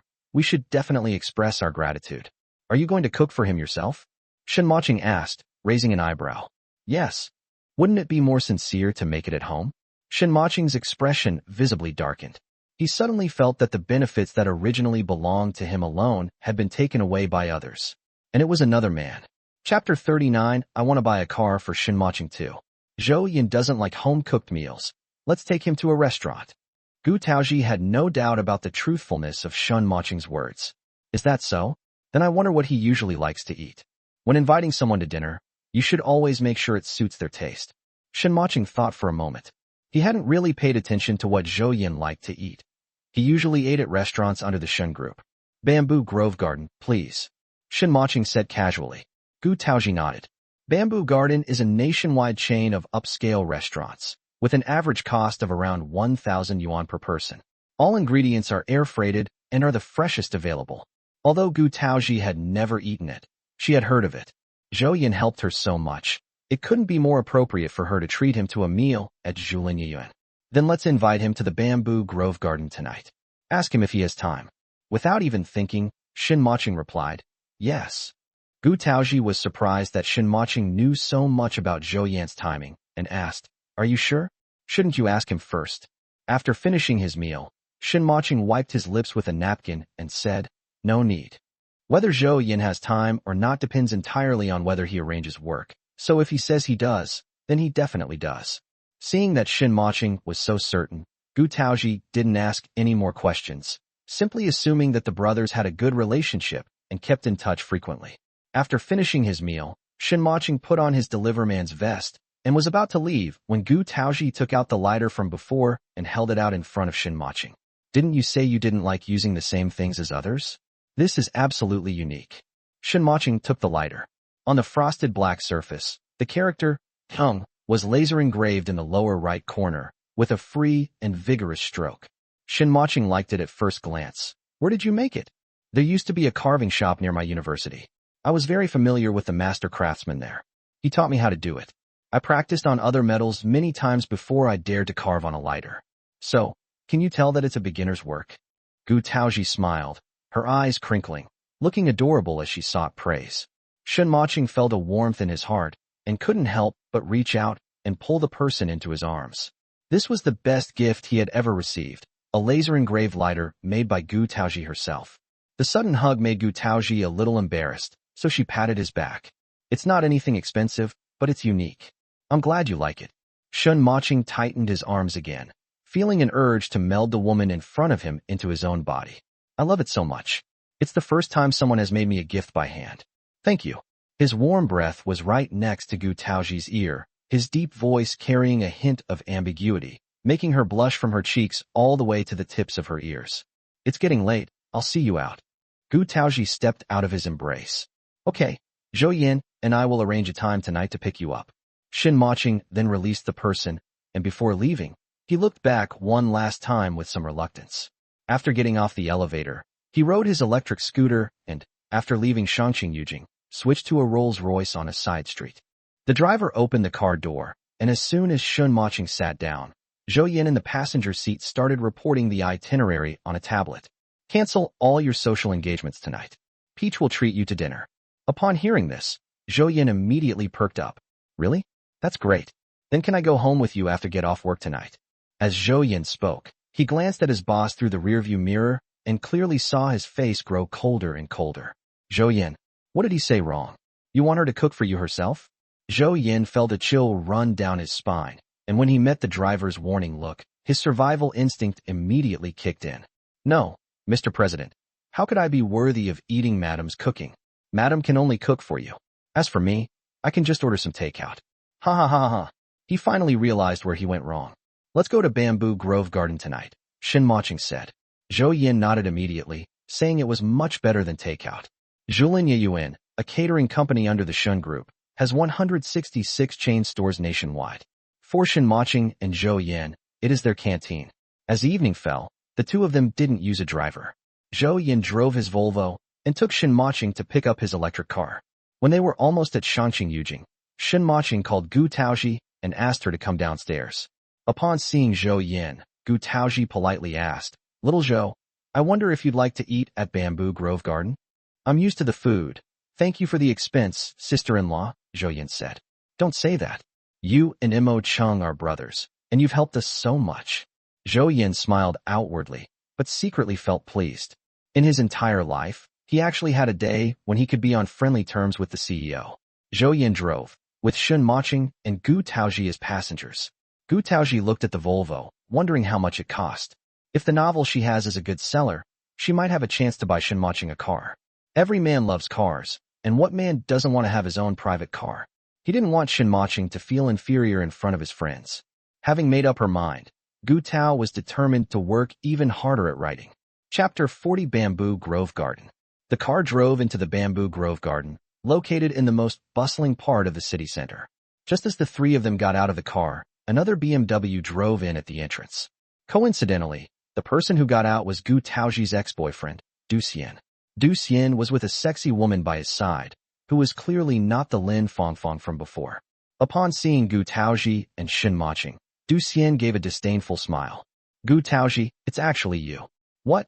Did you bring your food delivery boyfriend along to broaden your horizons?" Gu Tao thought to herself, "What bad luck. I didn't check the almanac before I went out. Du Xian, you really don't learn your lesson. You got beaten up last time because you were so foul-mouthed. Don't you ever learn?" Du Xian glared at Gu Taozhi resentfully, unable to accept that the woman he hadn't slept with had ended up with a food delivery guy. "Guy, I didn't hold that woman surnamed Su accountable for what happened last time, entirely because of you. Otherwise, I would have reported her to jail," Du Xian retorted stubbornly.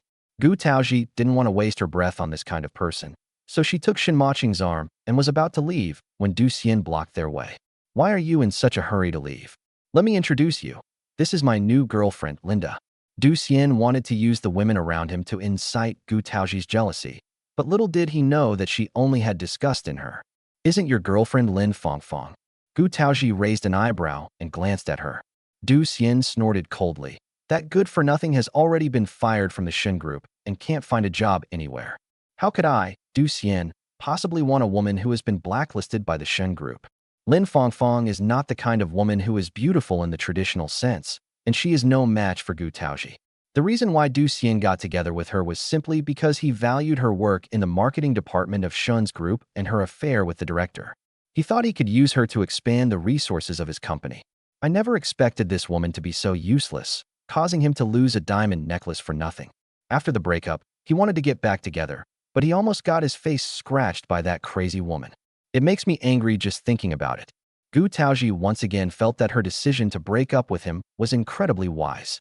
"Move aside, don't disturb our meal." Gu Taozhi looked at Du Xian with disdain. "Having a meal?" Du Xian scoffed. "It's also my fault. I've never brought you to such a high-class place before. Bamboo Grove Garden is a members-only place. Did you think this was a street food stall? Bringing a delivery guy here lowers its standards. Ask the staff if they'll let you in." Du Xian's every word was directed at Shen Mocheng. He just didn't like this food delivery guy. What right did this lowly commoner have to act tough in front of him? Gu Taozhi frowned and looked at the staff member next to her. "You operate on a membership system here. You don't serve anyone other than members." The staff member nodded. "Yes, ma'am. How do I apply for your membership? What's so great about being a member?" She can just apply for one. Today, she insisted on having dinner at Zhulinya Yuan. Before the staff could speak, Du Xian spoke up triumphantly. "Stop pretending to be something you're not. Membership here requires certain qualifications and a one-time deposit of 1 million. You and a food delivery guy want to eat at Zhulinya Yuan? Haha, that's laughable. You'd be better off eating street-side spicy hot pot. I, Du Xian, am putting this out there today. If you can get in to eat, I'll strip naked and run around naked." Shen Mocheng's cold gaze shot towards Du Xian. "Are you sure? Last time, It was this bastard who teamed up with that woman Lin Fongfong to bully Gu Taozhi on the cruise ship. Lin Fongfong has already resolved the issue. People who are blacklisted by the Shun Group will not be hired by any large company, especially in Shenzhen, where it is very difficult to find a second job. But Du Xian, the man in front of us, has not been dealt with yet. Although Su Tong beat him up, Shen Mocheng felt it wasn't enough to vent his anger. Today, this thing just happened to come to my door.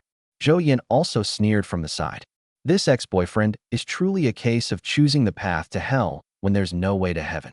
Du Xian met Shen Mocheng's gaze and involuntarily shivered, but still did not want to lose face, especially in front of Gu Taozhi. Of course, I'm sure. If you're so capable, get the restaurant manager out here right now. If he invites you in for a meal, I'll just run naked. This food delivery person could not possibly be a member of Julin Yuan. Du Xian was so arrogant because he knew that the membership of Julin Yuan was for personal use only, required an ID number, could not be lent out, and each member could only bring one person to dine. Even if the guy driving the Volvo next to them looked like he had some money, it was impossible for him to take both of them inside. This system maximizes the control of customer flow in the restaurant while simultaneously enhancing its image. Therefore, being able to dine here is not simply a matter of being rich. It's a symbol of status and position. If someone were to host a dinner party here, it would be the greatest respect and hospitality they could show to their guests. But these concepts were completely foreign to Shen Mocheng. He is certainly not a member because he is the biggest boss behind the scenes. For him, his own restaurant was nothing more than a free canteen. He and Zhou Yin came here often, so when Gu Taozhi asked Zhou Yin what he liked to eat, he casually mentioned this place. He didn't mean to make things difficult for Gu Taozhi. Besides, with him around, no one could make things difficult for her. Very good. Shen Mocheng coldly curled his thin lips. Remember what you said. Chapter 41. Do you know how serious you are about this, Mr. Shen? At this moment, Zhou Yin had already walked to a corner and made a phone call to the manager in charge of Julin Yuan. When I returned, everything had been arranged. Gu Taozhi felt uneasy. She took Shen Mocheng's arm and lowered her voice. How about we go to another place? She didn't think it was shameful or disgraceful to not be able to eat at Julin Yuan. They earned their money through their own abilities, and there was nothing shameful about it. On the other hand, no matter how much money Du Xian has, he is nothing but a despicable piece of trash. But now, this trash is humiliating Shen Mocheng, a man who, even though he's just a delivery guy, still has pride in his bones. Gu Tao felt sorry for Shen Mocheng, feeling sorry that his self-esteem had been insulted by someone like Du Xian, so she didn't want to stay a minute longer. I know there's a high-end restaurant nearby that I wanted to try last time, Gu Taozhi continued. Shen Mocheng smiled slightly, patted her hand, said nothing, and showed no intention of leaving. Du Xian wanted to make a few more sarcastic remarks, but then he saw the restaurant manager rush out, followed by a row of waiters in suits, making it seem like they were coming out to greet the president. Were they here to welcome me? Du Xian subconsciously felt this way. Today he was going to show Gu Taozhi, that blind woman, how foolish it was to abandon him for a lowly food delivery man. Seeing the manager leading his men in this direction, Du Xian became even more certain of his idea. He straightened his tie, his expression haughty. The manager jogged over, extending his hand as he did so. Du Xian also reached out his hand, ready to shake hands with the manager in return, but the manager's outstretched hand passed right by him and shook hands with Shen Mocheng behind him. Sir, are you here to dine at our restaurant? Shen Mocheng simply shook hands in return. That's great, sir. May I ask your surname? The manager asked respectfully. Sink, Shen Mocheng said calmly. Mr. Shen, congratulations. You are the 99th lucky customer in our restaurant's 10th anniversary celebration. We are now giving you a free membership to our restaurant, and all your future meals here will be on the house. What? Du Xian's outstretched hand remained awkwardly suspended in midair, his eyes nearly popping out of their sockets in shock. How could such a thing happen in the world? He glared at the restaurant manager. Doesn't your restaurant never offer discounts or have any promotions? When is there supposed to be a 10th anniversary celebration? As a member, why haven't I received any notification? The manager of Julin Yuan is a seasoned veteran of Shenzhen's wealth and power, capable of remaining calm and handling any situation with competence. Before leaving, he had already prepared his explanation, which was to avoid revealing President Shen's identity while giving him a proper reason to dine there. Sir, this anniversary sale is for non-members only. Members are not eligible to participate. Do you know what he does? He's just a food delivery guy, Du Xian persisted. The restaurant manager smiled slightly. Our event is open to all citizens of Shenzhen, regardless of their identity, occupation, age, or gender. Du Xian wanted to punch the manager in front of him to death. Is this how you, Zhilinya Yuan, treat your members? Making me eat with a food delivery guy is a huge ripoff. I will never dine here again if you do this, Du Xian threatened directly. A company CEO and a food delivery man. Any normal person should know which to choose. Unexpectedly, the restaurant manager didn't buy into his act at all. He instructed the waiter beside him. Process this gentleman's withdrawal from the membership. Refund all remaining balance. Immediately cancel his membership and ban him from dining for life. You dare? Du Xian's eyes reddened with anger. I'm going to file a complaint against you. Is this manager insane? You yourself said you wouldn't dine here again, and I was just following your instructions. Of course, you have the right to complain, the restaurant manager said, neither humble nor arrogant. After he finished speaking, he reached out and invited Shen Mocheng, Zhou Yan, and Gu Taozhi, who was still in a state of shock, inside. Then he had the security guards keep Du Xian and his sexy girlfriend outside. Du Xian cursed and said some unpleasant things, and Shen Mocheng stopped and turned his head slightly. Remember what you said? Streaking. Du Xian choked, his face turning a deep liver color. Gu Taozhi couldn't help but laugh out loud, and happily entered the restaurant with Shen Mocheng in her arms. Shen Mocheng and Zhou Yan ordered all the signature dishes here. Gu Taozhi had to admit that this restaurant was perfect in terms of both the quality of the ingredients and the dining environment. While she was in the restroom, she found the restaurant manager. Do you really have an anniversary celebration event? It wasn't that she was being paranoid, but such a coincidence and a stroke of luck, falling from the sky when they needed it most, seemed too unreal. Moreover, Shen Mocheng's attitude just now was as if he knew he would have this good fortune, and he was reluctant to leave. The restaurant manager nodded. Yes, ma'am. If you don't believe me, you can check our official website. The details of the event were announced there many days ago. In front of the manager, Gu Taozhi took out her phone and asked, What's your official website address? Manager.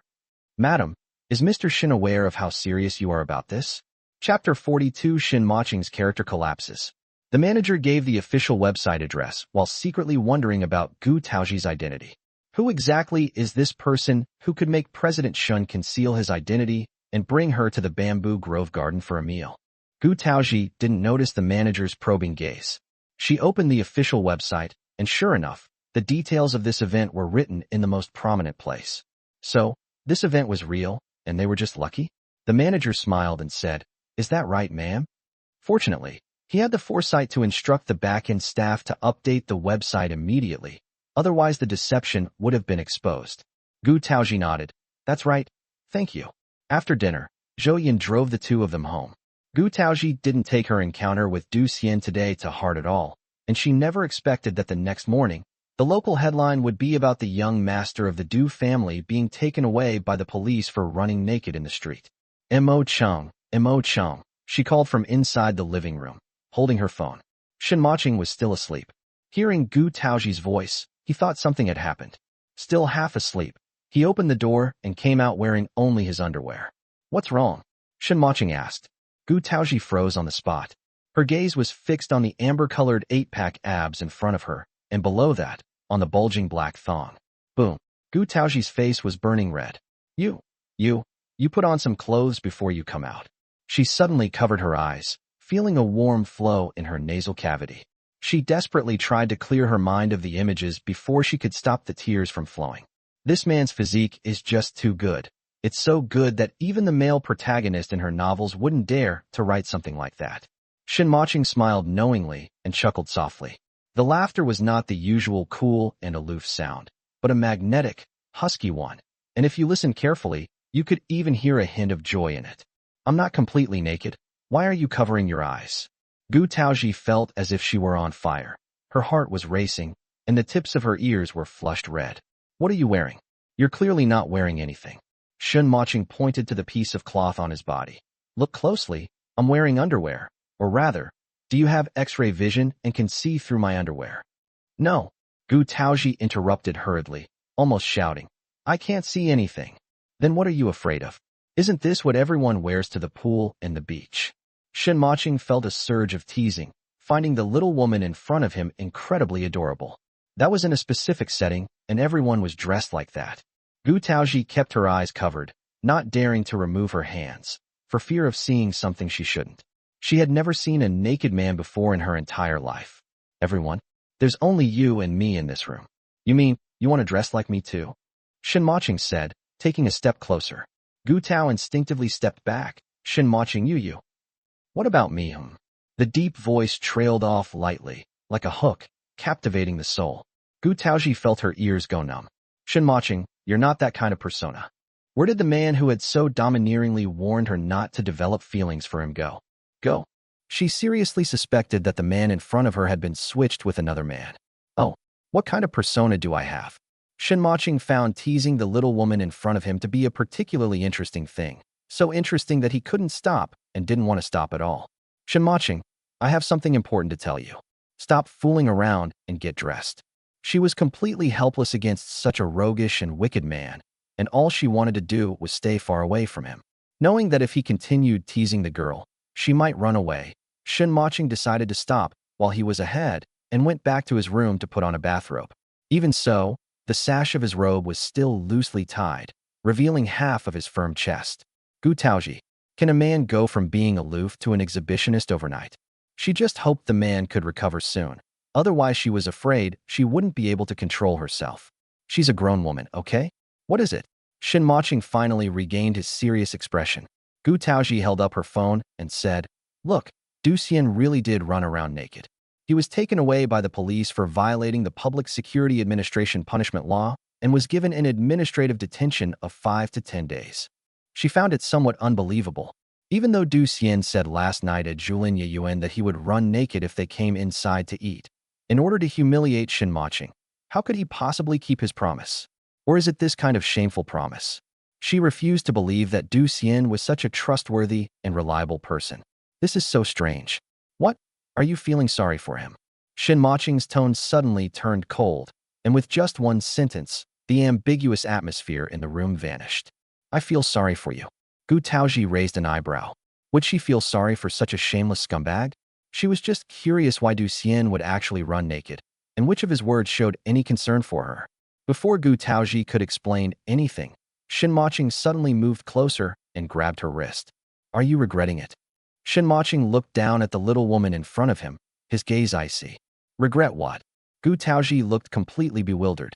I regret breaking up with him and marrying me. He could give me a diamond necklace so extravagantly. He could drive me around in a BMW. He could take me to upscale places like Bamboo Garden anytime, while I'm just a food delivery guy. As he spoke, Shen Mocheng felt a mixture of anger and uncertainty about the woman, causing him to unconsciously clench his fist. Gu Taozhi struggled as her wrist was gripped so tightly it hurt. Shen Mocheng, let me go. Chapter 43, Shen Mocheng's Search Engine. It is said that a woman's heart is like a needle at the bottom of the sea. Gu Taozhi felt that the man in front of her was too fickle. He was just seducing her in his briefs, but the next second his expression changed, and he looked like he was about to kill her. Shen Mocheng, are you sick in the head? Even a clay figure has some earthy spirit, and Gu Taozhi is no exception. She's not without temper either.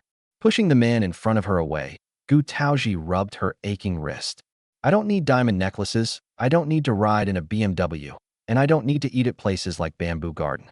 Du Xian's wealth is his business and has nothing to do with me. If I were to sell my soul for money, I could easily find someone even richer than him. During her university years, Gu Taozhi was the campus beauty for 4 consecutive years. Many rich second-generation heirs pursued her, but she refused them all, simply because she felt that their social statuses were too different and that they might not be able to be together in the future. Although Du Xian's family also owns a company, they haven't reached the level of a wealthy family. In addition, he is patient and gentle, which is why she agreed to the marriage. You should know that working for a wealthy family isn't an easy job. She doesn't consider herself the kind of person who can swallow her anger. She has absolutely no interest in marrying into a wealthy family, especially given her aunt's example. Since marrying Zhao Haixing, my aunt has never had a peaceful day. Even now that she is pregnant, she is not receiving the care she deserves. If that's the case, what does it matter to you whether he's running around naked or whether he's been arrested by the police? Looking at Gu Taozhi's fleshy wrist, Shen Mocheng also regretted his impulsive actions just now. But for some reason, the thought that she still had feelings for Du Xian made him lose control and want to kill that man. Gu Taozhi was speechless. Curiosity is a natural human trait. For a shameless person like Du Xian to actually run naked for a single sentence, there's something fishy going on. What's more, this matter is related to her. Is there a problem with her asking a question? Gu Taozhi now felt that Shen Mocheng's thought process was completely different from that of a normal person. Not to mention, Mr. Shen, our marriage is just a marriage of convenience. It's clearly stated in the contract that we will not interfere with each other's privacy. How I treat Du Xian is none of your business. Gu Taozhi didn't want to continue arguing with Shen Mocheng about such a meaningless issue, so she grabbed her bag and went out, riding her electric bike straight to the hospital. Shen Mocheng clenched his fists, looking extremely gloomy. This is her attitude when Du Xian is mentioned. How dare she say she doesn't have feelings for him? Regardless of whether Gu Taozhi's concern for Du Xian was for money or for love, he would not allow it. All day long, the atmosphere in the president's office of Shen's group was somber. Several secretaries were scolded severely for trivial matters, and everyone else was too afraid to even breathe. Among them, Zhou Yan is the one who will have the hardest time. Assistant Zhou, what's wrong with the president today? A junior secretary, taking advantage of the fact that no one else was in the break room, secretly asked a question. Zhou Yan sighed deeply. Everything was fine during dinner last night. The atmosphere was quite good, and the bodyguard even taught Du Xian's ex-boyfriend a lesson. Logically speaking, the president should be in a good mood. Why is this happening? Could it be? Zhou Yan rubbed his chin. Don't make a fuss. Men have those few uncomfortable days every month. Try to understand. Secretary. In the afternoon, Zhou Yan gritted his teeth and knocked on Shen Mocheng's office door again. He had no choice. The document in his hand was very important and needed the president's review and signature. After knocking twice without getting a response, Zhou Yan boldly pushed open the door and found Shen Mocheng asleep in a leather chair. Zhou Yan quietly approached, intending to wake Shen Mocheng. But as soon as he got close, he saw the computer screen on the desk still lit up, with the search engine displaying several search records. Why do women still think about their ex-boyfriends? What does first love mean to a woman? Is a girlfriend's concern for her ex-boyfriend a sign of impending infidelity? Uff. Zhou Yan couldn't help but burst out laughing. Shen Mocheng was startled awake and looked coldly at Zhou Yan. He slammed his laptop shut. Who let you in? Zhou Yan was on the verge of tears. President, you didn't speak when I knocked, so I thought. What do you think? Seeing Shen Mocheng's face grow increasingly gloomy, Zhou Yan's survival instinct kicked in again. President, I think the best way to help a woman forget her ex is… What is it? Shen Mocheng asked. President, have you fallen for Madam? Zhou Yan asked tentatively. No. Shen Mocheng denied immediately. Seeing his assistant's clearly disbelieving look, Shen Mocheng added, I don't have time to get to know someone again, nor am I interested in getting married a second time. Since we get along fairly well, I don't rule out living with her in the future. He has no interest in so-called love, nor does he think he would fall in love with a woman. Therefore, finding a suitable person is especially important, and right now, Gu Taozhi is the most suitable person. That's right, he just thought it was suitable. It had nothing to do with any romantic feelings. Chapter 44. Is she really that man's wife? Zhou Yan sighed inwardly, realizing that the president clearly cared a lot about his wife, but he just wouldn't admit it. I just hope that the day he realizes his own heart won't be too late. President, the best way to make a woman completely forget her ex-boyfriend is to make her feel safe. Once she feels safe with you, all the men she's been with before are irrelevant. Shen Mocheng rubbed his chin. You mean to send more bodyguards to protect her? Zhou Yan, late-stage straight men are hard to cure. I'm not referring to the CEO, I mean a sense of security that's emotional. Just as Zhou Yan was giving Shen Mocheng a long lecture on love, Gu Taozhi was sitting in front of Qin Siyu's hospital bed, lost in thought. With Dr. May's pregnancy-stabilizing treatment and Aunt Fang's meticulous care, Qin Siyu's complexion became much rosier, and her mental state improved significantly. Peach, can I be discharged from the hospital now? I feel like I'm really okay. Gu Taozhi sat blankly by the hospital bed, not listening to anything Qin Siyu said, her mind filled with the unpleasantness she had with Shen Mocheng that morning. She didn't even make him breakfast. What did he eat? Is it okay to just grab a bite at a street stall? It's neither clean nor nutritious. Thinking about all that Shen Mocheng had done for her, Gu Taozhi felt a little regretful. We should at least give him breakfast from last night before he leaves. Peaches, Qin Siyu called out twice, which brought Gu Taozhi back to her senses. Auntie, what did you say? Qin Siyu smiled gently. Taozhi, tell your aunt the truth. Did you and Mocheng have a fight? Gu Taozhi shook her head. She couldn't tell Qin Siyu about this because Qin Siyu had no idea that she had an ex-boyfriend, Du Xian, and thought that she and Shen Mocheng had always been in a relationship. Qin Siyu patted her niece's hand. Taozhi, as the saying goes, gentleness can overcome strength. When you encounter any problem, you must communicate well with Mocheng. Some men may seem strong on the outside, but they are actually very fragile inside. You must protect his vulnerable side. Gu Taozhi bit her lower lip. I'm fine here. You can go back and make some good food for Mocheng to help him recover. He's been out there braving the elements every day. If you, as his wife, don't feel sorry for him, who will? Okay, Auntie, I'll come again tomorrow. Gu Taozhi didn't refuse and got up to leave after saying that. With Aunt Fong here with her, she felt very at ease. After leaving the hospital, she went to the supermarket and bought a lot of fresh ingredients, which she then transported back to Shangqing Yujing on her electric scooter. As soon as she parked her car, a woman with her hair tied up came out of the building entrance and glanced at Gu Taozhi's car and the things she had bought. Which floor are you the nanny on? My family is short-staffed right now. I am not a nanny. Gu Taozhi was in a hurry to get home and cook and didn't want to waste time talking, so she interrupted directly. The woman was clearly unhappy about being interrupted, and her tone became increasingly unfriendly. You ride a beat-up electric scooter, what else could you be but a nanny? He then chuckled and said, Don't tell me you're a homeowner here. Gu Taozhi then looked up at her and saw that she was dressed in designer brands. Another rich person. That's true. Apart from their family, the other owners here are probably all wealthy people. As Gu Taozhi untied the bag from the car, she said, I'm a resident on the 6th floor. There's no rule in Shangqing Yujing that residents can't ride electric bikes, is there? She walked past the woman toward the building entrance, but the woman unexpectedly reached out and stopped her, raising her voice several octaves. Which floor did you say you lived on? The bag in her hand was heavy, and Gu Taozhi was struggling to carry it. She didn't want to get entangled with the woman any longer, so she pushed away the woman's hand that was blocking her way. Get out of my way. Is this woman mentally ill? She didn't even know her, so why was she stopping her? Stop right there. Are you a thief? Riding a beat-up electric scooter, you dare to lie and say you're a homeowner? That's absolutely laughable. Everyone living in Shangqing Yujing owns a car worth over 1,000,000 yuan. Who would ride an electric scooter? What's more, she even dared to say she lived on the 6th floor. If you have evidence that I am a thief, then call the police. If you don't, what right do you have to block my way? Gu Taozhi, carrying a large bag, glared at the woman with annoyance. The argument between the two attracted the attention of patrolling security guards. Upon seeing the guards, the woman became even more arrogant, pointing at Gu Taozhi. You've come at the right time. This woman's background is unknown, and she dares to say she's a resident of the 6th floor. She looks like a thief to me. She lived on the 5th floor and had a chance encounter with a man from the 6th floor in the elevator.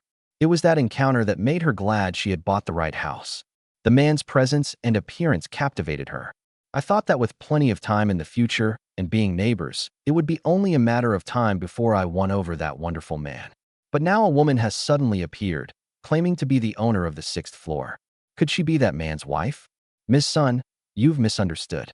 This is Mrs. Shun from the 6th floor, the security guard said. Gu Taozhi was personally brought back by Shen Mocheng, so the security guards naturally recognized her. What? Sun Qianyi stared wide-eyed at Gu Taozhi. Is she really that man's wife? How could she possibly be worthy of someone dressed in such a poor and shabby outfit? The intense jealousy in her heart made Sun Qianyi want to tear Gu Taozhi apart. Chapter 45 The Sense of Security Provided by Shen Mocheng. Sun Qianyi glared fiercely at Gu Taozhi. She came from a wealthy family and was the apple of her parents' eye since childhood, getting whatever she wanted.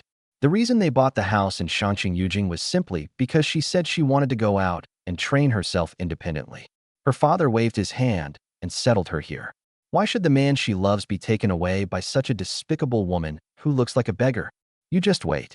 Gu Taozhi felt like she had encountered a lunatic. They inexplicably stopped her from going home, hurled insults at her, and continued to harass her even after the security guards confirmed her identity. What else could this be but a medical condition?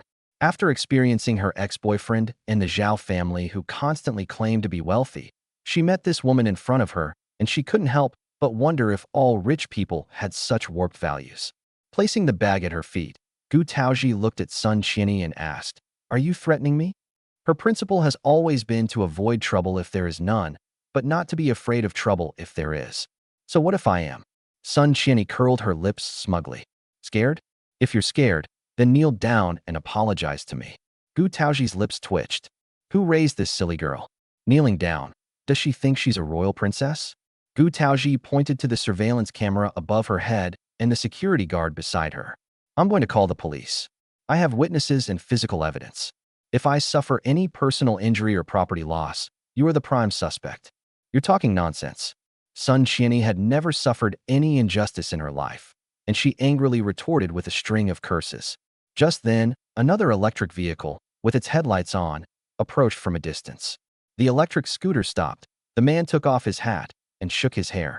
Unlike some delivery guys who are greasy, Shen Mocheng looked as fresh as if he had just taken a shower.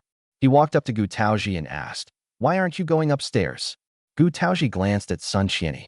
She blocked my way and threatened me, telling me to wait and that she was going to call the police.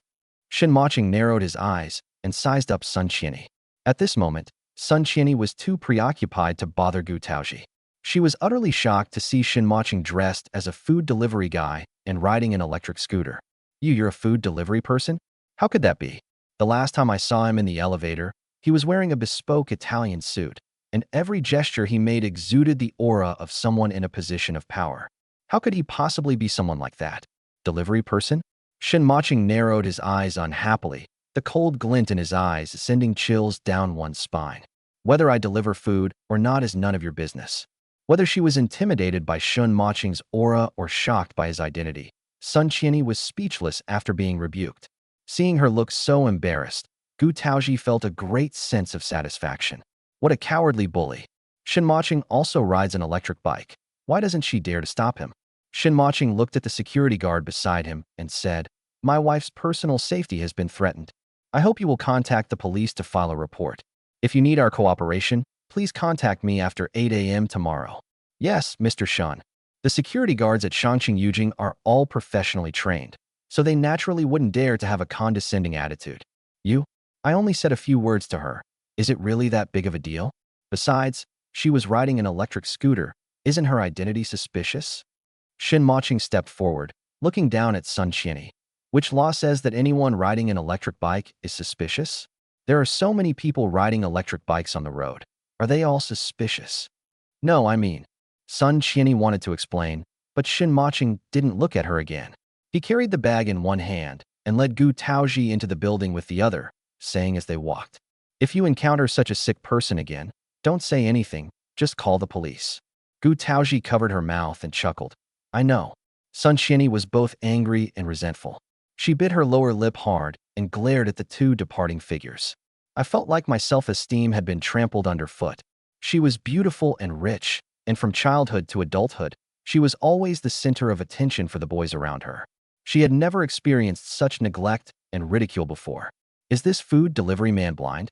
He had such a beautiful, rich woman like her to please, but instead he married a poor, pathetic girl and even dared to talk to her like that. If she wanted to, she could fire him in a heartbeat. Shen Mocheng led Gu Taozhi into the elevator. Only when the two of them were left in the sealed space did Gu Taozhi realize what was happening and quickly pulled her hand back. Shen Mocheng looked at his empty palms and felt a pang of sadness. Is he still angry about what happened this morning? It seems it's time to show him the sense of security Zhou Yin taught him. He slapped the elevator wall next to Gu Taozhi, pinning her against the wall, and said, "I've never had an ex-girlfriend before, and I never will." Gu Taozhi, could Shen Mocheng have caught the virus from that crazy woman earlier? Are mental illnesses contagious? Do you get me? Shen Mocheng felt that he had made himself very clear. The fact that he didn't have an ex-girlfriend before means that no woman would bother him. The fact that he won't have an ex-girlfriend in the future means that Gu Taozhi will never be a thing of the past. Isn't this the sense of security that Zhou Yin was talking about? Shen Mocheng felt that his comprehension ability was absolutely perfect, and he believed that someone as smart as Gu Taozhi would definitely get his point.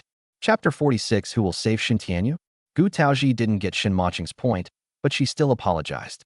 Mo Cheng, I'm sorry, I was rude this morning. After all, He had helped my aunt so much with her affairs, so I shouldn't have lost my temper with him. It's okay. I forgive you.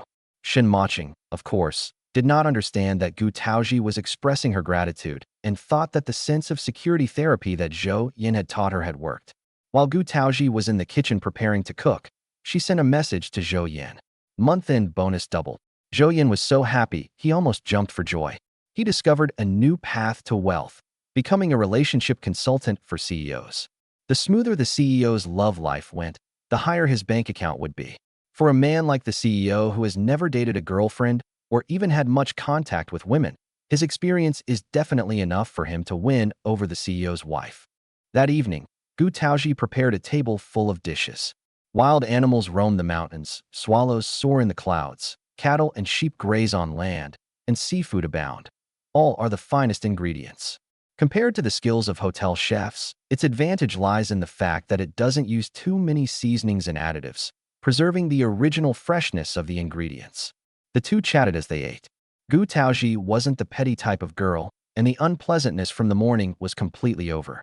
Halfway through the meal, Su Tong called Taozhi and asked her to come out for some skewers. Honey, I'm going crazy. I'm finally done with this. I'm exhausted these past few days.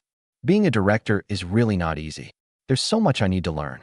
Fortunately, the group assigned me an experienced deputy director who is guiding me step by step.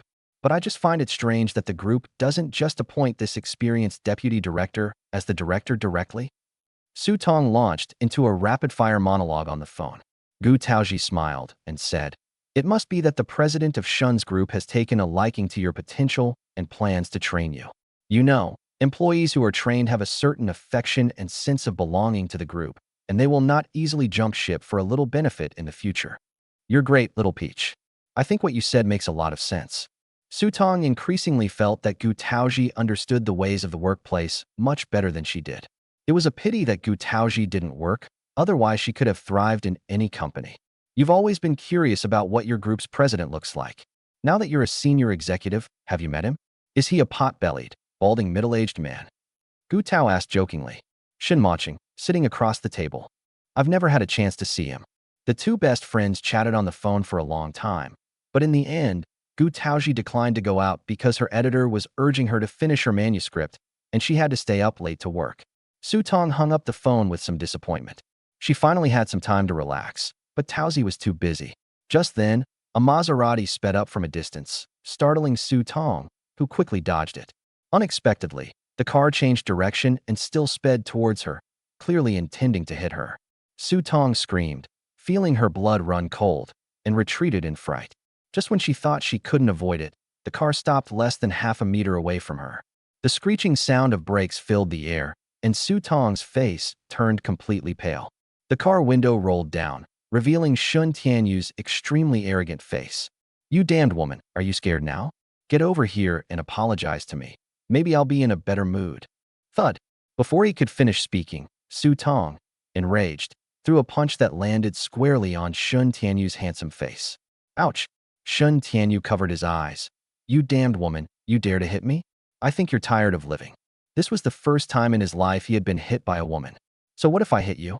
Even if I beat you to death today, it would only be self-defense, you despicable scumbag." Shen Tianyu had never suffered such a loss before. He opened the car door, rushed out, and grabbed Su Tong's forearm. "You're asking for it. I, Shen Tianyu, have no habit of not hitting women." Su Tong sneered. "Huh? What good habits can you possibly have in your life besides eating, drinking, gambling, and whoring?" As the two were struggling, a passerby slowed down when he saw a man bullying a little girl. Shun Tianyu yelled at the person in an annoyed tone. "What are you looking at? How dare you meddle in other people's business? I'll kill you. Get lost." The passerby, who was originally planning to help, looked at Shun Tianyu's car, then at his designer clothes and arrogant attitude, and felt that he couldn't afford to offend him. After thinking about it, he decided to walk away instead. Shun Tianyu smiled contemptuously. "You damned woman. Let's see who dares to save you today. I'll beat you until you beg for mercy on your knees, or I'm not a man." After saying that, he raised his hand to slap Su Tong. He put all his strength into it, as if he wanted to break Su Tong's front teeth. Just as he himself said, he wouldn't show mercy just because the other person was a woman. As the slap was about to fall, Su Tong remained calm and composed. She slightly curled the corners of her lips, shook off Shen Tianyu's grip with one hand, grabbed his collar with the other, and bent her knees to lift her leg. The next second, Shen Tianyu let out a howl. His face turned deathly pale, and he curled up on the ground like a shrimp. "You damned woman! How dare you!" Before he could finish speaking, Su Tong rushed up and started punching and kicking him. She was ruthless and decisive, and finally kicked him directly in the face. "You bastard! I'll teach you to remember my shoe size." Shen Tianyu screamed in pain as he was beaten, and seeing the passers-by who hadn't gone far, he shouted for help. "Don't go, help." Chapter 47. Seeing Gu Tao again. I have to call her grandma. The passers-by, intimidated by Shen Tianyu's tyranny, dared not meddle. They were feeling somewhat guilty and annoyed, but upon seeing Su Tong's outburst, they were terrified and ran away like frightened rabbits. "This woman is more terrifying than that man. You're just going to leave me to die? Don't run away." Shen Tianyu felt that his last hope had vanished. Stop hitting me, you crazy woman." Su Tong threw another punch, and Shen Tianyu's eyes looked like a panda's, very symmetrical. Only when she was tired of fighting did she cross her arms and look down at Shen Tianyu. "Do you know you were wrong?" Shen Tianyu gritted his teeth, wanting to kill Su Tong, but a wise man knows when to back down. Did he have any other choice but to beg for mercy? I know. "Very good. Where did you go wrong?" Su Tong asked. "You bitch, don't go too far. He's lived for over 20 years. When has he ever been treated like this?" While threatening him with her fist, Su Tong took out her phone when Shen Tianyu wasn't paying attention. A wise man knows when to yield. Shen Tianyu quickly changed his tune. I was wrong to hit you with my car, but I was just trying to scare you. I didn't really mean to." He was indeed arrogant and domineering, but he had never actually harmed or killed anyone. "Anything else?" Su Tong then asked coldly. "And you shouldn't have been fired by the personnel department." Shen Tianyu knew he was in deep trouble today. "Anything else?" Su Tong continued to ask. "Anything else?" Shen Tianyu almost cracked his voice. "Anything else?" And her attitude towards my best friend. Shen Tianyu gritted his teeth. "I shouldn't have flirted with her on the ship and treated her so frivolously. What if we see her again in the future?" Su Tong smirked smugly. "Can't you just call her grandma?" Shen Tianyu said resentfully. Su Tong nodded in satisfaction and waved the phone in her hand at Shen Tianyu. "Young Master Shen, I recorded a video just now. If you ever dare to cause trouble for me or my best friend again, I will post this video online." "You dare?"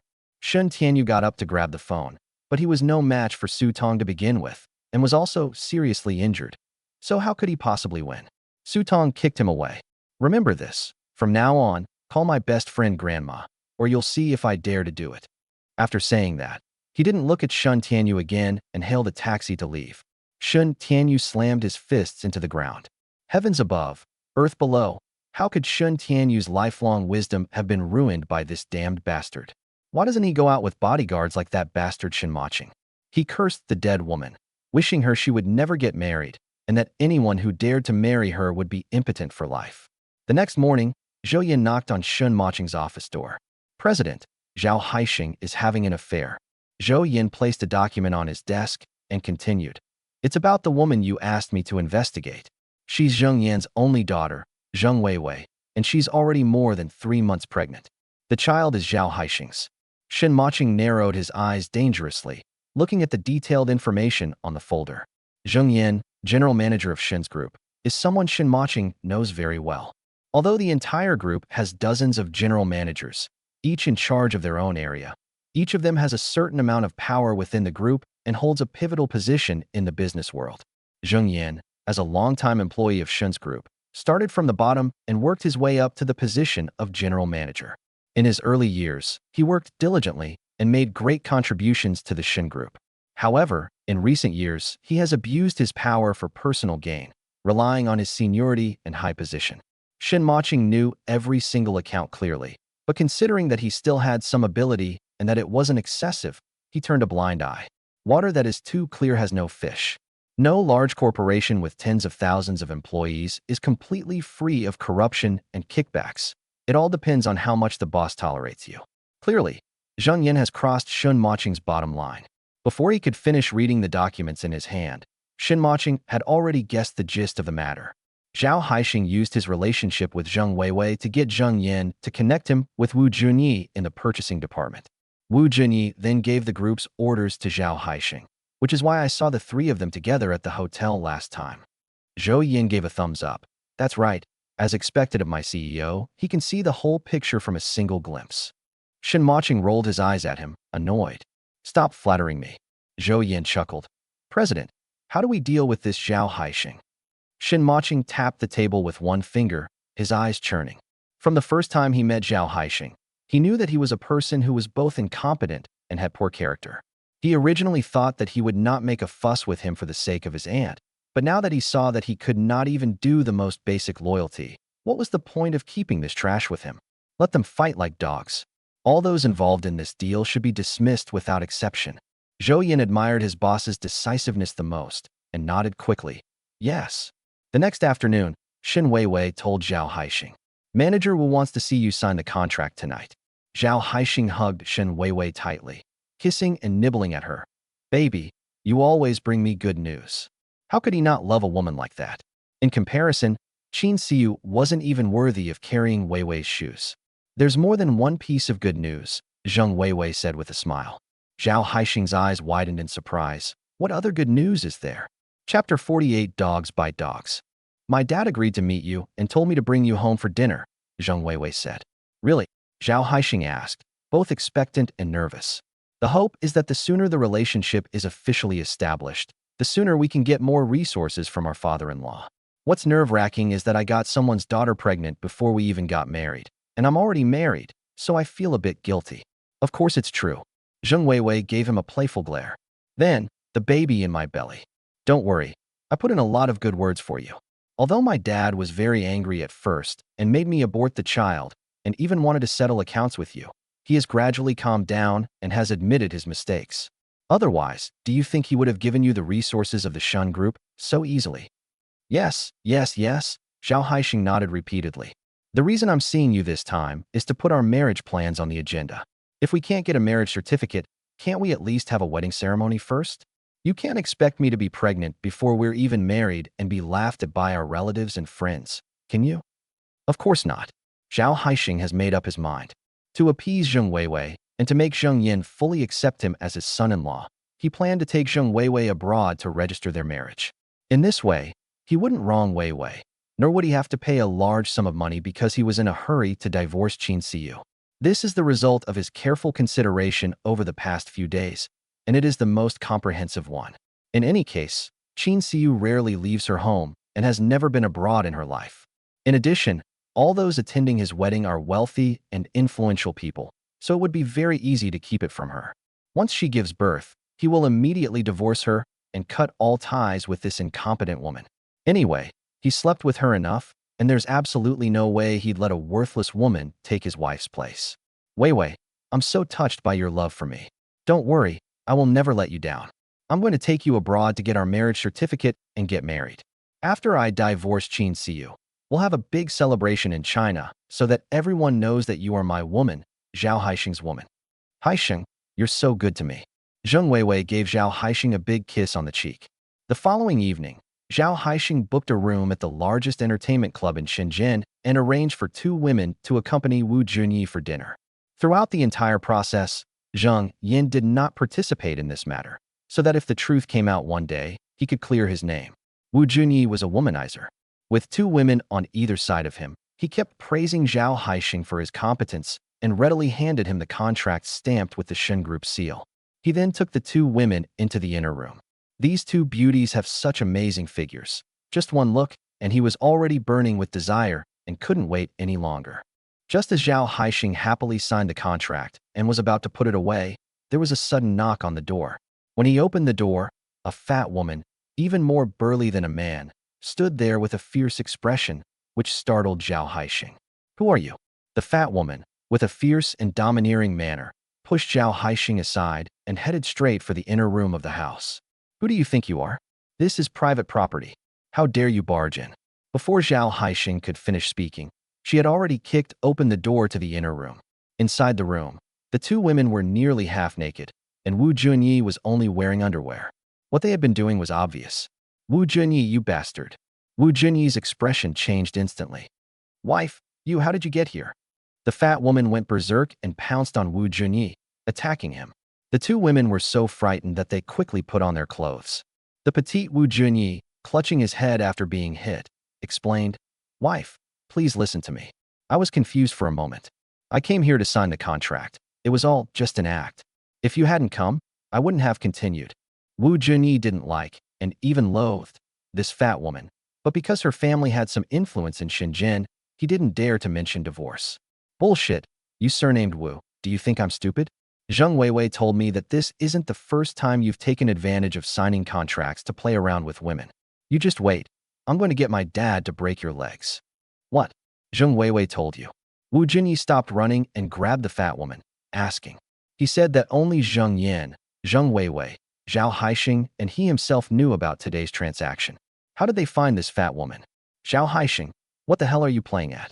Wu Junyi glared angrily at Zhao Haixing. Zhao Haixing's first reaction was to deny it. Manager Wu, that's impossible. Weiwei would never say that. What do you mean it's impossible? Zheng Weiwei told me all about it on the phone. She knows everything about Wu Junyi's power for sex deals and isn't afraid to confront him. The fat woman continued. What? Wu Chun was furious. Zhao Haixing took out his phone, about to call Zheng Weiwei, when several uniformed police officers entered through the door. Don't move, hands behind your head, stand against the wall. At this moment, there was nothing Wu Zun didn't understand. Zheng Yan, Zheng Weiwei, and Zhao Haixing clearly conspired to frame him, signed the contract, tricked him into it, and then pocketed the kickback that was supposed to be given to him. Finally, Wu Junyi and two half-naked women were taken away by relevant personnel on suspicion of prostitution. Before leaving, Wu Junyi launched into a tirade of abuse at Zhao Haixing. You, surnamed Zhao, think you can get away with it just because you got the contract? You think you can take a kickback from me just because you schemed against me? You just wait and see. Chapter 49 Peach. Zhao Haixing is having an affair. After Wu Junyi was taken away, Zhao Haixing panicked. He quickly took out the contract and checked it repeatedly. Only after confirming that there were no problems did he put it away and leave in a hurry. Regardless, the contract has already been signed and stamped with the official seal of the Shen Group. He will not give up on this deal. When Zheng Weiwei met him, she was shocked to learn what had happened. Haixing, what exactly is going on? I don't even know Wu Junyi's wife. How could I possibly call her? I know it wasn't you. It must be someone who's jealous that I've gotten in touch with the Shen Group and wants to sabotage it. Zhao Haixing thought for a moment and continued. Weiwei, there are 2 copies of the contract. Wu Junyi has already signed it. I'll give you this copy. You should ask your father to finalize it as soon as possible and have the finance department transfer the funds to my company. I'm afraid that if Wu Junyi comes out again, this deal won't be signed. Zheng Weiwei nodded. Don't worry, even if Wu Junyi isn't around, I still have my dad. The next day was Qin Siyu's discharge day. Gu Taozhi arrived at the hospital early to pack her things and also called Zhao Haixing. Zhao Haixing was still thinking about Shen Mocheng's betrothal gifts, so he drove to the hospital to pick him up. Gu Taozhi and Shen Mocheng didn't say a word to Zhao Haixing the whole time, and Zhao Haixing didn't care. It wasn't until they got home that, while Gu Taozhi was helping Aunt Fong take care of Qin Siyu, he called Shen Mocheng to the balcony. Zhao Haixing lit a cigarette and slowly began to speak. Mocheng, my dowry is ready. How much longer do you need for your betrothal gifts? Shen Mocheng lowered his eyes, his expression unfathomable. I'm all ready. Transfer the dowry money over first. Zhao Haixing scoffed. Although I am an elder and should not distrust you juniors, what if I transfer the money and you don't? What if the delivery guy acts like a scoundrel? Wouldn't he lose both his wife and his money? Shen Mocheng knew he wouldn't make the payment first, so he said, how about this? You transfer the prepared dowry to your aunt's account, and I'll transfer the betrothal gifts to her account later. Once she receives both payments, she can transfer them to us separately. You and your aunt are legally married, so surely you don't distrust her. Okay, let's do it that way, Zhao Haixing said with a sneer. Did the delivery guy never think that if he took Qin Siyu's card, the money would end up in his own pocket? You should know that Qin Siyu's money is his money. Ultimately, he's a lowly person, too stupid. Shen Mocheng, of course, knew Zhao Haixing's wishful thinking and gave a cold smile. A greedy person will eventually die because of their greed. With Aunt Fong around, Gu Taozhi felt more at ease. She simply told Qin Siyu not to get agitated no matter what happened, to stay calm, to take care of her health, and to call her immediately if anything happened. On the way back, Shen Mocheng said to Gu Taozhi, "Taozhi, there's something I can't hide from you. You should be prepared." Seeing Shen Mocheng's serious expression, Gu Taozhi quickly asked, "What is it? Tell me." Zhao Haixing, he cheated on his wife. This matter cannot be told to Qin Xiu, for fear that her health cannot withstand it. But it must be told to Gu Taozhi so that preparations can be made in advance. Really? How did you know? In order not to reveal his identity, Shen Mocheng had already prepared his explanation. It was Zhou Yan. He saw Zhao Haixing last time he came to the hospital. The next day, he saw him coming out of the elevator with a woman at the Shenzhen Grand Hotel. They were being very affectionate, and it was obvious that they were having an improper relationship. He immediately told me about it, and even took pictures. Shen Mocheng showed his phone to Gu Taozhi.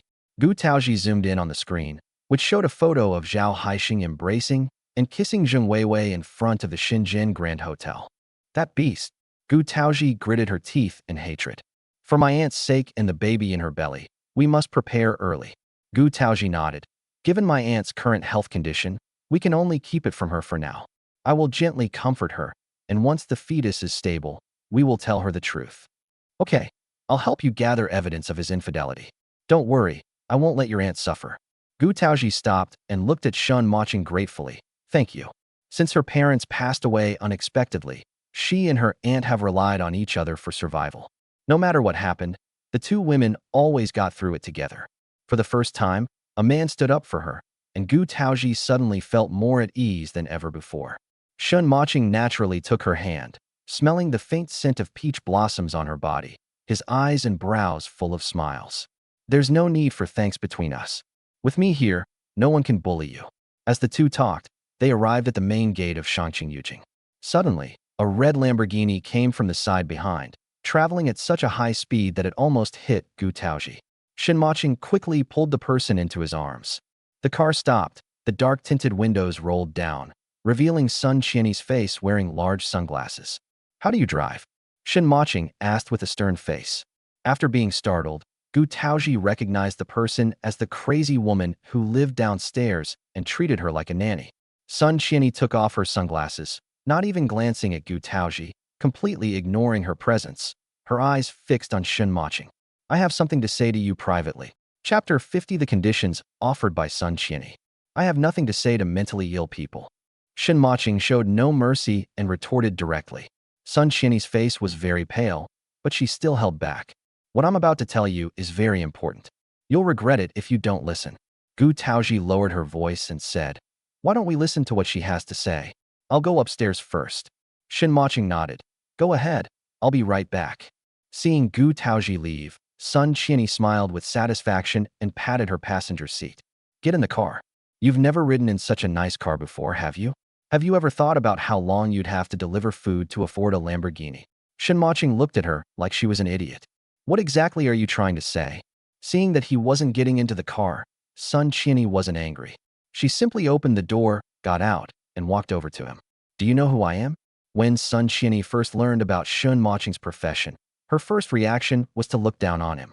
But this very man she looked down on ignored her beauty and status, and didn't even glance at her. How could she swallow this insult? She wanted to completely conquer this man, break his pride, and watch him kneel at her feet, begging her to give him a chance. Just thinking about such a scene makes Sun Qianyi unable to contain her excitement.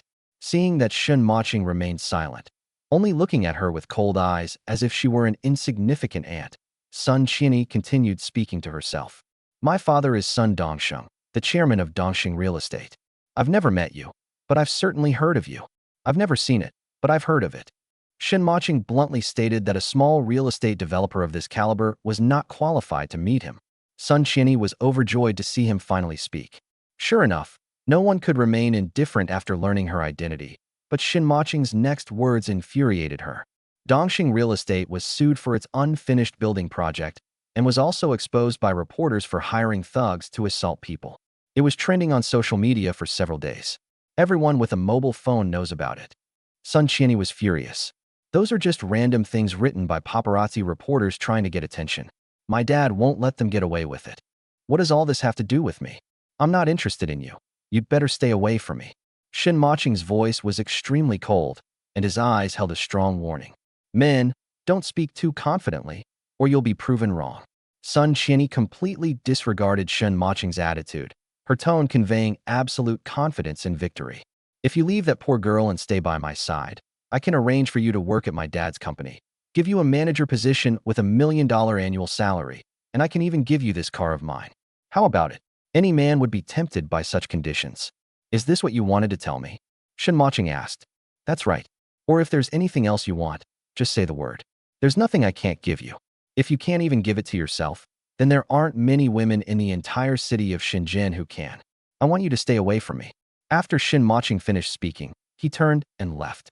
Sun Qianyi's face was ashen, and her long nails clenched tightly into her palms. Since you're going to refuse a polite toast only to face a harsher punishment, then don't blame me for being ruthless. She took out her phone and dialed her father's secretary. The call was answered within seconds. Hey, miss, the chairman is in a meeting. Should I call him? The secretary knew that the boss doted on this daughter the most, so she dared not neglect her. No need. I'm not looking for my dad. I'm looking for you, Sun Qianyi said. Please feel free to give any instructions, Mississippi. The secretary said respectfully. I need you to investigate someone for me. A man who lives upstairs from me, surnamed Shun. The sooner the better. After hanging up the phone, Sun Qianyi got back into her car, stepped on the gas, and sped away. She wanted to make this man regret his attitude today. Shen Mocheng returned home and saw Gu Taozhi sitting in front of her laptop, but not writing a single word. During their time living together, he also learned a lot about Gu Taozhi's habits and abilities. What he admired most about her was her cooking skills and typing speed, especially her typing speed, which was about 150 words per minute. Watching her type on the keyboard is absolutely dazzling, like watching a video at 3 times the speed of fast forward. But today, there wasn't a single word on the computer. Clearly, she had something on her mind and couldn't write. Are you thinking about your aunt? Shen Mocheng knew that Qin Siyu was the person she cared about most. Yes. Gu Taozhi nodded. If you can't concentrate, then don't write. He pulled the person away from the chair and led them to the sofa, where the two sat side by side. Isn't your biggest worry that your aunt won't be able to accept it after she finds out? Yes, I don't want to see my aunt being deceived by Zhao Haixing. I even fantasize that he will be more responsible after becoming a father, but I don't dare to tell her. Gu Taozhi is truly contradictory. If her aunt's health weren't in this condition, she would definitely tell her the truth immediately, so that she could leave this man completely, wake up as soon as possible, and start a new life sooner. But now, Shen Mocheng thought for a moment and said, my aunt is a sentimental person. Although Zhao Haixing and even the entire Zhao family have treated her badly, she still cares about her family and the child in her womb. Right now, we should let my aunt leave Zhao Haixing for a while. Firstly, to allow her to focus on her pregnancy, and secondly, to let her get used to life away from the Zhao family. Chapter 51. Gu Taozhi will know whether Shen Mocheng is healthy or not later. Gu Taozhi looked at Shen Mocheng intently. Where should we go for a while? Besides, Auntie's current health condition isn't suitable for long journeys. Seeing her big, watery eyes looking at him, full of trust, Shen Mocheng felt an unprecedented sense of satisfaction. This trust made him feel more accomplished than signing a multi-billion-dollar deal. As long as the journey is arranged properly and comfortably, going out for short distances is no problem. Moreover, going out for a walk is also a good way for Annie to cheer up, instead of staying at the Zhao family home, where she is either facing Zhao Haixing or her domineering and selfish mother-in-law. There are too many unpleasant things, and even if she doesn't get angry, she can't calm down. Seeing Gu Taozhi's expression of agreement, Shen Mocheng continued. Moreover, leaving for a period of time will also lessen her feelings for Zhao Haixing, so she won't be too heartbroken when she learns the truth in the future. Gu Taozhi felt that what he said made a lot of sense. Not just these few words. She felt that everything Shen Mocheng said seemed to make sense. She even idolized the delivery guy. Mo Chung, don't you think it's a waste of your talents to just be a food delivery driver? Seeing Shen Mocheng stunned, Gu Taozhi quickly explained. Don't misunderstand, I didn't say your profession is bad. There's nothing wrong with earning money through your own abilities. I just think that with your eloquence, thinking, and some ways of handling things, plus your network, it might be good to consider starting your own business. Oh, in your heart, I'm that outstanding. Shen Mocheng's voice was naturally mellow, and every time he spoke, the rising intonation at the end of his words would make Gu Taozhi's heart feel like it was being gently scratched by a kitten's paw. both tingling and itchy. She turned her head away somewhat embarrassedly, not daring to look directly into Shen Mocheng's unfathomable black eyes, for fear of being sucked in. The girl's shy demeanor made Shen Mocheng's heart flutter with desire. In order not to lose control and scare her, Shen Mocheng quickly changed the subject. So you agree? Yes, you're right. But where should we take Annie? Should I go with her? I'm worried about leaving her alone. Shen Mocheng certainly couldn't let her stay with him. He had already endured enough of her hospital stays. Being all alone at home, surrounded by familiar surroundings with only two people, that feeling is something only those who have experienced it can truly understand. No need. Aunt Fong is there for me. You've seen how well she's taken care of me lately. As for where to go, Shen Mocheng thought for a moment and said, by the way, our company rewards the deliveryman who completes the most orders in the entire station with a month-long trip to nearby Shangzhuang. If the deliveryman doesn't want to go, he can give the spot to a relative. Shen Mocheng went to great lengths to conceal his identity. Another colleague from work also came with me. We tied for first place in the number of orders we completed. We have a good relationship, and with him around, he can help take care of my aunt. He planned to arrange for a trustworthy bodyguard to protect Qin Siyu along the way to prevent any accidents. Such a good thing? How come I've never heard you mention it? Gu Taozhi asked suspiciously during her study abroad. Since getting her marriage certificate with him, so many lucky things have happened to her. When Mei Jinshan needed a doctor, his good friend Zhou Yin happened to be there on behalf of the Shen Group to receive him. Just as Zhou Yin needed to be transferred to Shenzhen Women's and Children's Hospital, he received a reward from the president of Shen's group. When we needed to dine at Julin Yeyuan, we happened to arrive during a restaurant event, and the restaurant manager personally greeted us. Now, my aunt needs to go out of town to relax, and her company happens to have an employee reward policy. With so many just right things coming together, Gu Taozhi felt that she was simply blessed by God. But is all of this really just due to luck? Why haven't I been this lucky in the past 20-odd years? Especially in the years immediately following her parents' passing. Only she and her aunt knew how miserable their lives were. For a moment, Gu Taozhi felt as if it were all unreal. Seeing the doubt in her eyes, Shen Mocheng quickly explained. This event happens every year to encourage everyone to take on more orders and make more trips. However, I wasn't the one who received the award in previous years. But lately, I've been making more trips. If you don't believe me, you can go to our office and see the award posters still on the wall. Of course I believe you. But do you have the most orders? It wasn't that she was overthinking things. It was just that she felt Shen Mocheng only went out to work occasionally and spent most of his time with her. He came every day, especially when his aunt was hospitalized, and today they picked her up from the hospital together. While you were staying with your aunt in the hospital, I was working late into the night to place orders. I was practically working nonstop day and night. You don't know? There were more orders at night than during the day. Gu Taozhi finally began to believe Shen Mocheng's words, and at the same time felt sorry for his hard work. He has really done everything he can to make money. Mocheng, you don't need to work so hard. I told you I could help you with the room rate. If you keep working like this, you'll ruin your health, and it will be hard to recover. Shen Mocheng refused. I don't have the habit of spending women's money. Don't worry, I'm in good health. You'll see in the future. Gu Taozhi, why is he in such good health? She will find out in the future. Deet 52 Zhang, I want to travel to Shangzhuang. Don't you want to go to Shangzhuang? Gu Taozhi asked. Shangzhuang is not far from Shenzhen, about a 2 or 3 hour drive away. It is a famous historical and cultural town in China, with long streets and short alleys, small bridges and waterways. The air and environment are very good, making it the perfect place for a relaxing trip. Having given such a great opportunity to her aunt, Gu Taozhi felt that she owed Shen Mocheng more and more. This kind of incentive policy is available every year, and I can try to get it next year. Besides, I have a lot of orders right now, and I don't want to miss work. Gu Taozhi nodded. Okay, then this opportunity will be given to Annie first, but you have to promise me that you won't stay up all night running errands anymore. She didn't have time to be upset about Zhao Haixing's matter. She had to do something good for Shen Mocheng to help him recover. Shen Mocheng nodded.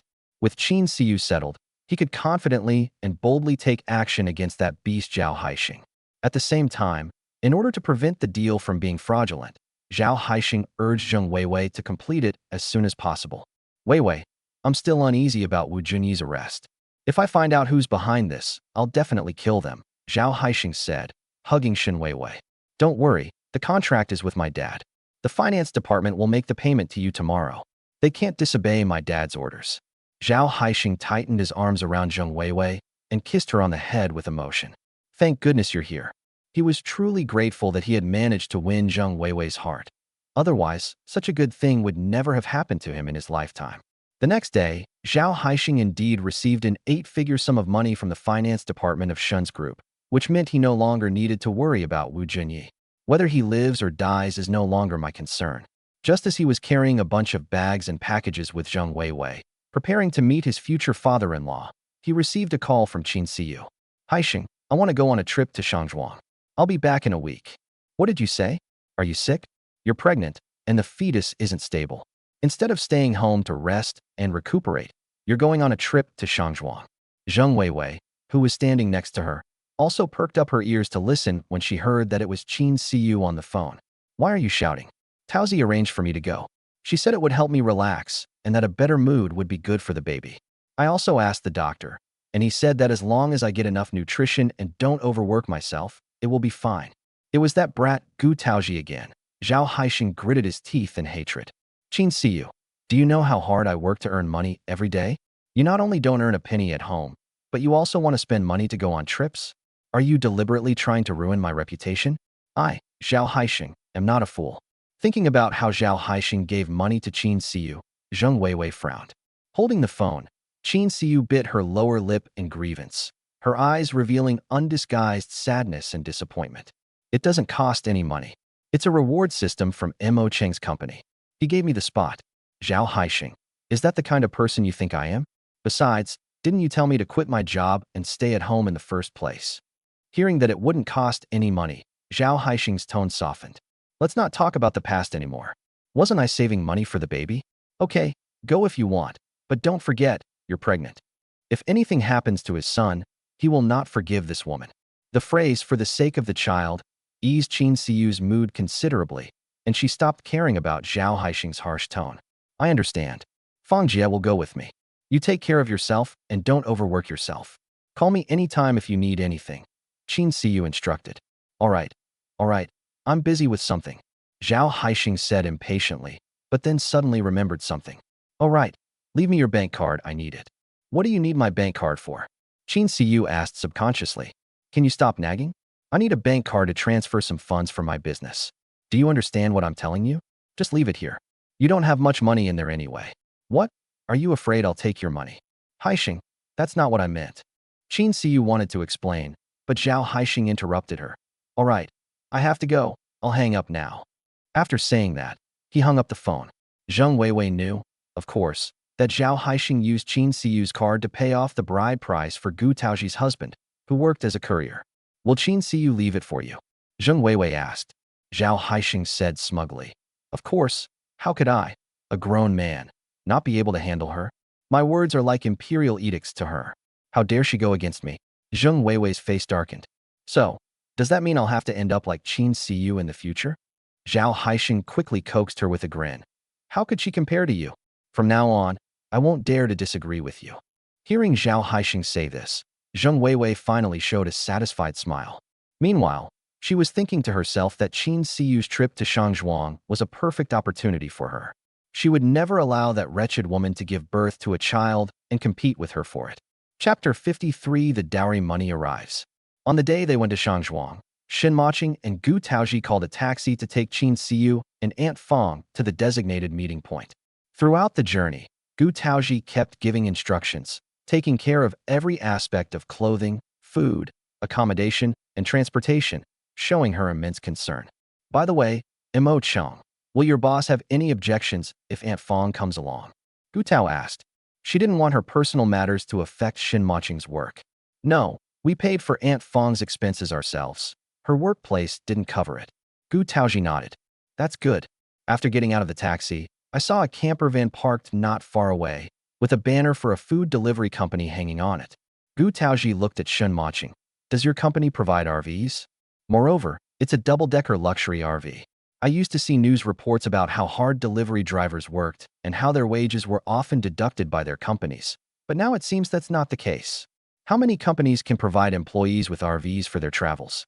Shen Mocheng thought for a moment and said, To enhance employees' sense of belonging and pride, an employee can only work more efficiently when they truly identify with their company, especially lower-level employees.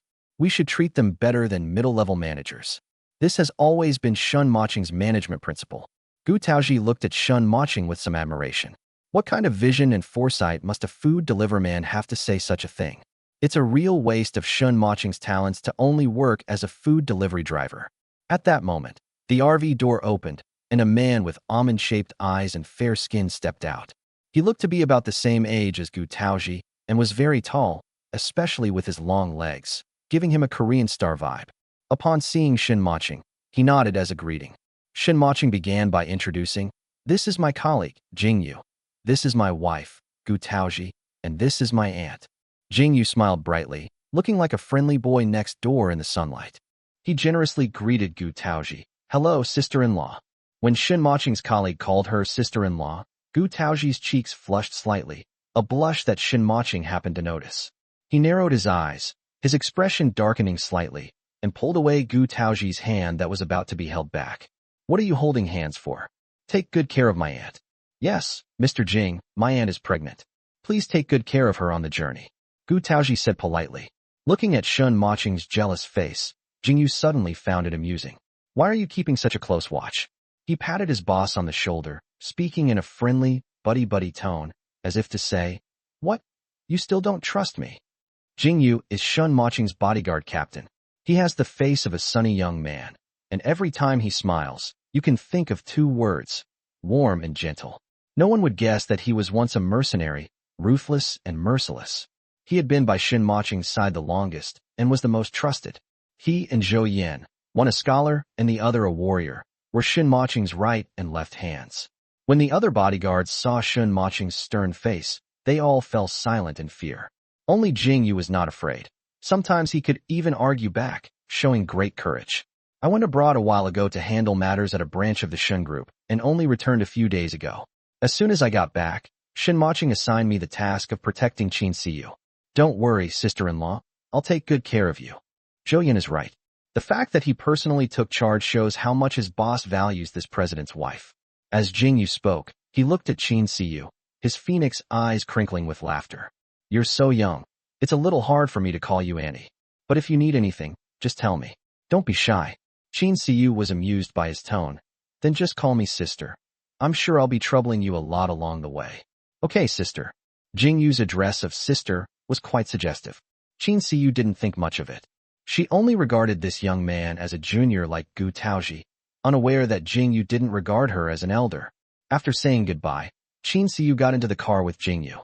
As the car drove away, Gu Taozhi sincerely said to Shen Mocheng, "Thank you. If I have the chance, I will definitely make it up to you with a trip. You can go wherever you want." Their eyes met, and Shen Mocheng's gaze deepened. "All right, remember your promise. There will definitely be an opportunity." The phone rang as soon as he finished speaking. "Mocheng, I have already transferred the 400,000 yuan dowry for you into your aunt's account. It can be considered that I, as your uncle, have fulfilled my responsibilities." Shen Mocheng sneered. "Fine, just you wait. Just wait until I get my hands on you." Zhao Haixing was very satisfied, feeling that things had been going very smoothly for him lately. Not only did he secure the order from the Shen Group, but he also made 400,000 yuan for free from Gu Taozhi. Although 400,000 is nothing compared to the Shen Group's order, he won't let go of any opportunity to profit, not even a penny. He handed Qin Siyu's bank card to his secretary, saying, "Go check if 800,000 yuan has been deposited into the account." A short while later, the secretary returned and said, "Mr. Zhao, there is nothing." Zhao Haixing took the bank card with a dark face. If Shen Mocheng didn't transfer the money to him within 3 days, he would make sure Shen Mocheng couldn't even deliver food. Chapter 54, Catching Adultery. The next day, taking advantage of Qin Siyu's absence, Zhao Haixing bought lavish gifts and brazenly entered the Zheng family's gate as their prospective son-in-law. Because his daughter was already pregnant, Zheng Yan, despite his dissatisfaction with Zhao Haixing, had no choice but to swallow his pride and agree to their marriage. Fortunately, Zhao Haixing promised that once the deal with Shen's group was completed, he would take Zheng Weiwei abroad to get married. For the sake of his daughter, Zheng Yan urged the finance department to transfer the funds to Zhao Haixing's company. After becoming Zheng's prospective son-in-law, Zhao Haixing became even more attentive to Zheng Weiwei. On weekends, he would take her to the mall and buy her bags full of luxury goods, and then they would go to a hotel to check in. Little did she know that all her actions were being watched by Shen Mocheng. When Shen Mocheng received Zhou Yan's call, he was having dinner with Gu Taozhi at home. After putting down his chopsticks, he said to Gu Taozhi, "Haven't you always wanted to know who Zhao Haixing was cheating on him with? Should we go to the scene, catch him red-handed, and get evidence of his infidelity while we're at it?" "Yes, I will make my aunt leave this shameless scumbag." Looking at the girl in front of him, Shen Mocheng could deeply feel her pain and resentment. He wanted to put his arm around her shoulder to comfort her, but Gu Taozhi stood up instead. "I'm going to change my clothes. We'll leave right away." Shen Mocheng narrowed his eyes slightly. He wasn't stupid. He could tell that she used the act of getting up to avoid his outstretched hand. "Don't want him to touch you?" This realization left Shen Mocheng feeling somewhat choked up.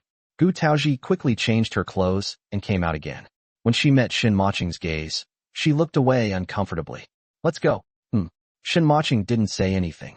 Half an hour later, the two stood at the hotel entrance. Shen Mocheng called Zhou Yan. "Which floor?" Zhou Yan gave the room number, and Shen Mocheng, looking menacing, led Gu Taozhi into the elevator. On the 24th floor, Zhou Yan booked a room next door. "Sister-in-law, Zhao Haixing is right next door. He went in with a woman and hasn't come out since. That woman is the daughter of the general manager of Shen's group, named Zheng Weiwei."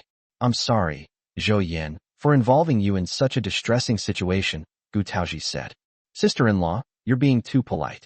I consider my aunt as family too, and I wish I could kill that beast Zhao Haixing right now.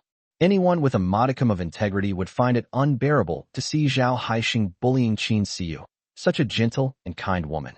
The three of them left the room and knocked on the door next door. In fact, Shen Mocheng could easily obtain the room key, but in order to avoid revealing his identity, he couldn't appear too omnipotent.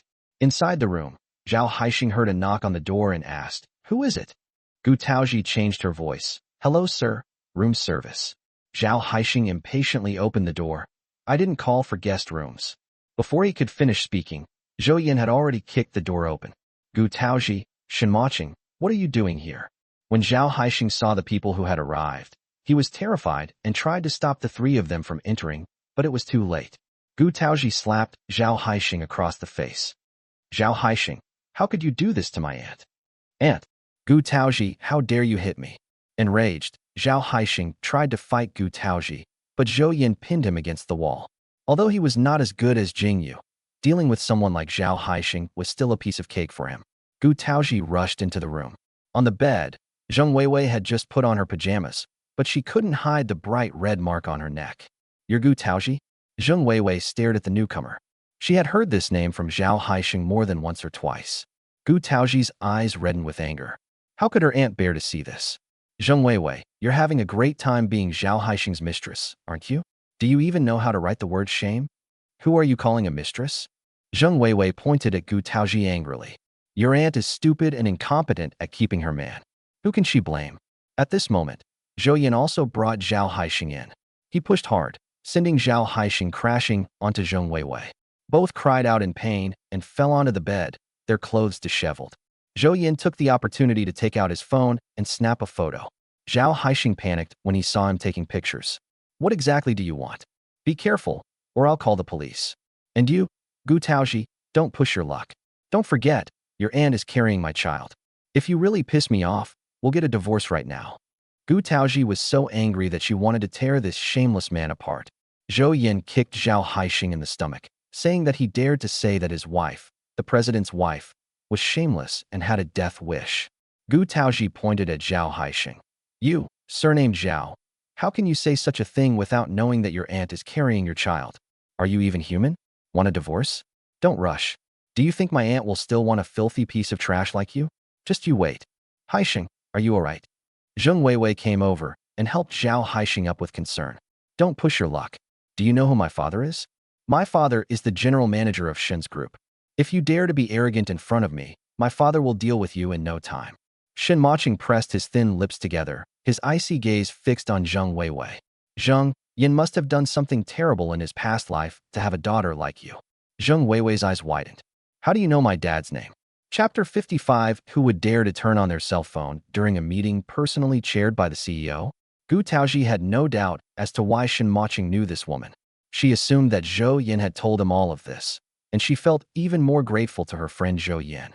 Shen Mocheng sneered and did not answer Zheng Weiwei's question. Looking at the cold and aloof man in front of her, Zheng Weiwei suddenly had a bad feeling. Zhao Haixing said he was just a food deliverer man, but she couldn't believe it at all. Who exactly are you? Zheng Weiwei asked. Someone who can make you pay for what you've done? Shen Mocheng said sternly. Zhao Haixing, however, did not share Zheng Weiwei's sense of crisis. Shen Mocheng, don't be arrogant. You're just a food delivery guy. If you dare mess with me, I'll fire you in a heartbeat, believe it or not. Zhou Yin was so angry he laughed. This was the first time he had ever met someone who cheated on his wife so brazenly. Just how shameless could someone be? Seeing a look from his boss, Zhou Yin immediately understood and threw a punch at Zhao Haixing. Who do you want to lay off? You're not even a man. You've completely disgraced men. Zhou Yin cursed as he punched and kicked Zhao Haixing. What else could this kind of person be but someone who deserved a beating? Zheng Weiwei ran outside crying and screaming for help. Gu Taozhi grabbed her, raised her hand, and slapped her across the face, making Zheng Weiwei see stars. Shen Mocheng pulled her back, saying, "Don't get your hands dirty. His woman has plenty of ways to vent her anger. Why does she need to do it herself?" Gu Taozhi gritted her teeth. "Zheng Weiwei, you're pregnant. I'll let you go today, but you wait. I'll make you pay for the harm you caused my aunt one day." Having vented his anger and obtained the evidence, Shen Mocheng left with Gu Taozhi. Zheng Weiwei hugged Zhao Haixing and cried her heart out. "Haixing, you saw it yourself, how arrogant Gu Taozhi is. She even threatened me. Are you just going to let me suffer this humiliation while I'm pregnant?" Zhao Haixing's bones were dislocated from Zhou Yan's beating, and he grimaced as he got up from the ground. "Weiwei, don't worry, I will definitely avenge you." The next day, Zhao Haixing, bruised and battered, led more than a dozen people to the food delivery station to find Shen Mocheng. He was determined to vent his anger. He wouldn't be Zhao if he didn't beat Shen Mocheng to his knees and beg for mercy. But after checking several places, he couldn't find anyone named Shen Mocheng. Could it be that he's hiding because he's afraid I'll come to take revenge? Zhao Haixing told Zheng Weiwei about this, and Zheng Weiwei, who already suspected Shen Mocheng's identity, immediately asked someone to investigate. She searched through all the food delivery companies in Shenzhen, but couldn't find a single one named Shen Mocheng. Just as Zheng Weiwei was filled with doubt, the first payment from the Shen Group arrived, so she had no choice but to temporarily put aside Shen Mocheng's matter and contact Zhao Haixing to collect the payment. After receiving the money, Zhao Haixing's entire demeanor changed. He attended 2 business gatherings, both under the guise of being a partner of the Shen Group. Business people are opportunistic. Seeing that the Zhao family had climbed up to the Shen Group, they all started talking to Zhao Haixing about cooperation. Even when Li Huilan was playing mahjong, someone would deliberately throw the winning tile for her. In a short time, the Zhao family rose to prominence and became a new elite in high society. Just when Zhao Haixing thought his career was about to reach its peak, he suddenly received a court summons. The Shen Group sued Zhao Haixing for breach of contract, causing quite a stir and making headlines in Shenzhen. In the morning, Gu Taozhi read the news and almost slapped her thigh in approval, thinking that evil people would eventually be punished by heaven. Fortunately, since my aunt became pregnant, she has rarely used her cell phone except when she needs to call. We must keep these things from her. They kept it from her until she returned from Shangzhuang. By then, the fetus was almost 4 months along and the pregnancy was basically stable. Just in case, Gu Tao sent a message to Aunt Fong, instructing her not to let Xin Siyu use her phone for the next few days. Afterwards, he immediately told Shen Mocheng about the satisfying news. Mocheng, what did Zhao Haixing do to offend the Shen Group? Is Zhou Yin dealing with him? Zhou Yin and Shen Mocheng are brothers, and out of love for each other, he also treats her and his aunt as family. Gu Taozhi felt that the fact that they had fallen out with Zhao Haixing and the Zhao family was sued by the Shen Group immediately afterward must have been fueled by Zhou Yin. At this moment, in the huge conference room of the Shen Group, Shen Mocheng was holding a meeting with shareholders and senior executives. His gaze was fixed on Zheng Yin, his face showing a storm brewing, and he remained silent for a long time. The conference room, which could accommodate 100 people, became so quiet you could hear a pin drop because of Shen Mocheng's expression. Zheng Yin knew that Shen Mocheng had been watching him, so he mustered his courage and forced himself to meet his gaze. "President, is there a problem with the financial statements?" "No problem, it's done perfectly." Shen Mocheng said this, but his face became even more gloomy. Those present were all senior executives who had worked their way up in the Shen group for many years. They could tell from the president's expression that it was a prelude to his anger, but none of them knew the reason. Just then, someone's cell phone rang. Everyone's faces froze. Who is so bold as to turn on their cell phone during a meeting personally chaired by the CEO? Chapter 56. Did you know your daughter was someone's mistress?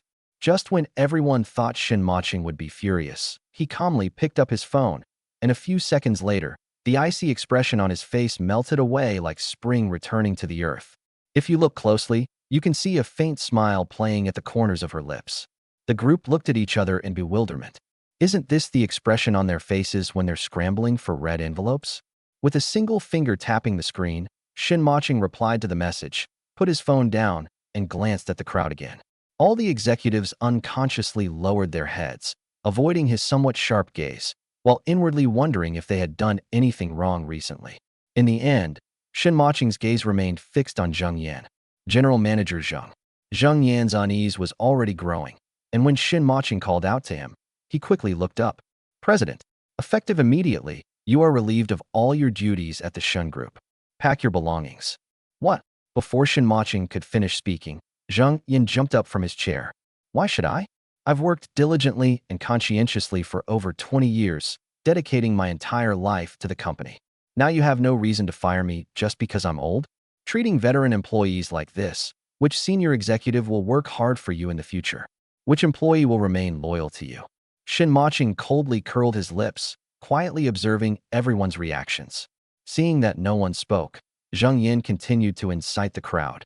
You all act as if it's none of your business today, but you'll be the ones getting fired tomorrow. Haven't you realized that yet?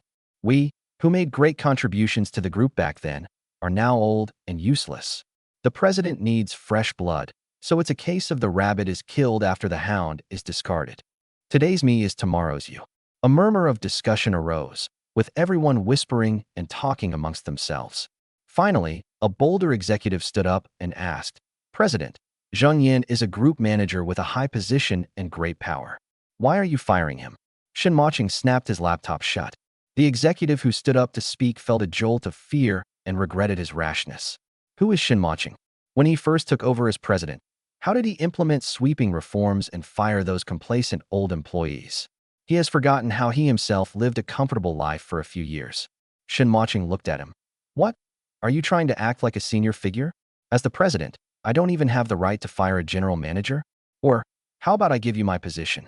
These old guys, relying on their long service and seniority in the company and their connections with his father, are increasingly disregarding him and engaging in frequent underhanded tactics. Did you think he didn't know? It's just a matter of turning a blind eye. Today, we'll wait and see, and then we'll make an example of Zheng Yan. The meeting room was deathly silent. Many people were sweating profusely. The executive who had just stood up shook his head repeatedly, not daring to utter another word. You want a reason, huh? Shen Mocheng raised an eyebrow. Fine, I'll make you die convinced of your guilt. After Shen Mocheng finished speaking, Zhou Yan, who was standing to the side, distributed a document. It contains detailed records of Zheng Yan's acceptance of bribes and kickbacks over the years, with each transaction clearly documented. Zheng Yan's expression changed instantly. No, this is impossible. This is a frame-up. A frame-up. Shen Mocheng, not only did you dismiss me, but you're also throwing mud at me. Back then, I was personally selected by the old president. Without us following the old president through thick and thin, would you be sitting comfortably in the president's position today? As the crowd looked at the documents, their discussions grew louder and louder. Shen Mocheng moved his fingers, and Zhou Yan sent another confession to everyone. The above is Wu Junyi's testimony after his arrest. The document clearly details every kickback that Zheng Yan instructed him to embezzle and includes his signature and fingerprint. The most recent one was naturally Zhao Haixing's deal. Holding the testimony, Zheng Yan slumped into his chair, completely dumbfounded. How so? Wasn't Wu Junyi taken away by the police for prostitution? He even had someone check, and it wasn't a big problem, but given the recent crackdown, he would still be detained for a few days. He might reveal all of these things. Shen Mocheng sneered. Of course, Zheng Yan didn't know that Wu Junyi thought that Zheng Yan was behind all of this, and that Zheng Weiwei had his wife catch him cheating so that he could take the opportunity to embezzle his money. When it comes to self-interest, there are no permanent friends. With just a few simple arrangements, he got Wu Junyi to confess everything. President, please let me explain. There's a misunderstanding. Zheng Yan, who had been so confident just moments before, panicked and tried to salvage the situation. Shen Mocheng slightly raised his eyes. What misunderstanding? You misunderstood that you secretly handed over the Shen family's contract to the Zhao family, who are not qualified at all, just because Zhao Haixing is your future son-in-law. Zheng Yan's eyes widened in disbelief. He never imagined that Shen Mocheng knew so much about his family background. Shen Mocheng continued, "Oh, right, there's one more thing. I'll tell you this because you've made contributions to the group in the past." What is it? Zheng Yan looked at Shen Mocheng in front of him and felt utterly terrified. Your proud and beloved daughter has become someone's mistress, and you probably don't even know it. No, impossible. My daughter is getting married soon. Zheng Yan shook his head. Heh. Shen Mocheng curled his lips in a sarcastic smile. Zhao Haixing is already married, and his wife is pregnant. The reason he got your daughter pregnant is simply to get the resources you have. Chapter 57 Grandma is here. Shen Mocheng's words dealt a heavy blow to Zheng Yan, who almost coughed up a mouthful of blood. Just then, Zheng Yan's phone suddenly vibrated. It was Zheng Weiwei calling. Dad, something terrible has happened. Haixing's company has been sued by the Shen Group. What exactly happened? Dad, are you listening? Say something. Quickly think of a way to help Haixing. Zheng Weiwei. Zheng Yan exclaimed angrily. I'm asking you, is that Zhao Haixing already married?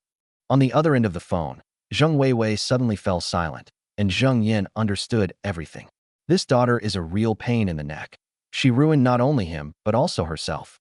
Zhao Haixing, that beast, he will absolutely not let him go. Subsequently, the Shen Group also sued Zheng Yan in court on the grounds of receiving large kickbacks and applied for asset preservation, freezing a large amount of assets belonging to Zhao Haixing and Zheng Yan. Shen Mocheng's example served as a warning to others, making all the senior executives completely obedient and daring not to act recklessly for many years to come. On Zhao Haixing's side, those business partners who had previously cooperated with the Zhao family withdrew their investments one after another, and Zhao Haixing went bankrupt in an instant. Qin Siyu, who lived in Shangzhuang, kept her cell phone with Aunt Fong because she was afraid of radiation. She would have Aunt Fong relay important phone messages, so she knew nothing about these things. Weiwei, what should I do now? You have to help me.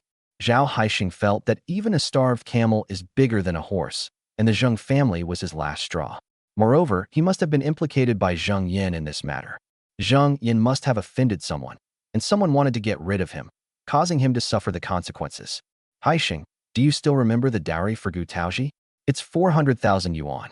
And Shen Mocheng still owes you 800,000 yuan in betrothal gifts, right? You have to come over. With these two sums of money, we still have a chance to make a comeback. Zheng Weiwei is already struggling to survive. Her father wants to sever their father-daughter relationship. The money in her bank account is her last resort to save her life, and she can't give it to anyone. She loves Zhao Haixing, but not to the point of disregarding everything for him. Zhao Haixing has nothing now. If she takes out her money again, what will happen to the child in her womb after it is born? But Gu Taozhi and that food delivery guy caught the two of us, so they're not going to give me any money. Zhao Haixing grabbed his hair in frustration. He still didn't know how things had turned out this way. Just 2 days ago, he was the object of everyone's flattery. Then we'll use a special method. Haixing, you've lost everything now.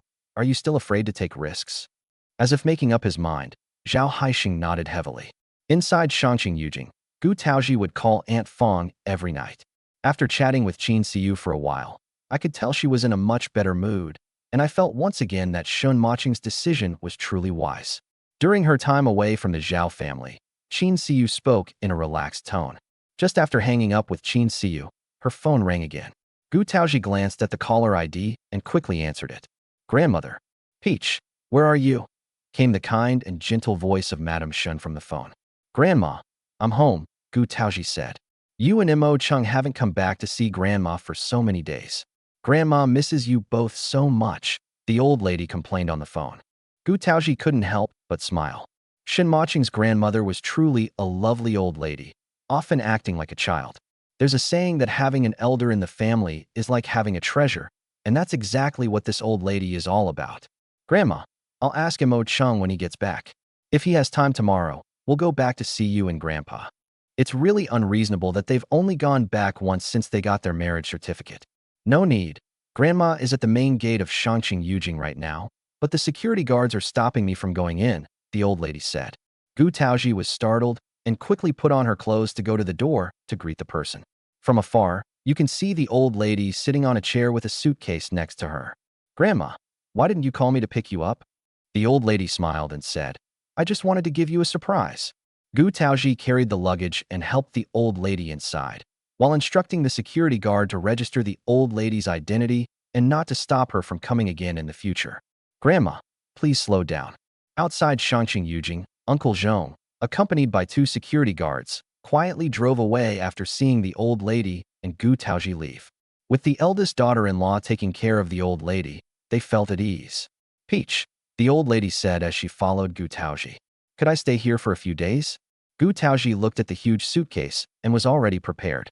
Okay, Grandma, but you have to tell me what happened. Does Grandpa know you're here? Don't mention that old man to me, the old lady said angrily. Upon hearing this, Gu Taozhi knew that her grandmother and grandfather had quarreled. Grandma, you can stay here without any problem, but you must let Grandpa know where you are. While the two were talking, Gu Taozhi sent a WeChat message to Shen Mocheng. Grandma's here. She had a fight with Grandpa and is staying for a while. Hurry back and tidy up the 2 rooms so they won't notice. Chapter 58. This man is practically walking hormones. The moment Shen Mocheng saw the message, he knew what his grandmother was up to. He rushed home as fast as he could, and when he opened the door, Gu Taozhi was coaxing the old lady to eat pastries. Grandma, I made all of this myself with cane sugar. It's good for your health. Please try it and see if it's delicious. The old lady took a bite. It was sweet but not cloying, with a refreshing fruity aroma. She looked at Gu Taozhi with delight. Peach, you can also make desserts. They're beautiful and delicious. It's such a pity that such an excellent girl like you is with that rascal of mine. Shen Mocheng, who had just entered, overheard this and his face darkened. Whose biological grandmother is she? When Gu Taozhi saw Shen Mocheng enter, she quickly winked at him in a suggestive gesture. Mo-chan, you're back. Perfect timing. Help Grandma carry her luggage inside. Shen Mocheng understood what she meant. If the old lady found out that they weren't sleeping in the same room, then the secret would be exposed. Grandma, why didn't you tell me you were coming? Shen Mocheng asked seriously, his displeasure evident. The old lady was displeased. What? Do I need an appointment to come to my grandson's house? Seeing that the atmosphere between the old man and the child was not very good, Gu Taozhi quickly tried to smooth things over. Grandma wants to give us a surprise. Stop talking nonsense and go pack your luggage. Then go to the supermarket and buy some scallions. I'll cook something nice for Grandma tonight. Shen Mocheng, who had been about to say something with a dark expression, silently carried his luggage into the house after hearing what Gu Taozhi said. The old lady looked at her granddaughter-in-law in shock. Taozhi, how could you talk to him like that? And even asked him to buy you scallions? I was so shocked that I started to stutter. His grandson knows how to buy scallions? Gu Taozhi didn't understand what she meant. What's wrong, Grandma? Is there a problem with asking him to pack his luggage and go downstairs to buy some scallions? He can buy scallions? The old lady asked again, making sure she hadn't misheard. Yes, I was short of scallions last time I was cooking, so I asked him to help me. The ones he bought were fresh and big, so there was no problem at all. Gu Tao looked puzzled. Is being able to buy scallions such a magical skill? Does anyone not know how to buy scallions? Thinking that the old lady might be worried about her grandson, Gu Taozhi quickly explained. Grandma, he works hard, and I don't usually let him do anything. He's only helped me buy scallions twice. No, I mean, is this how you usually communicate? The old lady knew her grandson better than anyone else, let alone others. Even she, as his grandmother, wouldn't dare to use such a commanding tone to ask him to do this or that. This girl was actually unafraid of his icy demeanor and treated him like a servant. What's even stranger is that the kid actually complied without any resistance and didn't even dare to say a word of objection. This was the most shocking thing the old lady had ever heard since Shen Mocheng came of age. Gu Taozhi, unaware of the old lady's thoughts, looked bewildered. Grandma, is there a problem? No problem. There's absolutely no problem. The old lady was secretly delighted, almost bursting into laughter. Her grandson has fallen. After dinner, the old lady happily held Gu Taozhi's hand and chatted for a long time, while Shen Mocheng barely had a chance to speak to her. Until Gu Taozhi went to take a shower. He stared warily at his grandmother. Grandma, I know what you were up to. You came to see if my marriage was real. Now that you see, we've been living together all along. Are you at ease? The old lady smiled, neither annoyed nor angry. Say what you will. I'm staying here for the next few days anyway. So go ahead and throw me out if you dare. Shen Mocheng gritted his teeth. Whatever you say. That night, the old lady slept in the room that Gu Taozhi used to live in. Grandma, how about I sleep with you tonight and chat with you? Gu Taozhi simply couldn't imagine the scene of herself sleeping in the same room as Shen Mocheng. That's so embarrassing. No, the elderly should not be disturbed while they are sleeping. Madame Shen, who had been kind and gentle just moments before, refused firmly. Grandma, I don't snore, and I don't grind my teeth. Gu Taozhi tried to persuade her again. Grandma isn't used to sleeping in the same bed with other people. Even your grandpa gets kicked out when he's sleeping. All right, it's getting late. Go to sleep. Mocheng is waiting for you. As she spoke, the old lady pushed Gu Taozhi out and closed the door, saying, Get some rest. Gu Taozhi, just as she was about to hug her blanket and sleep on the living room sofa, Shen Mocheng's bedroom door opened. A man in a black silk bathrobe leaned against the doorway with his arms crossed, exuding an aura of nobility and sexiness. Gu Taozhi unconsciously swallowed. He really was a walking embodiment of hormones. I wonder what kind of woman will make this man fall head over heels in love with her in the future. Thinking of this, she felt a fleeting pang of pain, but she didn't dwell on it, attributing it to her possessiveness. Then I'll sleep on the sofa tonight, Gu Taozhi said. Shen Mocheng raised an eyebrow. What will you say if Grandma sees this? What should we do then? Gu Taozhi hugged the blanket, looking rather pitiful. Come in first, and we'll talk. Shen Mocheng stepped aside, making room for half of the door. Gu Taozhi bit her lower lip, glanced at the huge double bed in the room, and her ears involuntarily turned red. Chapter 59. What do you think about marrying into a wealthy family? When Gu Taozhi walked through the door, the two were very close. So close that Shen Mocheng felt that the peach blossom fragrance on her seemed even stronger. If he hadn't been a materialist since childhood, he would have even suspected that the girl was a peach tree spirit in disguise. Shen Mocheng closed the door behind him, and as the lock clicked shut, Gu Taozhi's heart tightened. Across from her, the old lady first opened a crack in the door, then tiptoed out to listen to the noise. A lone man and a lone woman, and Peach is as beautiful as a goddess. She didn't believe her grandson could resist. Hey, inside the room. Gu Taozhi tightened her grip on the blanket, stood beside the large bed, and looked helplessly at Shen Mocheng. What should we do now? Shen Mocheng leaned comfortably against the headboard. Because his legs were bent, the hem of his bathrobe slipped down, revealing his strong and slender calves. Gu Taozhi stole a glance and thought, wow, those legs are really long. Patting the spot next to him, Shen Mocheng said, Do you know how Liang Shambua and Zhu Yingtai slept back then? You mean, put a bowl of water on the bed? Shen Mocheng, should we add a bowl of water? It's to protect against hooligans. The bed is big. You sleep in yours. I'll sleep in mine. We won't touch each other. Is there a problem? Seeing that Gu Taozhi was still standing there without moving, Shen Mocheng stood up. What? You don't have confidence in your self-control. Afraid that you won't be able to resist making a move against me? Gu Tao glared at him, annoyed. I won't. Then what are you afraid of? Gu Taozhi asked softly. In situations like this, shouldn't the man usually be the one to sleep on the floor? Shen Mocheng raised an eyebrow. You want me to sleep on the floor? Gu Taozhi remained silent, which was taken as tacit agreement. If two people sleep in the same bed, and something happens, it's impossible to say for sure. What will she do if he adopts his aloof attitude again when his contract expires next year? Men's hearts are unfathomable, especially Shen Mocheng's, who is unpredictable. Gu Taozhi felt that it was better to keep her relationship with him simple. Shen Mocheng became interested. Tell me, what are the usual situations? Have you encountered this situation frequently before? Gu Taozhi was speechless. How could I encounter such a situation? It's just that's how it's written in novels. Shen Mocheng's Adam's apple bobbed, and he chuckled. Have you gone too far with your writing? In novels, CEOs are described as having deep-set eyes and distinct features, like sculptures. In reality, are there any sculptures who are CEOs? Gu Taozhi thought to herself, You're just more beautiful than a sculpture. He's just not the CEO. But of course she wouldn't say such a thing out loud. In short, we can't sleep in the same bed. Gu Taozhi insisted on her bottom line. I'm out in the wind and rain every day, running around everywhere. Are you sure you want me to sleep on the floor? Shen Mocheng said. After hearing what he said, Gu Taozhi instantly felt that she had gone too far. Yes, delivery drivers have the hardest job. If they don't sleep well at night, they must feel terrible during the day. I'll sleep on the floor, Gu Taozhi quickly said. You should rest well in bed. I'll be home during the day, so you can catch up on sleep if you haven't slept well. No, I don't have the habit of making women sleep on the floor. Shen Mocheng rejected the idea without even thinking, and then said, You only have two choices. What choice? Gu Tao asked. Come up yourself, or I'll carry you up. Seeing Shen Mocheng reach out his hand, Gu Taozhi jumped onto the bed and wrapped herself tightly in the blanket, only revealing half of her head.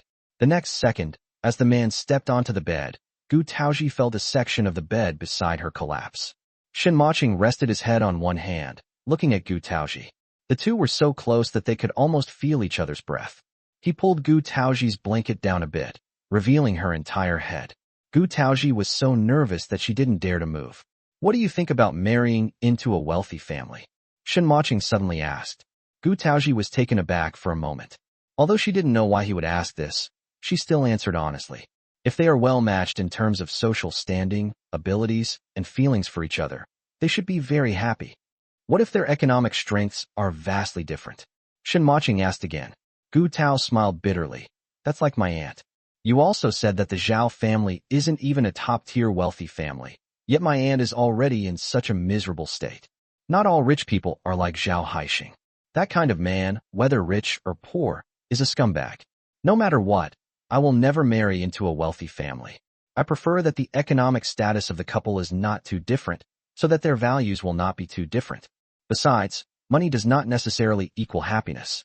As long as the two people have a good relationship, they can eat ordinary meals, wear discounted clothes, ride electric bikes, and work hard together for a living. Life can still be very fulfilling.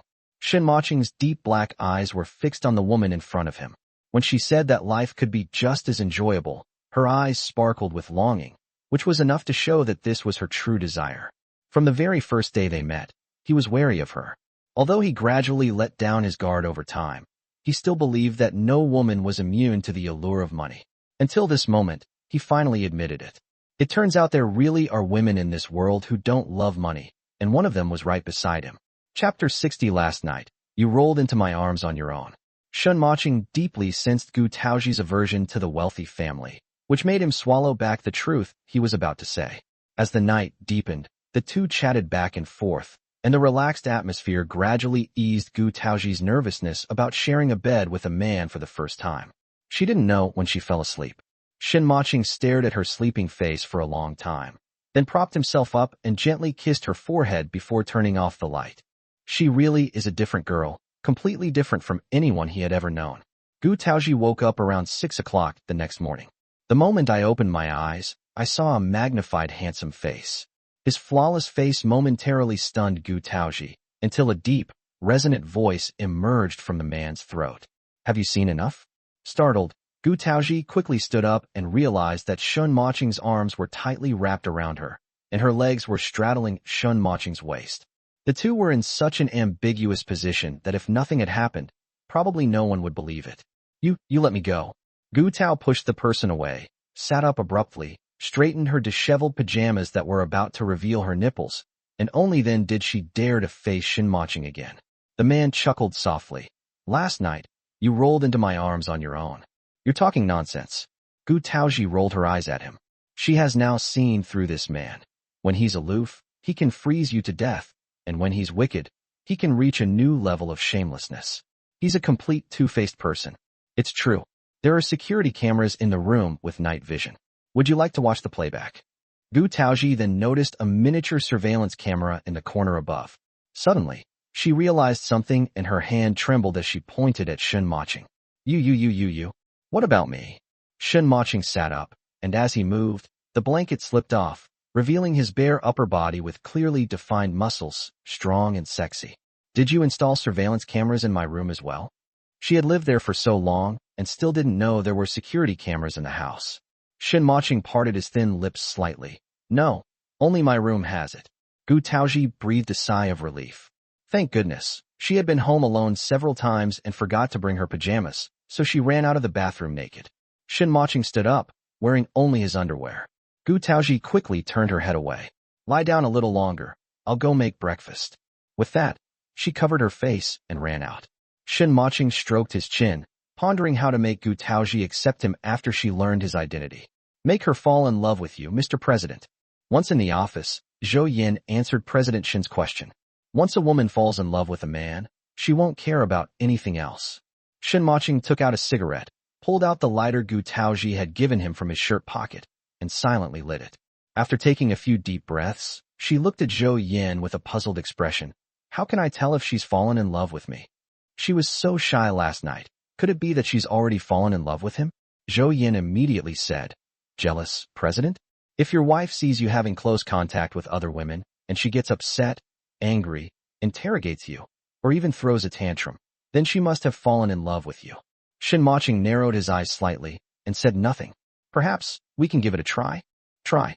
While the two were figuring out how to test whether Gu Taozhi had fallen in love with Shen Mocheng, Zhao Haixing was negotiating with bank staff. This is my wife's bank card. Why can't I withdraw money? Sir, I'm sorry. This is an insurance card with a signed contract. Any money deposited here, regardless of the amount, will automatically be converted into an investment-linked insurance policy. The earliest withdrawal period is 1 year. Also, this card doesn't belong to you. If you wish to conduct any business with this card, you will need to come in person with your ID. Zhao Haixing was so angry that he wanted to smash the bank counter. Damn it, that bitch Qin Siyu. When did she convert her bank card into an insurance card? Why didn't she tell him? It was intentional. She must have done it on purpose, teaming up with Gu Taozhi and Shen Mocheng just to swindle him out of this money. After realizing what had happened, Zhao Haixing was filled with deep regret. How could he have married such a woman? He must have been blind. Now, he can't withdraw the money from his savings account, and he can't contact Qin Siyu by phone. Zhao Haixing is so angry he's grinding his teeth. His 400,000 yuan has just gone down the drain. Currently, most of the Zhao family's assets have been frozen by the court. Once the verdict is announced, these assets will have to be paid to the Shun Group as compensation. Zhao Haixing was so poor that he only had a little pocket money left. For him, 400,000 yuan was a considerable sum, and it was originally his money. Qin Siyu, Gu Taozhi, and Shen Mocheng conspired to deceive him. Zhao Haixing hardened his heart. Just as Wei Wei said, he already had nothing left. Why would he be afraid to take the risk? Finally, Zhao Haixing got through to Zheng Wei Wei on the phone. Wei Wei, I've thought it through. It's time to take a gamble. Chapter 61 Kidnapping. In the evening, Gu Taozhi bought 2 large bags of groceries at the supermarket and tied them to the back of her electric scooter. Grandma will be staying here for a while, and she plans to cook a few more dishes to help the old lady recover. As the sun set, a white electric scooter took a shortcut onto a relatively secluded one-way street, and a minivan approached from the opposite direction. Gu Taozhi pulled her electric bike to the side of the road. She always rode her bike steadily and never competed with motor vehicles for the right-of-way. Just as the van passed by her, it suddenly stopped, and several people got out and dragged Gu Taozhi into the van. What are you doing? Who are you people? Help! Gu Taozhi only managed to utter one cry before her mouth was covered. She was just a little girl, no match for several burly men. After struggling for a few moments, she was forced onto the seat of the van, and something was stuffed into her mouth. She gradually lost consciousness. The van slammed its doors shut and sped away. On the quiet one-way street, there was only a white electric scooter lying on the ground and various ingredients scattered all over the side. As dusk approached, Shen Mocheng had just gotten into his Rolls-Royce to go home when his personal cell phone rang. Grandma, what's wrong? Mo Chang. Taozhi said she went to the supermarket to buy things and left this afternoon. She hasn't come back yet, and her phone is always switched off. The old lady's worried voice came through the receiver. Shen Mocheng frowned. I understand. I'll go find her. If she comes back, let me know. After hanging up the phone, Shen Mocheng dialed Gu Taozhi's cell phone number, but just like the old lady had said, it was switched off after 2 attempts. Gu Taozhi wasn't the type to disappear. Although she was young, she was steady and reliable, and she would always let him know when she came home late. Now that Qin Siyu is not in Shenzhen and she has no other relatives, where can she go? Suddenly, Shen Mocheng thought of Gu Taozhi's best friend, Su Tong. Did he go out with Su Tong? Turn around and go back to the company. Upon hearing this, the driver immediately turned the car around. What happened, President? Zhou Yin asked from the passenger seat. Peach went to the supermarket all afternoon and hasn't come home yet. Go to the marketing department and see if Su Tong is still there. Yes. A few minutes later, Zhou Yin rushed back. Director Su is still working overtime at the company. His wife isn't with him. Shen Mocheng's expression instantly turned serious. Gu Taoji's only family is Qin Siyu, and she doesn't have many friends either, except for Su Tong. Get in the car. Let's go to the supermarket closest to Shangqing Yujing. Yes. 2 full hours passed, and Shen Mocheng instructed his bodyguards to search every large and medium-sized supermarket in Shenzhen, but they still couldn't find Gu Taoji. Just then, Zhou Yin called. President, we saw a madam on the surveillance footage of a supermarket. She left the supermarket around 4 p.m., carrying 2 large bags of heavy items. She definitely won't go anywhere else. Shen Mocheng immediately instructed the driver to drive there, splitting into several groups to carefully search every road from the supermarket to Shangqing Yujing until they found the electric scooter lying on the one-way street. The surrounding food had been picked clean, leaving almost nothing. Only the electric scooter remained, and because it had a license plate, no one dared to ride it away. The section of road is somewhat remote, so there are no surveillance cameras. Looking at the electric scooter lying on the ground, Shen Mocheng felt as if the blood in his body had frozen. Zhou Yin immediately made a phone call to summon everyone in Shenzhen for a citywide search. President, should we call the police? Zhou Yin asked. Shen Mocheng raised his hand. No. If the other party is after money, Gu Taoji's life will be in danger if the police are called. Go to the traffic police station to check the surveillance footage and find all the vehicles that may have passed through this section of road. There are no surveillance cameras on this road, but there are on the main roads outside. Yes. Zhou Yin didn't waste a second. Shen Mocheng bent down and helped the electric scooter up from the ground. Gu Taoji, I'm ready to make you my real wife. Please don't let anything happen to you. This was the first time he had experienced fear since becoming an adult. Meanwhile, in an abandoned factory on the outskirts of Shenzhen, Gu Taoji slowly woke up. She opened her eyes and gradually adjusted to the darkness around her. He moved and found that his hands and feet were tied and his mouth was stuffed with something, so he could only make muffled sounds. She struggled to stand up, and just then, an iron gate not far away was pulled open, and a masked man came in. Gu Taoji stared wide-eyed in terror, shrinking back on the ground incessantly. The masked man walked up to her, looked down at her, and without saying a word, slapped her several times. Gu Taoji's fair face swelled up instantly. After the masked man had finished beating her, he took out a piece of white paper, unfolded it, and showed it to Gu Taoji. Call Shen Mocheng and tell him to prepare 800,000 yuan, or I'll take your life. Gu Taoji shook her head desperately, tears welling in her eyes. Seeing that she was not cooperating, the masked man raised his hand and slapped her several more times until blood appeared at the corner of her mouth. He took out Gu Taoji's phone, turned it on, and dialed Shen Mocheng's number. It was answered after only one ring. Peach, is that you? Where are you? Through the phone call, Gu Taoji could hear Shen Mocheng's anxiety. The masked man removed the gag from her mouth, and Gu Taoji shouted into the phone. Call the police. Mocheng, call the police. Before she could finish speaking, the masked man covered her mouth again. The masked man hung up the phone and immediately sent a text message. Prepare 800,000 yuan. I'll contact you again then. Don't call the police, or I'll kill the hostage. Chapter 62 following. Upon receiving the text message, Shen Mocheng immediately called back, but the phone was switched off again.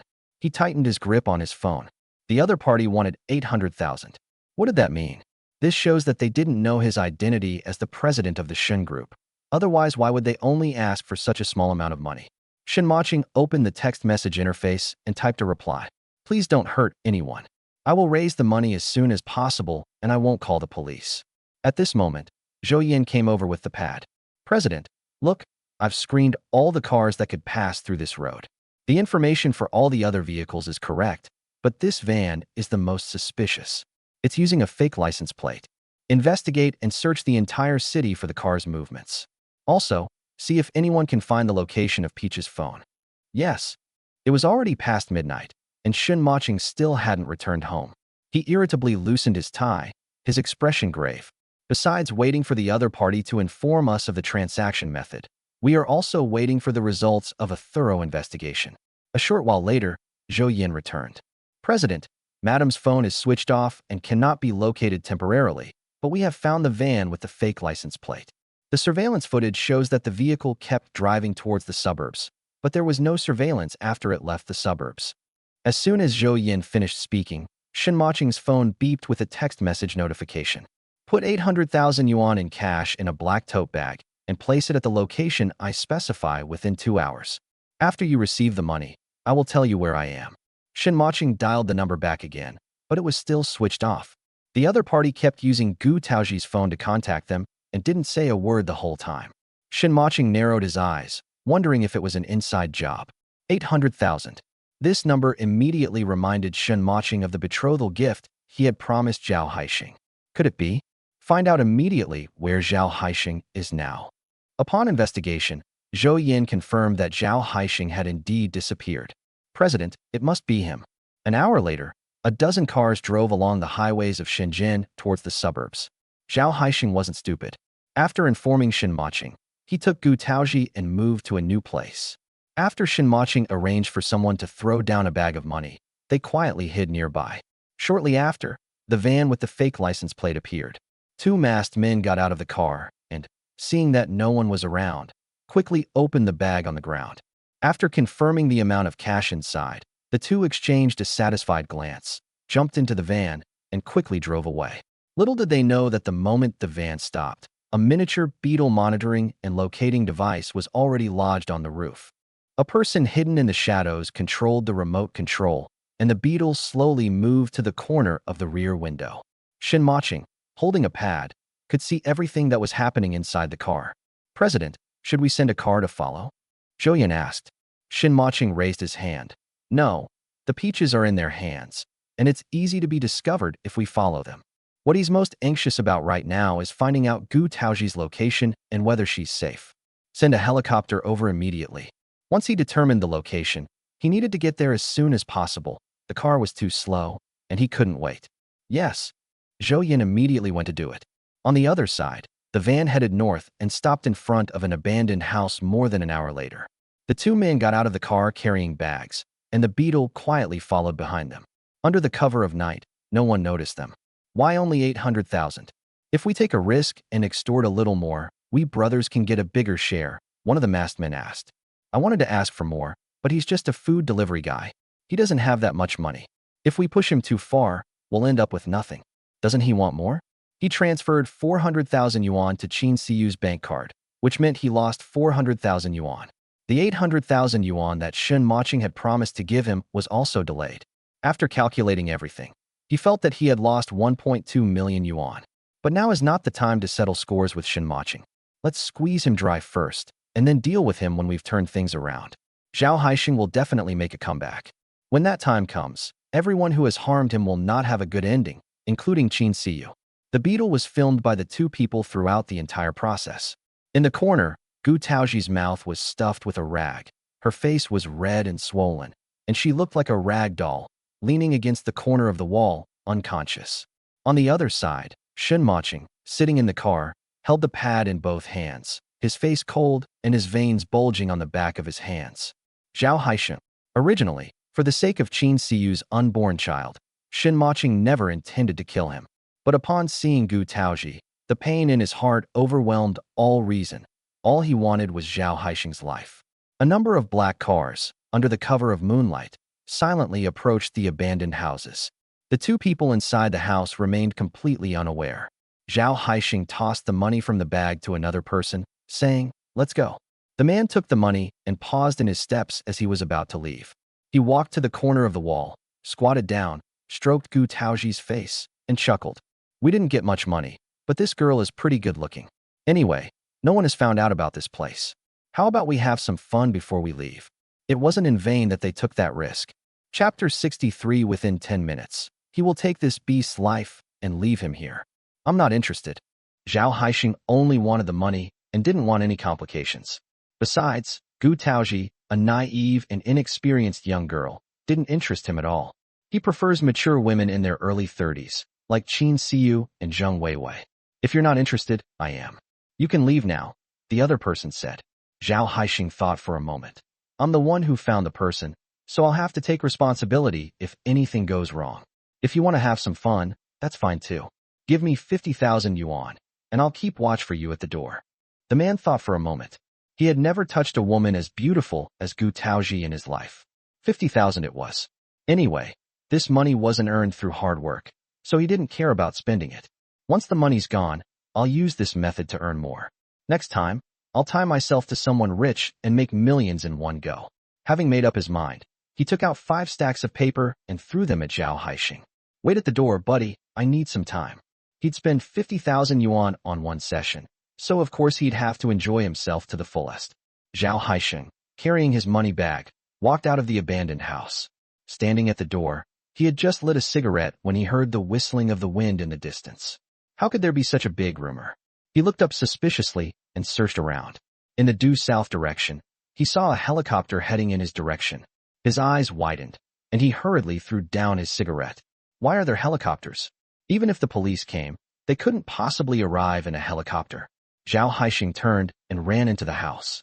The people inside had just taken off their pants and were excitedly pouncing on Taozhi when Zhao Haixing suddenly interrupted them, scolding them irritably. What the hell are you doing here? Didn't you say you weren't interested? You've changed your mind, haven't you? Well, you'll have to wait until I'm done first. This girl is obviously a virgin, so of course he should be ranked first. You should know that virginity is very nutritious. What a load of rubbish. Hurry up and pull up your pants. There's a helicopter coming this way. Let's get going, Zhao Haixing said. A helicopter? The man raised his voice. How could there be a helicopter? He pulled up his pants and rushed out, then came back and said, They're probably just passing through. You coward. What's the panic? If you hear a car, then something has probably happened. What's there to be afraid of with a helicopter? Police officers can't possibly deploy helicopters when investigating cases. They are not members of a world-class counterterrorism organization. Stop talking nonsense. Are you leaving or not? Zhao Haixing snapped. If you don't leave, I will. Just then, the helicopter approached the abandoned house, and the noise grew louder and louder. Zhao Haixing's expression changed, and he no longer cared about anyone else. He grabbed the money bag in his hand and rushed out the back door. Anyway, the desperate criminals he found on the spot had no idea who he was.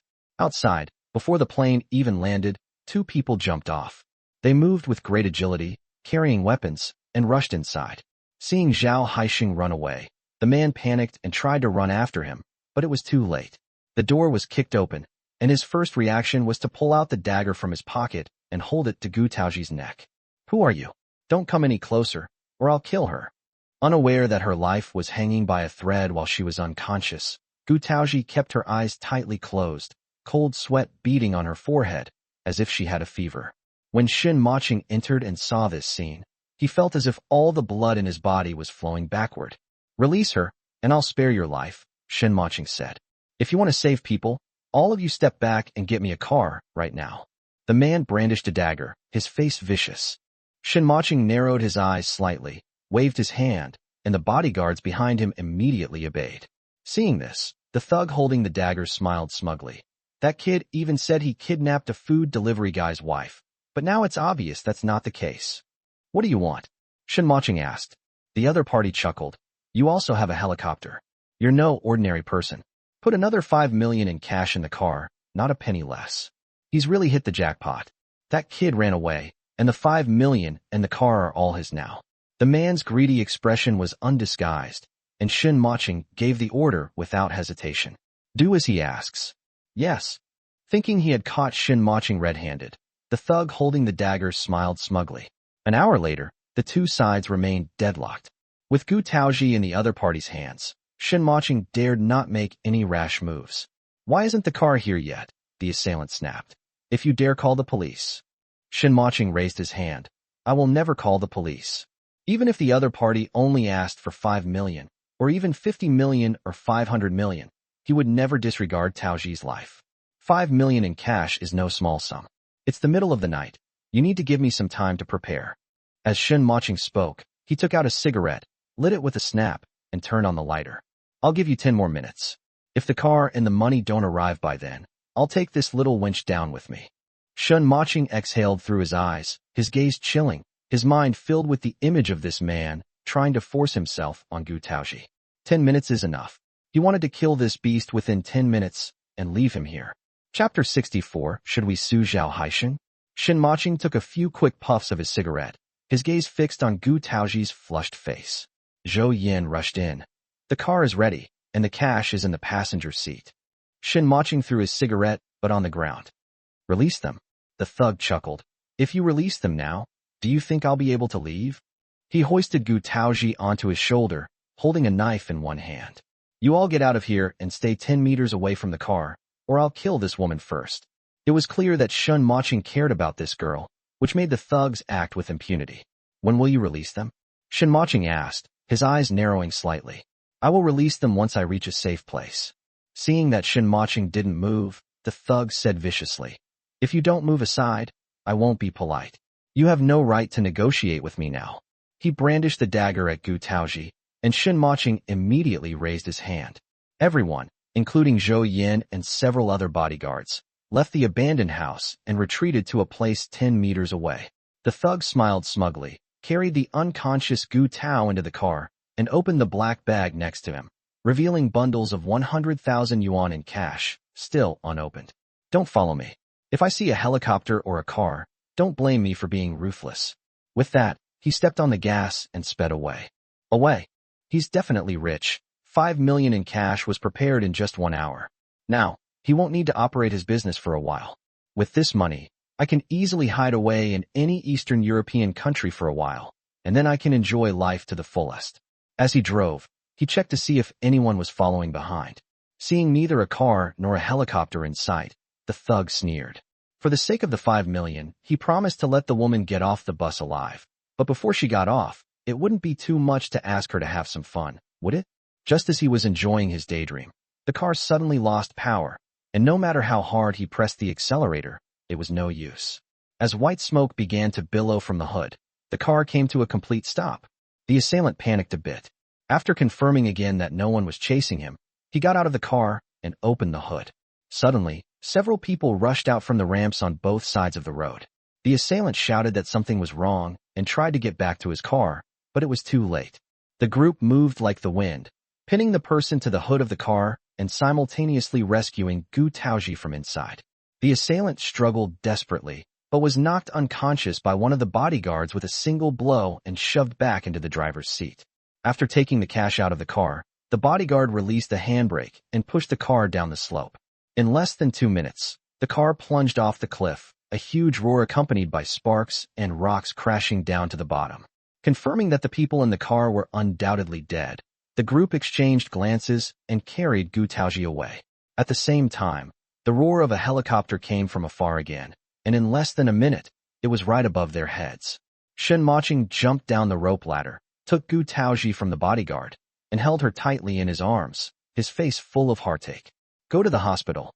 The next morning, Gu Taozhi felt as if her throat was on fire, and the painful burning sensation forced her to open her eyes. Water.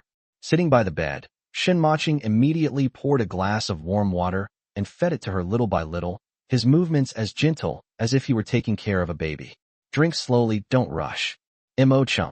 After finishing her water, Gu Taozhi managed to speak, her voice still a little hoarse. How was I rescued? Were the criminals caught? She only remembered that in the middle of the night, her body was in excruciating pain, and she was also feeling hot and cold, as if she were experiencing both ice and fire. In her dazed state, she tried to open her eyes again, but she just couldn't. I had the money ready and rushed to the transaction point. Just as the robber was about to run away with the money, the police arrived and rescued you. You had been running a high fever, which only broke this morning. This was the explanation Shen Mocheng had prepared beforehand, but there was one thing he didn't want to hide from Gu Taozhi. This kidnapping was planned by Zhao Haixing, in order to prevent them from being caught off guard if they encountered this beast again in the future. Peach, think about it carefully. Doesn't the masked man who forced you to call me look a bit like Zhao Haixing? Gu Taozhi's eyes widened, and her mind went blank. If you hadn't reminded me, I wouldn't have noticed. Now that you've mentioned it, it seems like it really is him. That's why he didn't dare to speak. And the fact that he only wants 800,000 is because he wants the dowry you promised him. He knows you can afford that amount. Shen Mocheng nodded. Gu Taozhi's eyes were a little red. I always thought Zhao Haixing was just a scumbag, but I never expected. He's worse than an animal. Shen Mocheng stroked the girl's hair tenderly. What are your plans? Gu Taozhi understood what he meant. As the person involved, whether or not to sue Zhao Haixing for a crime was entirely up to her. If it weren't for my aunt's unborn child, I would definitely sue him until he's rotten in jail. But if Zhao Haixing is sentenced, Then the child will have a biological father who's in prison after he's born. And when he grows up, if he wants to join the military or politics, he'll be subject to political vetting. Gu Taozhi clenched her fists tightly, her eyes filled with struggle. Chapter 65, If Qin Siyu Knew. Shen Mocheng held Gu Taozhi's hand. If you want to sue Zhao Haixing, I have evidence to provide to the police. If you don't want to sue him, I also support your decision. The reason Zhao Haixing was allowed to escape was not because Shen Mocheng couldn't catch him, but because Gu Taozhi intentionally let him go. He knew how important Qin Siyu was to Gu Taozhi, and because of this affection, Gu Taozhi would also treat Qin Siyu's child as her own. If the child's father is sentenced to prison, one can imagine how much his life will be affected. I'm sorry, Mocheng. I've dragged you into this and forced you to let Zhao Haixing, that beast, go. Shen Mocheng shook his head and pulled Gu Taozhi into his arms. After this life-or-death ordeal, Shen Mocheng realized that his feelings for Gu Taozhi went beyond just her being a suitable wife. The moment Shen Mocheng realized she was in danger, his heart clenched. He was willing to pay any price, even sacrifice himself, to ensure Gu Tao's safety. He knew that he had fallen in love with his contract wife. Inside the ward, the two sat embracing each other. Gu Taozhi no longer rejected Shen Mocheng's contact as she had before. Instead, she felt that his embrace was safe and reliable, the place she missed the most after being kidnapped. The atmosphere was just right. Shen Mocheng slowly lowered his head, wanting to kiss Gu Taozhi's lips, but unexpectedly Gu Taozhi suddenly asked, "What happened to that money? Did Zhao Haixing take it?" Shen Mocheng, speak up. It's 800,000. Gu Taozhi became anxious when Shen Mocheng didn't speak. I'm going to find Zhao Haixing. If he doesn't return the money, I'll sue him. Shen Mocheng pulled Gu Taozhi back from putting on her shoes. Don't worry. The money was taken by the police as evidence. It will be returned to us once the case is closed. Although it was to cover up Gu Taozhi's lies, Shen Mocheng knew in his heart that the Zhao family was now like fish on a chopping board, unable to jump around. Every penny Zhao Haixing had would be paid to the Shen group after losing the lawsuit. Gu Taozhi was relieved. That's good. That's good. Shen Mocheng was speechless for a moment. You might say she loves money, but she wouldn't even take a penny more than her share from someone else. You might say she doesn't love money. Despite the wonderful atmosphere, all she could think about was money.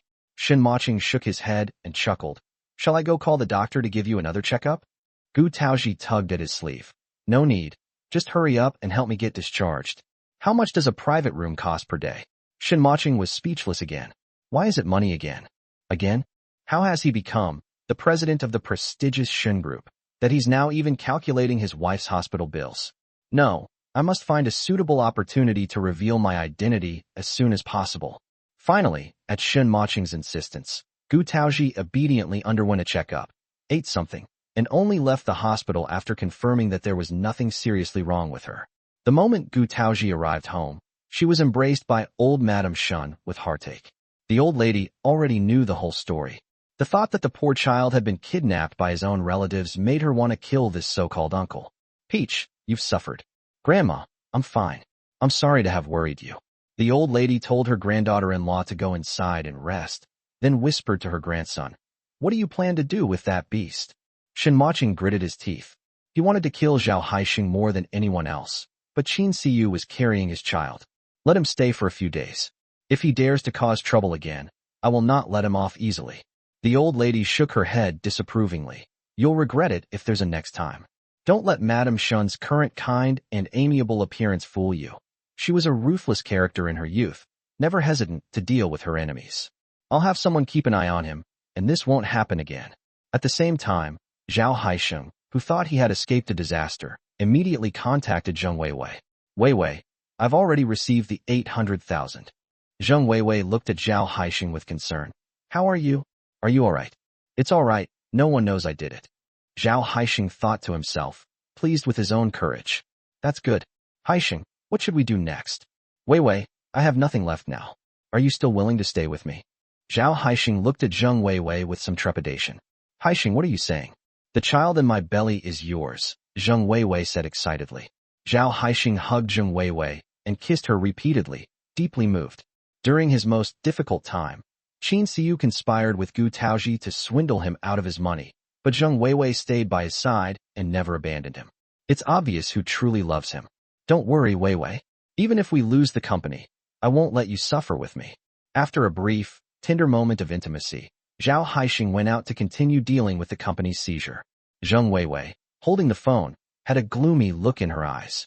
I heard that Qin Siyu's baby is not stable. If she finds out about Zhao Haixing's current situation, will the baby still be able to be saved? With that in mind, Zheng Weiwei made a phone call. Chapter 66. Was she just imagining things? After Zhao Haixing used the 800,000 yuan he had to hire a lawyer specializing in economic cases, the court hearing was soon scheduled. On the other hand, Wu Junyi was detained for 7 days in a detention center for prostitution. After his release, he was severely beaten by his wife's family, almost crippling them. Divorce, unemployment, and a series of other blows have made Wu Junyi hate Zheng Yan, Zheng Weiwei, and Zhao Haixing to the core. So when the Shen Group's legal team approached him, he agreed to be a tainted witness without hesitation. In court, Zhao Haixing's lawyers were rendered speechless by the powerful legal team of the Shen Group. Soon, the first instance verdict was handed down, and Zhao Haixing and his company were ordered to pay nearly 40 million yuan in compensation to Shen's Group for breach of contract. After mortgaging the Zhao family's company and all of Zhao Haixing's personal assets, they still need to repay more than 5 million yuan to the Shen Group. Zhao Haixing's mother, Li Huilan, fainted on the spot. This was the heaviest blow she had suffered since her husband's death. Zhao Haixing helped Li Huilan out of the courthouse, looking dejected. At the entrance of the courthouse, I ran into Wu Junyi. It was like enemies meeting, their eyes blazing with hatred. Zhao Haixing went berserk and rushed up to fight him. You, surnamed Wu, you were the one who facilitated this contract. You took my money, and now you're trying to harm me. I'll take your life. Zhao Haixing grabbed Wu Junyi by the neck, and Wu Junyi kicked him in the stomach. Bullshit. You colluded with the Zheng family to steal my kickback, causing me to get divorced and lose my job. I'm not done with you yet. The two women started fighting, and Li Huilan screamed in fright until the court police arrived. Anyone who dares to lay a hand on me will be coming to the police department immediately. The two then separated, panting heavily. Li Huilan burst into tears. Son, what kind of mess have you gotten yourself into? How could you lose the company so easily by signing a contract? Zhao Haixing sighed deeply. Mom, stop talking. I was so foolish. I thought the Zheng family and Wu Junyi were guarantors, and I didn't even notice the trap in the contract. Shen's group is clearly trying to harm me. Was it the Zheng family father and daughter who harmed you? Li Huilan asked, crying.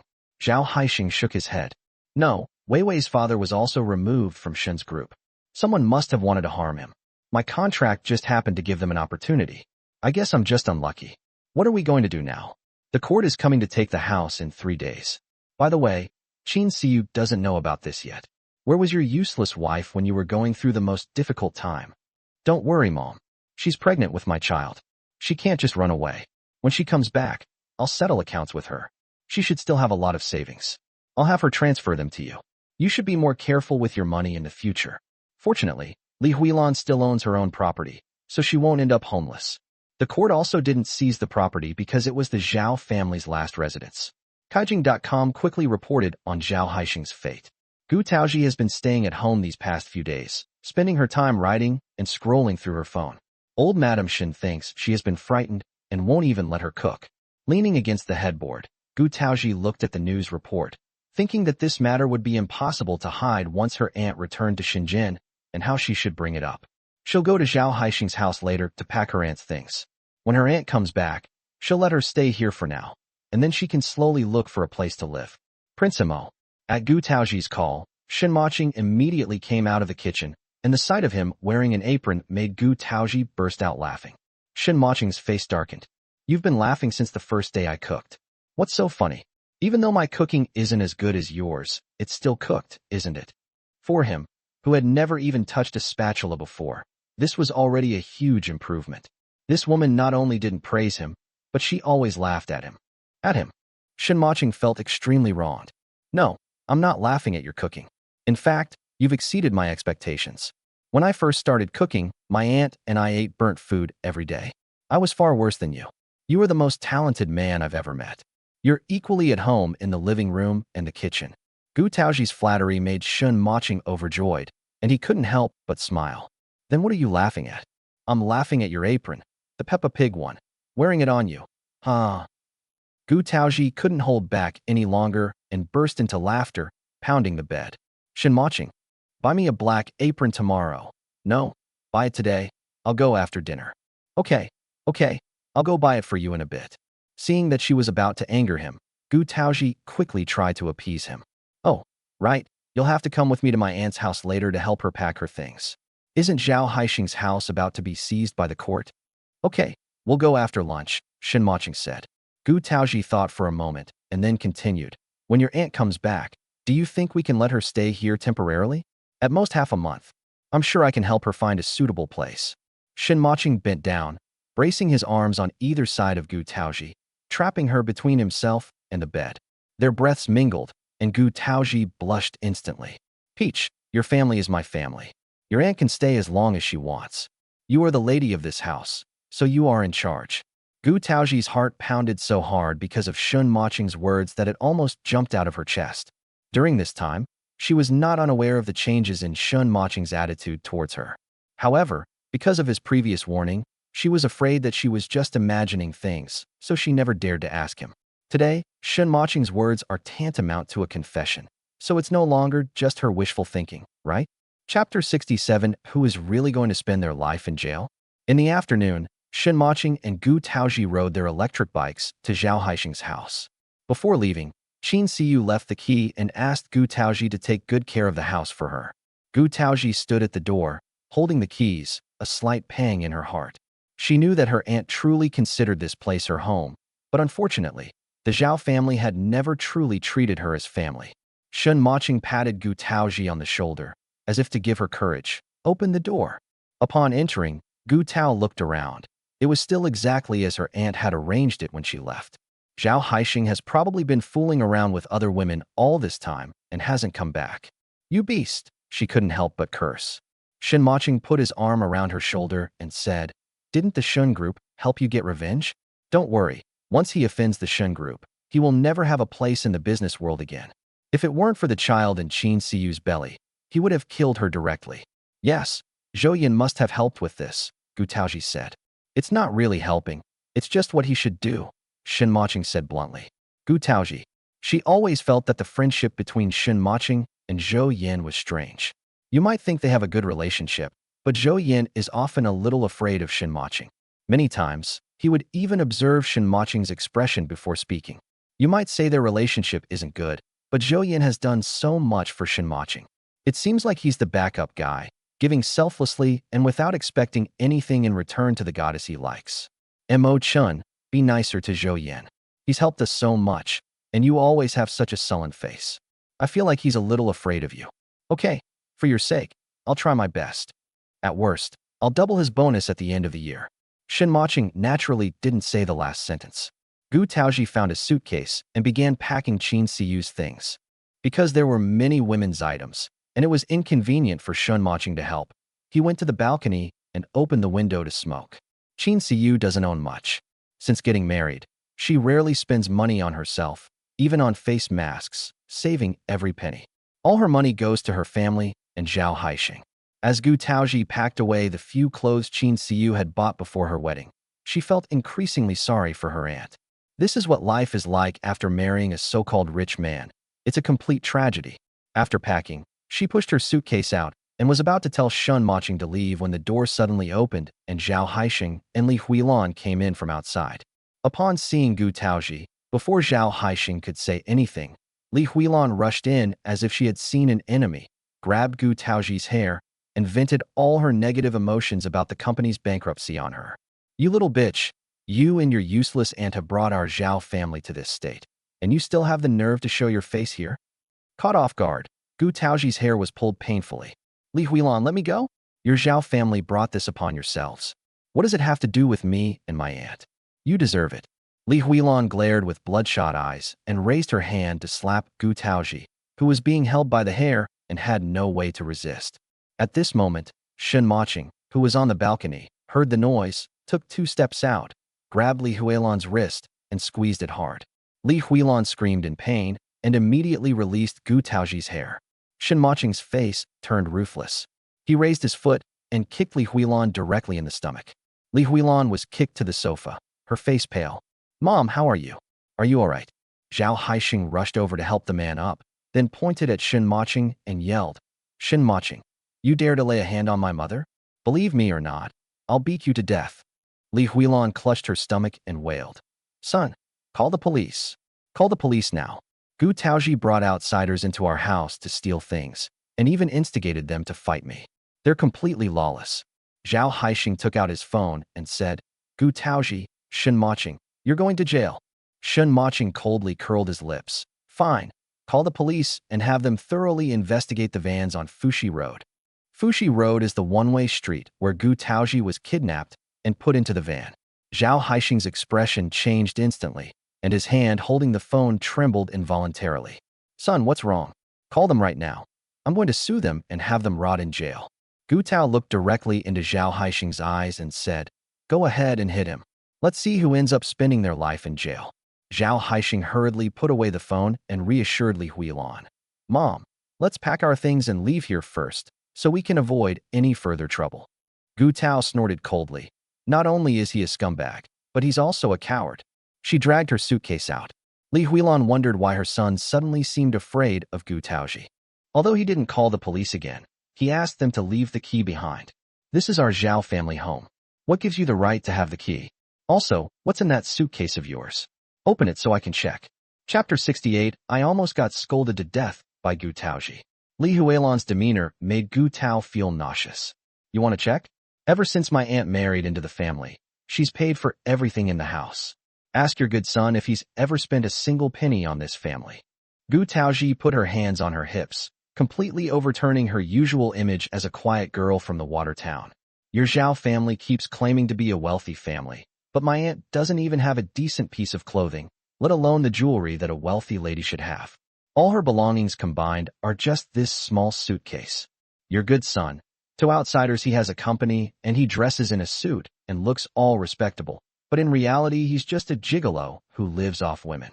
The suit he's wearing was bought by my aunt. If I wasn't worried about him getting a sty, I would make him take it off right now. Being a gigolo is one thing, but he also openly gets other women pregnant. Even when caught red-handed, he doesn't repent and has no remorse whatsoever. It's the mother's fault if the child is not taught. Li Huilan, you really know how to raise a child well." Li Huilan was so angry that her chest heaved. You Gu Taozhi, I am your elder." "Who?" Gu Taozhi put her hands on her hips. "What kind of elder are you? Your age is positive, but your character is negative. You are not only cunning and mean, but also greedy, selfish, and have no bottom line. The son you raised is an even more wicked beast. Your Zhao family's current situation is all retribution."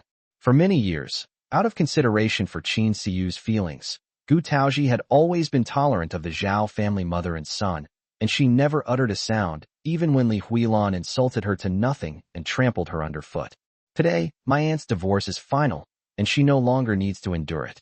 This was the first time Li Huilan had been wronged in front of Gu Taozhi, and she was so angry that her chest heaved. "Gu Taozhi, you have no manners." Before she could finish speaking, she rolled her eyes and fainted from anger. Mom, Zhao Haixing said anxiously, pinching Li Huilan's philtrum. Gu Taozhi tugged at Shen Mocheng. "Mocheng, let's go. I feel disgusted even by the air around us when we're under the same roof with someone like that." The two went out the door. Shen Mocheng suppressed a laugh, tied his suitcase to his electric scooter, and then looked at Gu Taozhi. "Now I finally understand how Wang Lang was scolded to death by Zhuge Liang." Shen Mocheng's joke made Gu Taozhi laugh, but then she remembered that her aunt would be back soon, and these things couldn't be kept secret, so her face fell again. "Every time I talk to my aunt, I can sense that she's been in a particularly good mood in Shangzhuang lately, and I really can't bear to tell her. You have to speak up, even if you don't want to. After this month, the fetus will be 4 months along, which is basically stable. It's better for you to say these things than for her to hear them from somewhere else." Gu Taozhi knew he made sense and nodded. "Okay, I'll definitely find a chance to tell her before she gets back." The two electric vehicles left Zhao Haixing's home, one after the other. Meanwhile, in Shangzhuang, Qin Siyu was wearing a white gauze dress and strolling leisurely along the street with its small bridges and flowing water. Wearing sunglasses, Jingyu followed at a distance, his eyes never leaving her. Back when he took on the task of protecting Qin Siyu, Shen Mocheng had already explained her and Zhao Haixing's situation to him. At that time, he didn't feel anything. In today's society, It's no longer news that men cheat on their wives with mistresses while their wives are pregnant.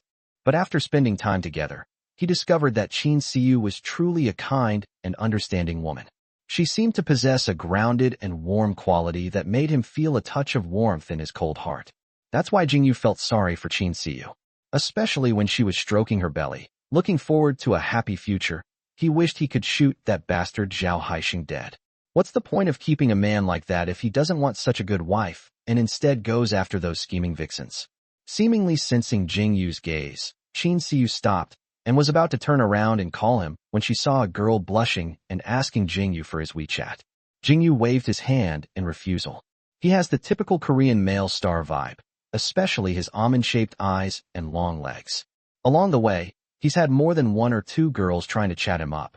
He refused each and every one of them. Seeing Qin Siyu stop, Jingyu dismissed the girl who had been trying to chat her up and ran over in a few steps. What's wrong? He didn't follow too closely because he was afraid of disturbing her peace and quiet. After spending time together, Jingyu has come to know Qin Siyu very well. She is someone who really enjoys being alone. With her arms crossed, Qin Siyu tilted her head slightly and looked at Jingyu. Do you have a girlfriend? Her question made Jingyu's heart inexplicably tense. Chapter 69 can't be kept secret any longer. Taking off his sunglasses, Jingyu hurriedly replied, No, I haven't. I've never had a girlfriend. Seeing his expression, like a teenager caught in a relationship by his parents, Qin Siyu couldn't help but laugh. Don't be nervous. I've seen so many girls ask for your WeChat, and you've rejected them all. Don't you like any of them? At the perfect age for dating, what kind of girl does she actually like? Jingyu lowered his eyes. It turned out she was just asking casually, he had assumed. With his white casual shoes shuffling across the ground, Jingyu said casually, None of them are my type. Qin Siyu was even more curious now. So what type do you like? I like it. Jingyu paused for a moment when he met Qin Siyu's gaze. I like women who are older than me, mature and steady, quiet and composed, kind and gentle, and who are also good cooks. Qin Siyu was taken aback at first, then couldn't help but burst into laughter. Does this child lack maternal love? Qin Siyu's laughter made Jingyu feel embarrassed and nervous, completely unlike the bodyguard captain who was usually quick and ruthless. Why are you laughing? Qin Siyu suppressed her smile and looked at Jingyu as if she were looking at her junior. All right, whatever you like, you should always find opportunities to make friends. The places you young people like to go to are different from mine. You don't always have to follow me. Go have your own fun. There are bars in Shangzhuang too. You can make more friends, and maybe you'll meet someone you like. Since arriving in Shangzhuang and settling down, the child has been constantly around her, seemingly never going out to play by himself. Don't worry, I'll just walk around nearby and won't go far. Far? I'm just pregnant, not 70 or 80 years old. I don't need you to take care of me personally. Qin Siyu assumed that Jingyu was entrusted by Shen Mocheng and had no choice but to follow her to take care of him. But everyone's out having fun, so how could she keep taking up their time? A bar. Jingyu's brows furrowed noticeably. You want me to go to a bar to pick up girls? Qin Siyu. No, I mean. Seeing his bad expression, Qin Siyu wanted to explain, but Jingyu didn't give her a chance at all. All right, as you wish, I'll bring you back 2 girls tonight. No, 10. Are you satisfied now? After saying that, Jingyu turned and left angrily. Qin Siyu looked completely innocent. Why is this child suddenly angry? She didn't say anything. Just as Jingyu walked away, a woman in her 40s suddenly walked over from across the street and called out to Qin Siyu, Mrs. Zhao. Qin Siyu looked at the person who had come in. It was Mrs. Li, her neighbor in Shenzhen. Mrs. Li, what a coincidence. You're here in Shangzhuang for vacation too. The woman surnamed Li thought for a moment and said, Yes, I came here for vacation, but I didn't expect to meet you here. I've known you for so long, but I didn't know you were such an open-minded person. Her words startled Qin Siyu. Mrs. Li, what do you mean by this? Is something bothering her? Your house was already taken over by the court yesterday. Mrs. Li started to say, but then stopped. Forget it, just have fun. Since you're so carefree, go all the way. Seeing that she was about to leave, Qin Siyu quickly grabbed her. What did the court do to my family? Mrs. Li, you should explain yourself clearly. I'm not going to say anything more. My friend is still waiting for me. It's just a pity that we won't have the chance to be neighbors in the future. The woman surnamed Li turned and left after speaking. When she reached a deserted alley, she made a phone call. Ms. Zheng, I've done everything you asked. Can you transfer the money to me now? On the other side, Qin Siyu didn't chase after the person, but stood there with a suspicious look on her face. What does it mean that we can't be neighbors anymore? What exactly did the court do to her family? She wanted to find her phone to make a call, but then remembered that Aunt Fong had put her phone away, saying it emitted radiation and was bad for the child. She doesn't usually use her phone much, mostly just to check the weather forecast or contact Gu Taozhi, so she didn't refuse. Protecting her belly, Qin Siyu hurried back to her residence. Sister Fong, where's my phone? Aunt Fong, who was making soup in the small kitchen, stopped what she was doing. Are you calling Miss Gu? She said she'd call tonight. Unless it's urgent, it's best not to touch your phone. I'm not calling Peach. I have an urgent matter. Give me your phone first. I'll use it for a bit and be quick. Noticing the urgency in Qin Siyu's tone, Aunt Fong quickly asked, What's wrong, madam? Has something happened? Qin Siyu said, I'm not sure either. I just ran into my neighbor from Shenzhen. She said something happened at my house. I need to call Haixing.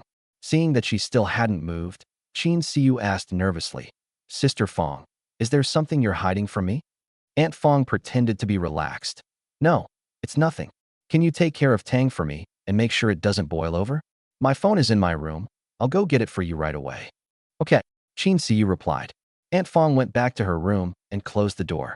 She immediately called Gu Taozhi, but the line was busy.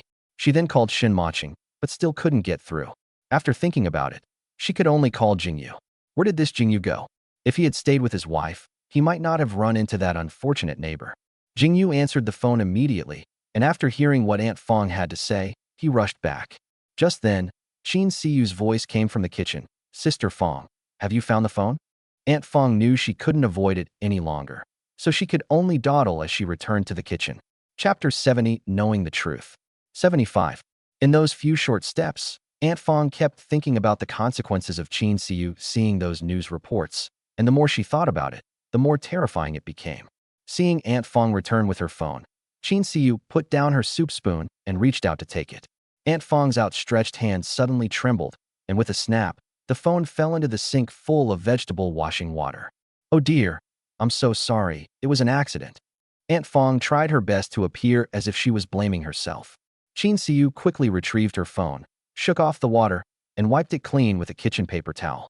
Madam, I'm so sorry, I didn't mean to. How much was this phone? I'll pay for it. Qin Siyu sighed. Sister Fong, I don't need you to pay me back, but I know you did it on purpose because you're hiding something from me. No, it's not just you. All of you are hiding something from me. If she hasn't realized it yet, she's a fool. Aunt Fong is an honest person who has worked diligently for the Shun family her whole life. How could she be good at lying? When Qin Siyu asked him that question, he suddenly didn't know how to answer. This is the young mistress's own aunt. When she arrived, the old lady repeatedly instructed her to take good care of her, but now, she really doesn't know what to do. Madam, how about we have some soup first, and then I'll tell you everything slowly after we finish.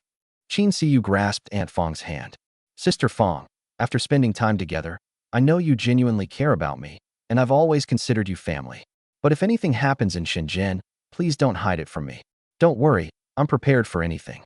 My baby is almost 4 months along, so everything will be fine. The more you keep things from me, the more anxious I become. This. Aunt Fong was so anxious that she was almost sweating. Just then, Jingyu pushed open the door and entered. Ask me anything you want to know, and I'll tell you. Jingyu. Aunt Fong disapproved and tried to stop her. Jingyu raised his hand. Stop hiding it. You can't hide it forever. Besides, recognizing someone's true colors sooner will allow you to start a new life sooner. Isn't that better? After Jingyu said that, Aunt Fong was speechless. As Qin Siyu listened to their conversation, she became increasingly nervous, and her expression grew increasingly grim. Well, Domain, what exactly happened? Jingyu gestured to Aunt Fong to serve him a bowl of soup. He took the soup and slowly carried it upstairs. If you want to know what happened, come up with me. Once they reached the second-floor room, Jingyu had Qin Siyu take off her shoes and lean against the headboard. He then used a spoon to feed her soup, his movements so gentle that he was hardly the cold-blooded bodyguard accustomed to wielding knives and guns. I won't drink it. Qin Siyu turned her head away. She had no appetite for soup. If you don't drink, I won't say anything. Qin Siyu was speechless. She was 30 years old, yet she was being manipulated by a child. Their eyes met in midair, and in the end, Qin Siyu gave in. Okay, I'll drink it. I'll drink it, all right, she said, reaching out to take the bowl. Jingyu dodged, saying, I'll feed you, or I won't tell. Qin Siyu, won't this kid get complaints from customers when he delivers food? Okay, you feed him. Sip by sip, after more than 10 minutes, the soup bowl was finally emptied. Qin Siyu burped from the fullness, and Jingyu couldn't help but laugh out loud. Qin Siyu felt a little embarrassed and took a napkin to wipe the corner of her lips. Now you can finally talk, right? Jingyu put down the soup bowl and directly took Qin Siyu's hand. Qin Siyu had always treated him as a junior, and during this time the two of them were like family. She cooked for him and he brought her water, so she didn't feel anything was abrupt. Wellin, on the other hand, was so nervous that his palms were sweating. After a few seconds of pause, Jingyu slowly spoke. What I'm about to tell you is something you've probably never thought of, but that's life. It's full of thorns. No matter how difficult the hurdle, as long as you overcome it, you'll be reborn. Qin Siyu never imagined that one day she would be lectured on life by a child, but she still nodded heavily. Go ahead and say it. Zhao Haixing he. As Jingyu spoke, Qin Siyu gradually calmed down. In the end, Jingyu even suspected that she had become one with the air and could not even feel her breathing. Jingyu was terrified. Siyu, Qin Siyu, don't scare me. Say something. As the well shook, Qin Siyu finally looked up at him, and the next second, 2 lines of clear tears instantly streamed down her face. These tears, like daggers, stabbed Jingyu twice in the heart, causing him excruciating pain that made his internal organs convulse. Don't cry. He gently wiped away her tears. Thank you for telling me about these wells. You can leave now. Let me have some peace and quiet by myself. No, I can't leave you alone. Jingyu panicked. He had never felt this way before, not even when he was a mercenary on the battlefield. Qin Siyu, don't be like this. Is it worth it for a scumbag? There are so many good men in the world. Can't you open your eyes and see for yourself? Qin Siyu's face was pale, her eyes lifeless. She slowly shook her head. I'm fine, you can go out now. No, I'm not going out.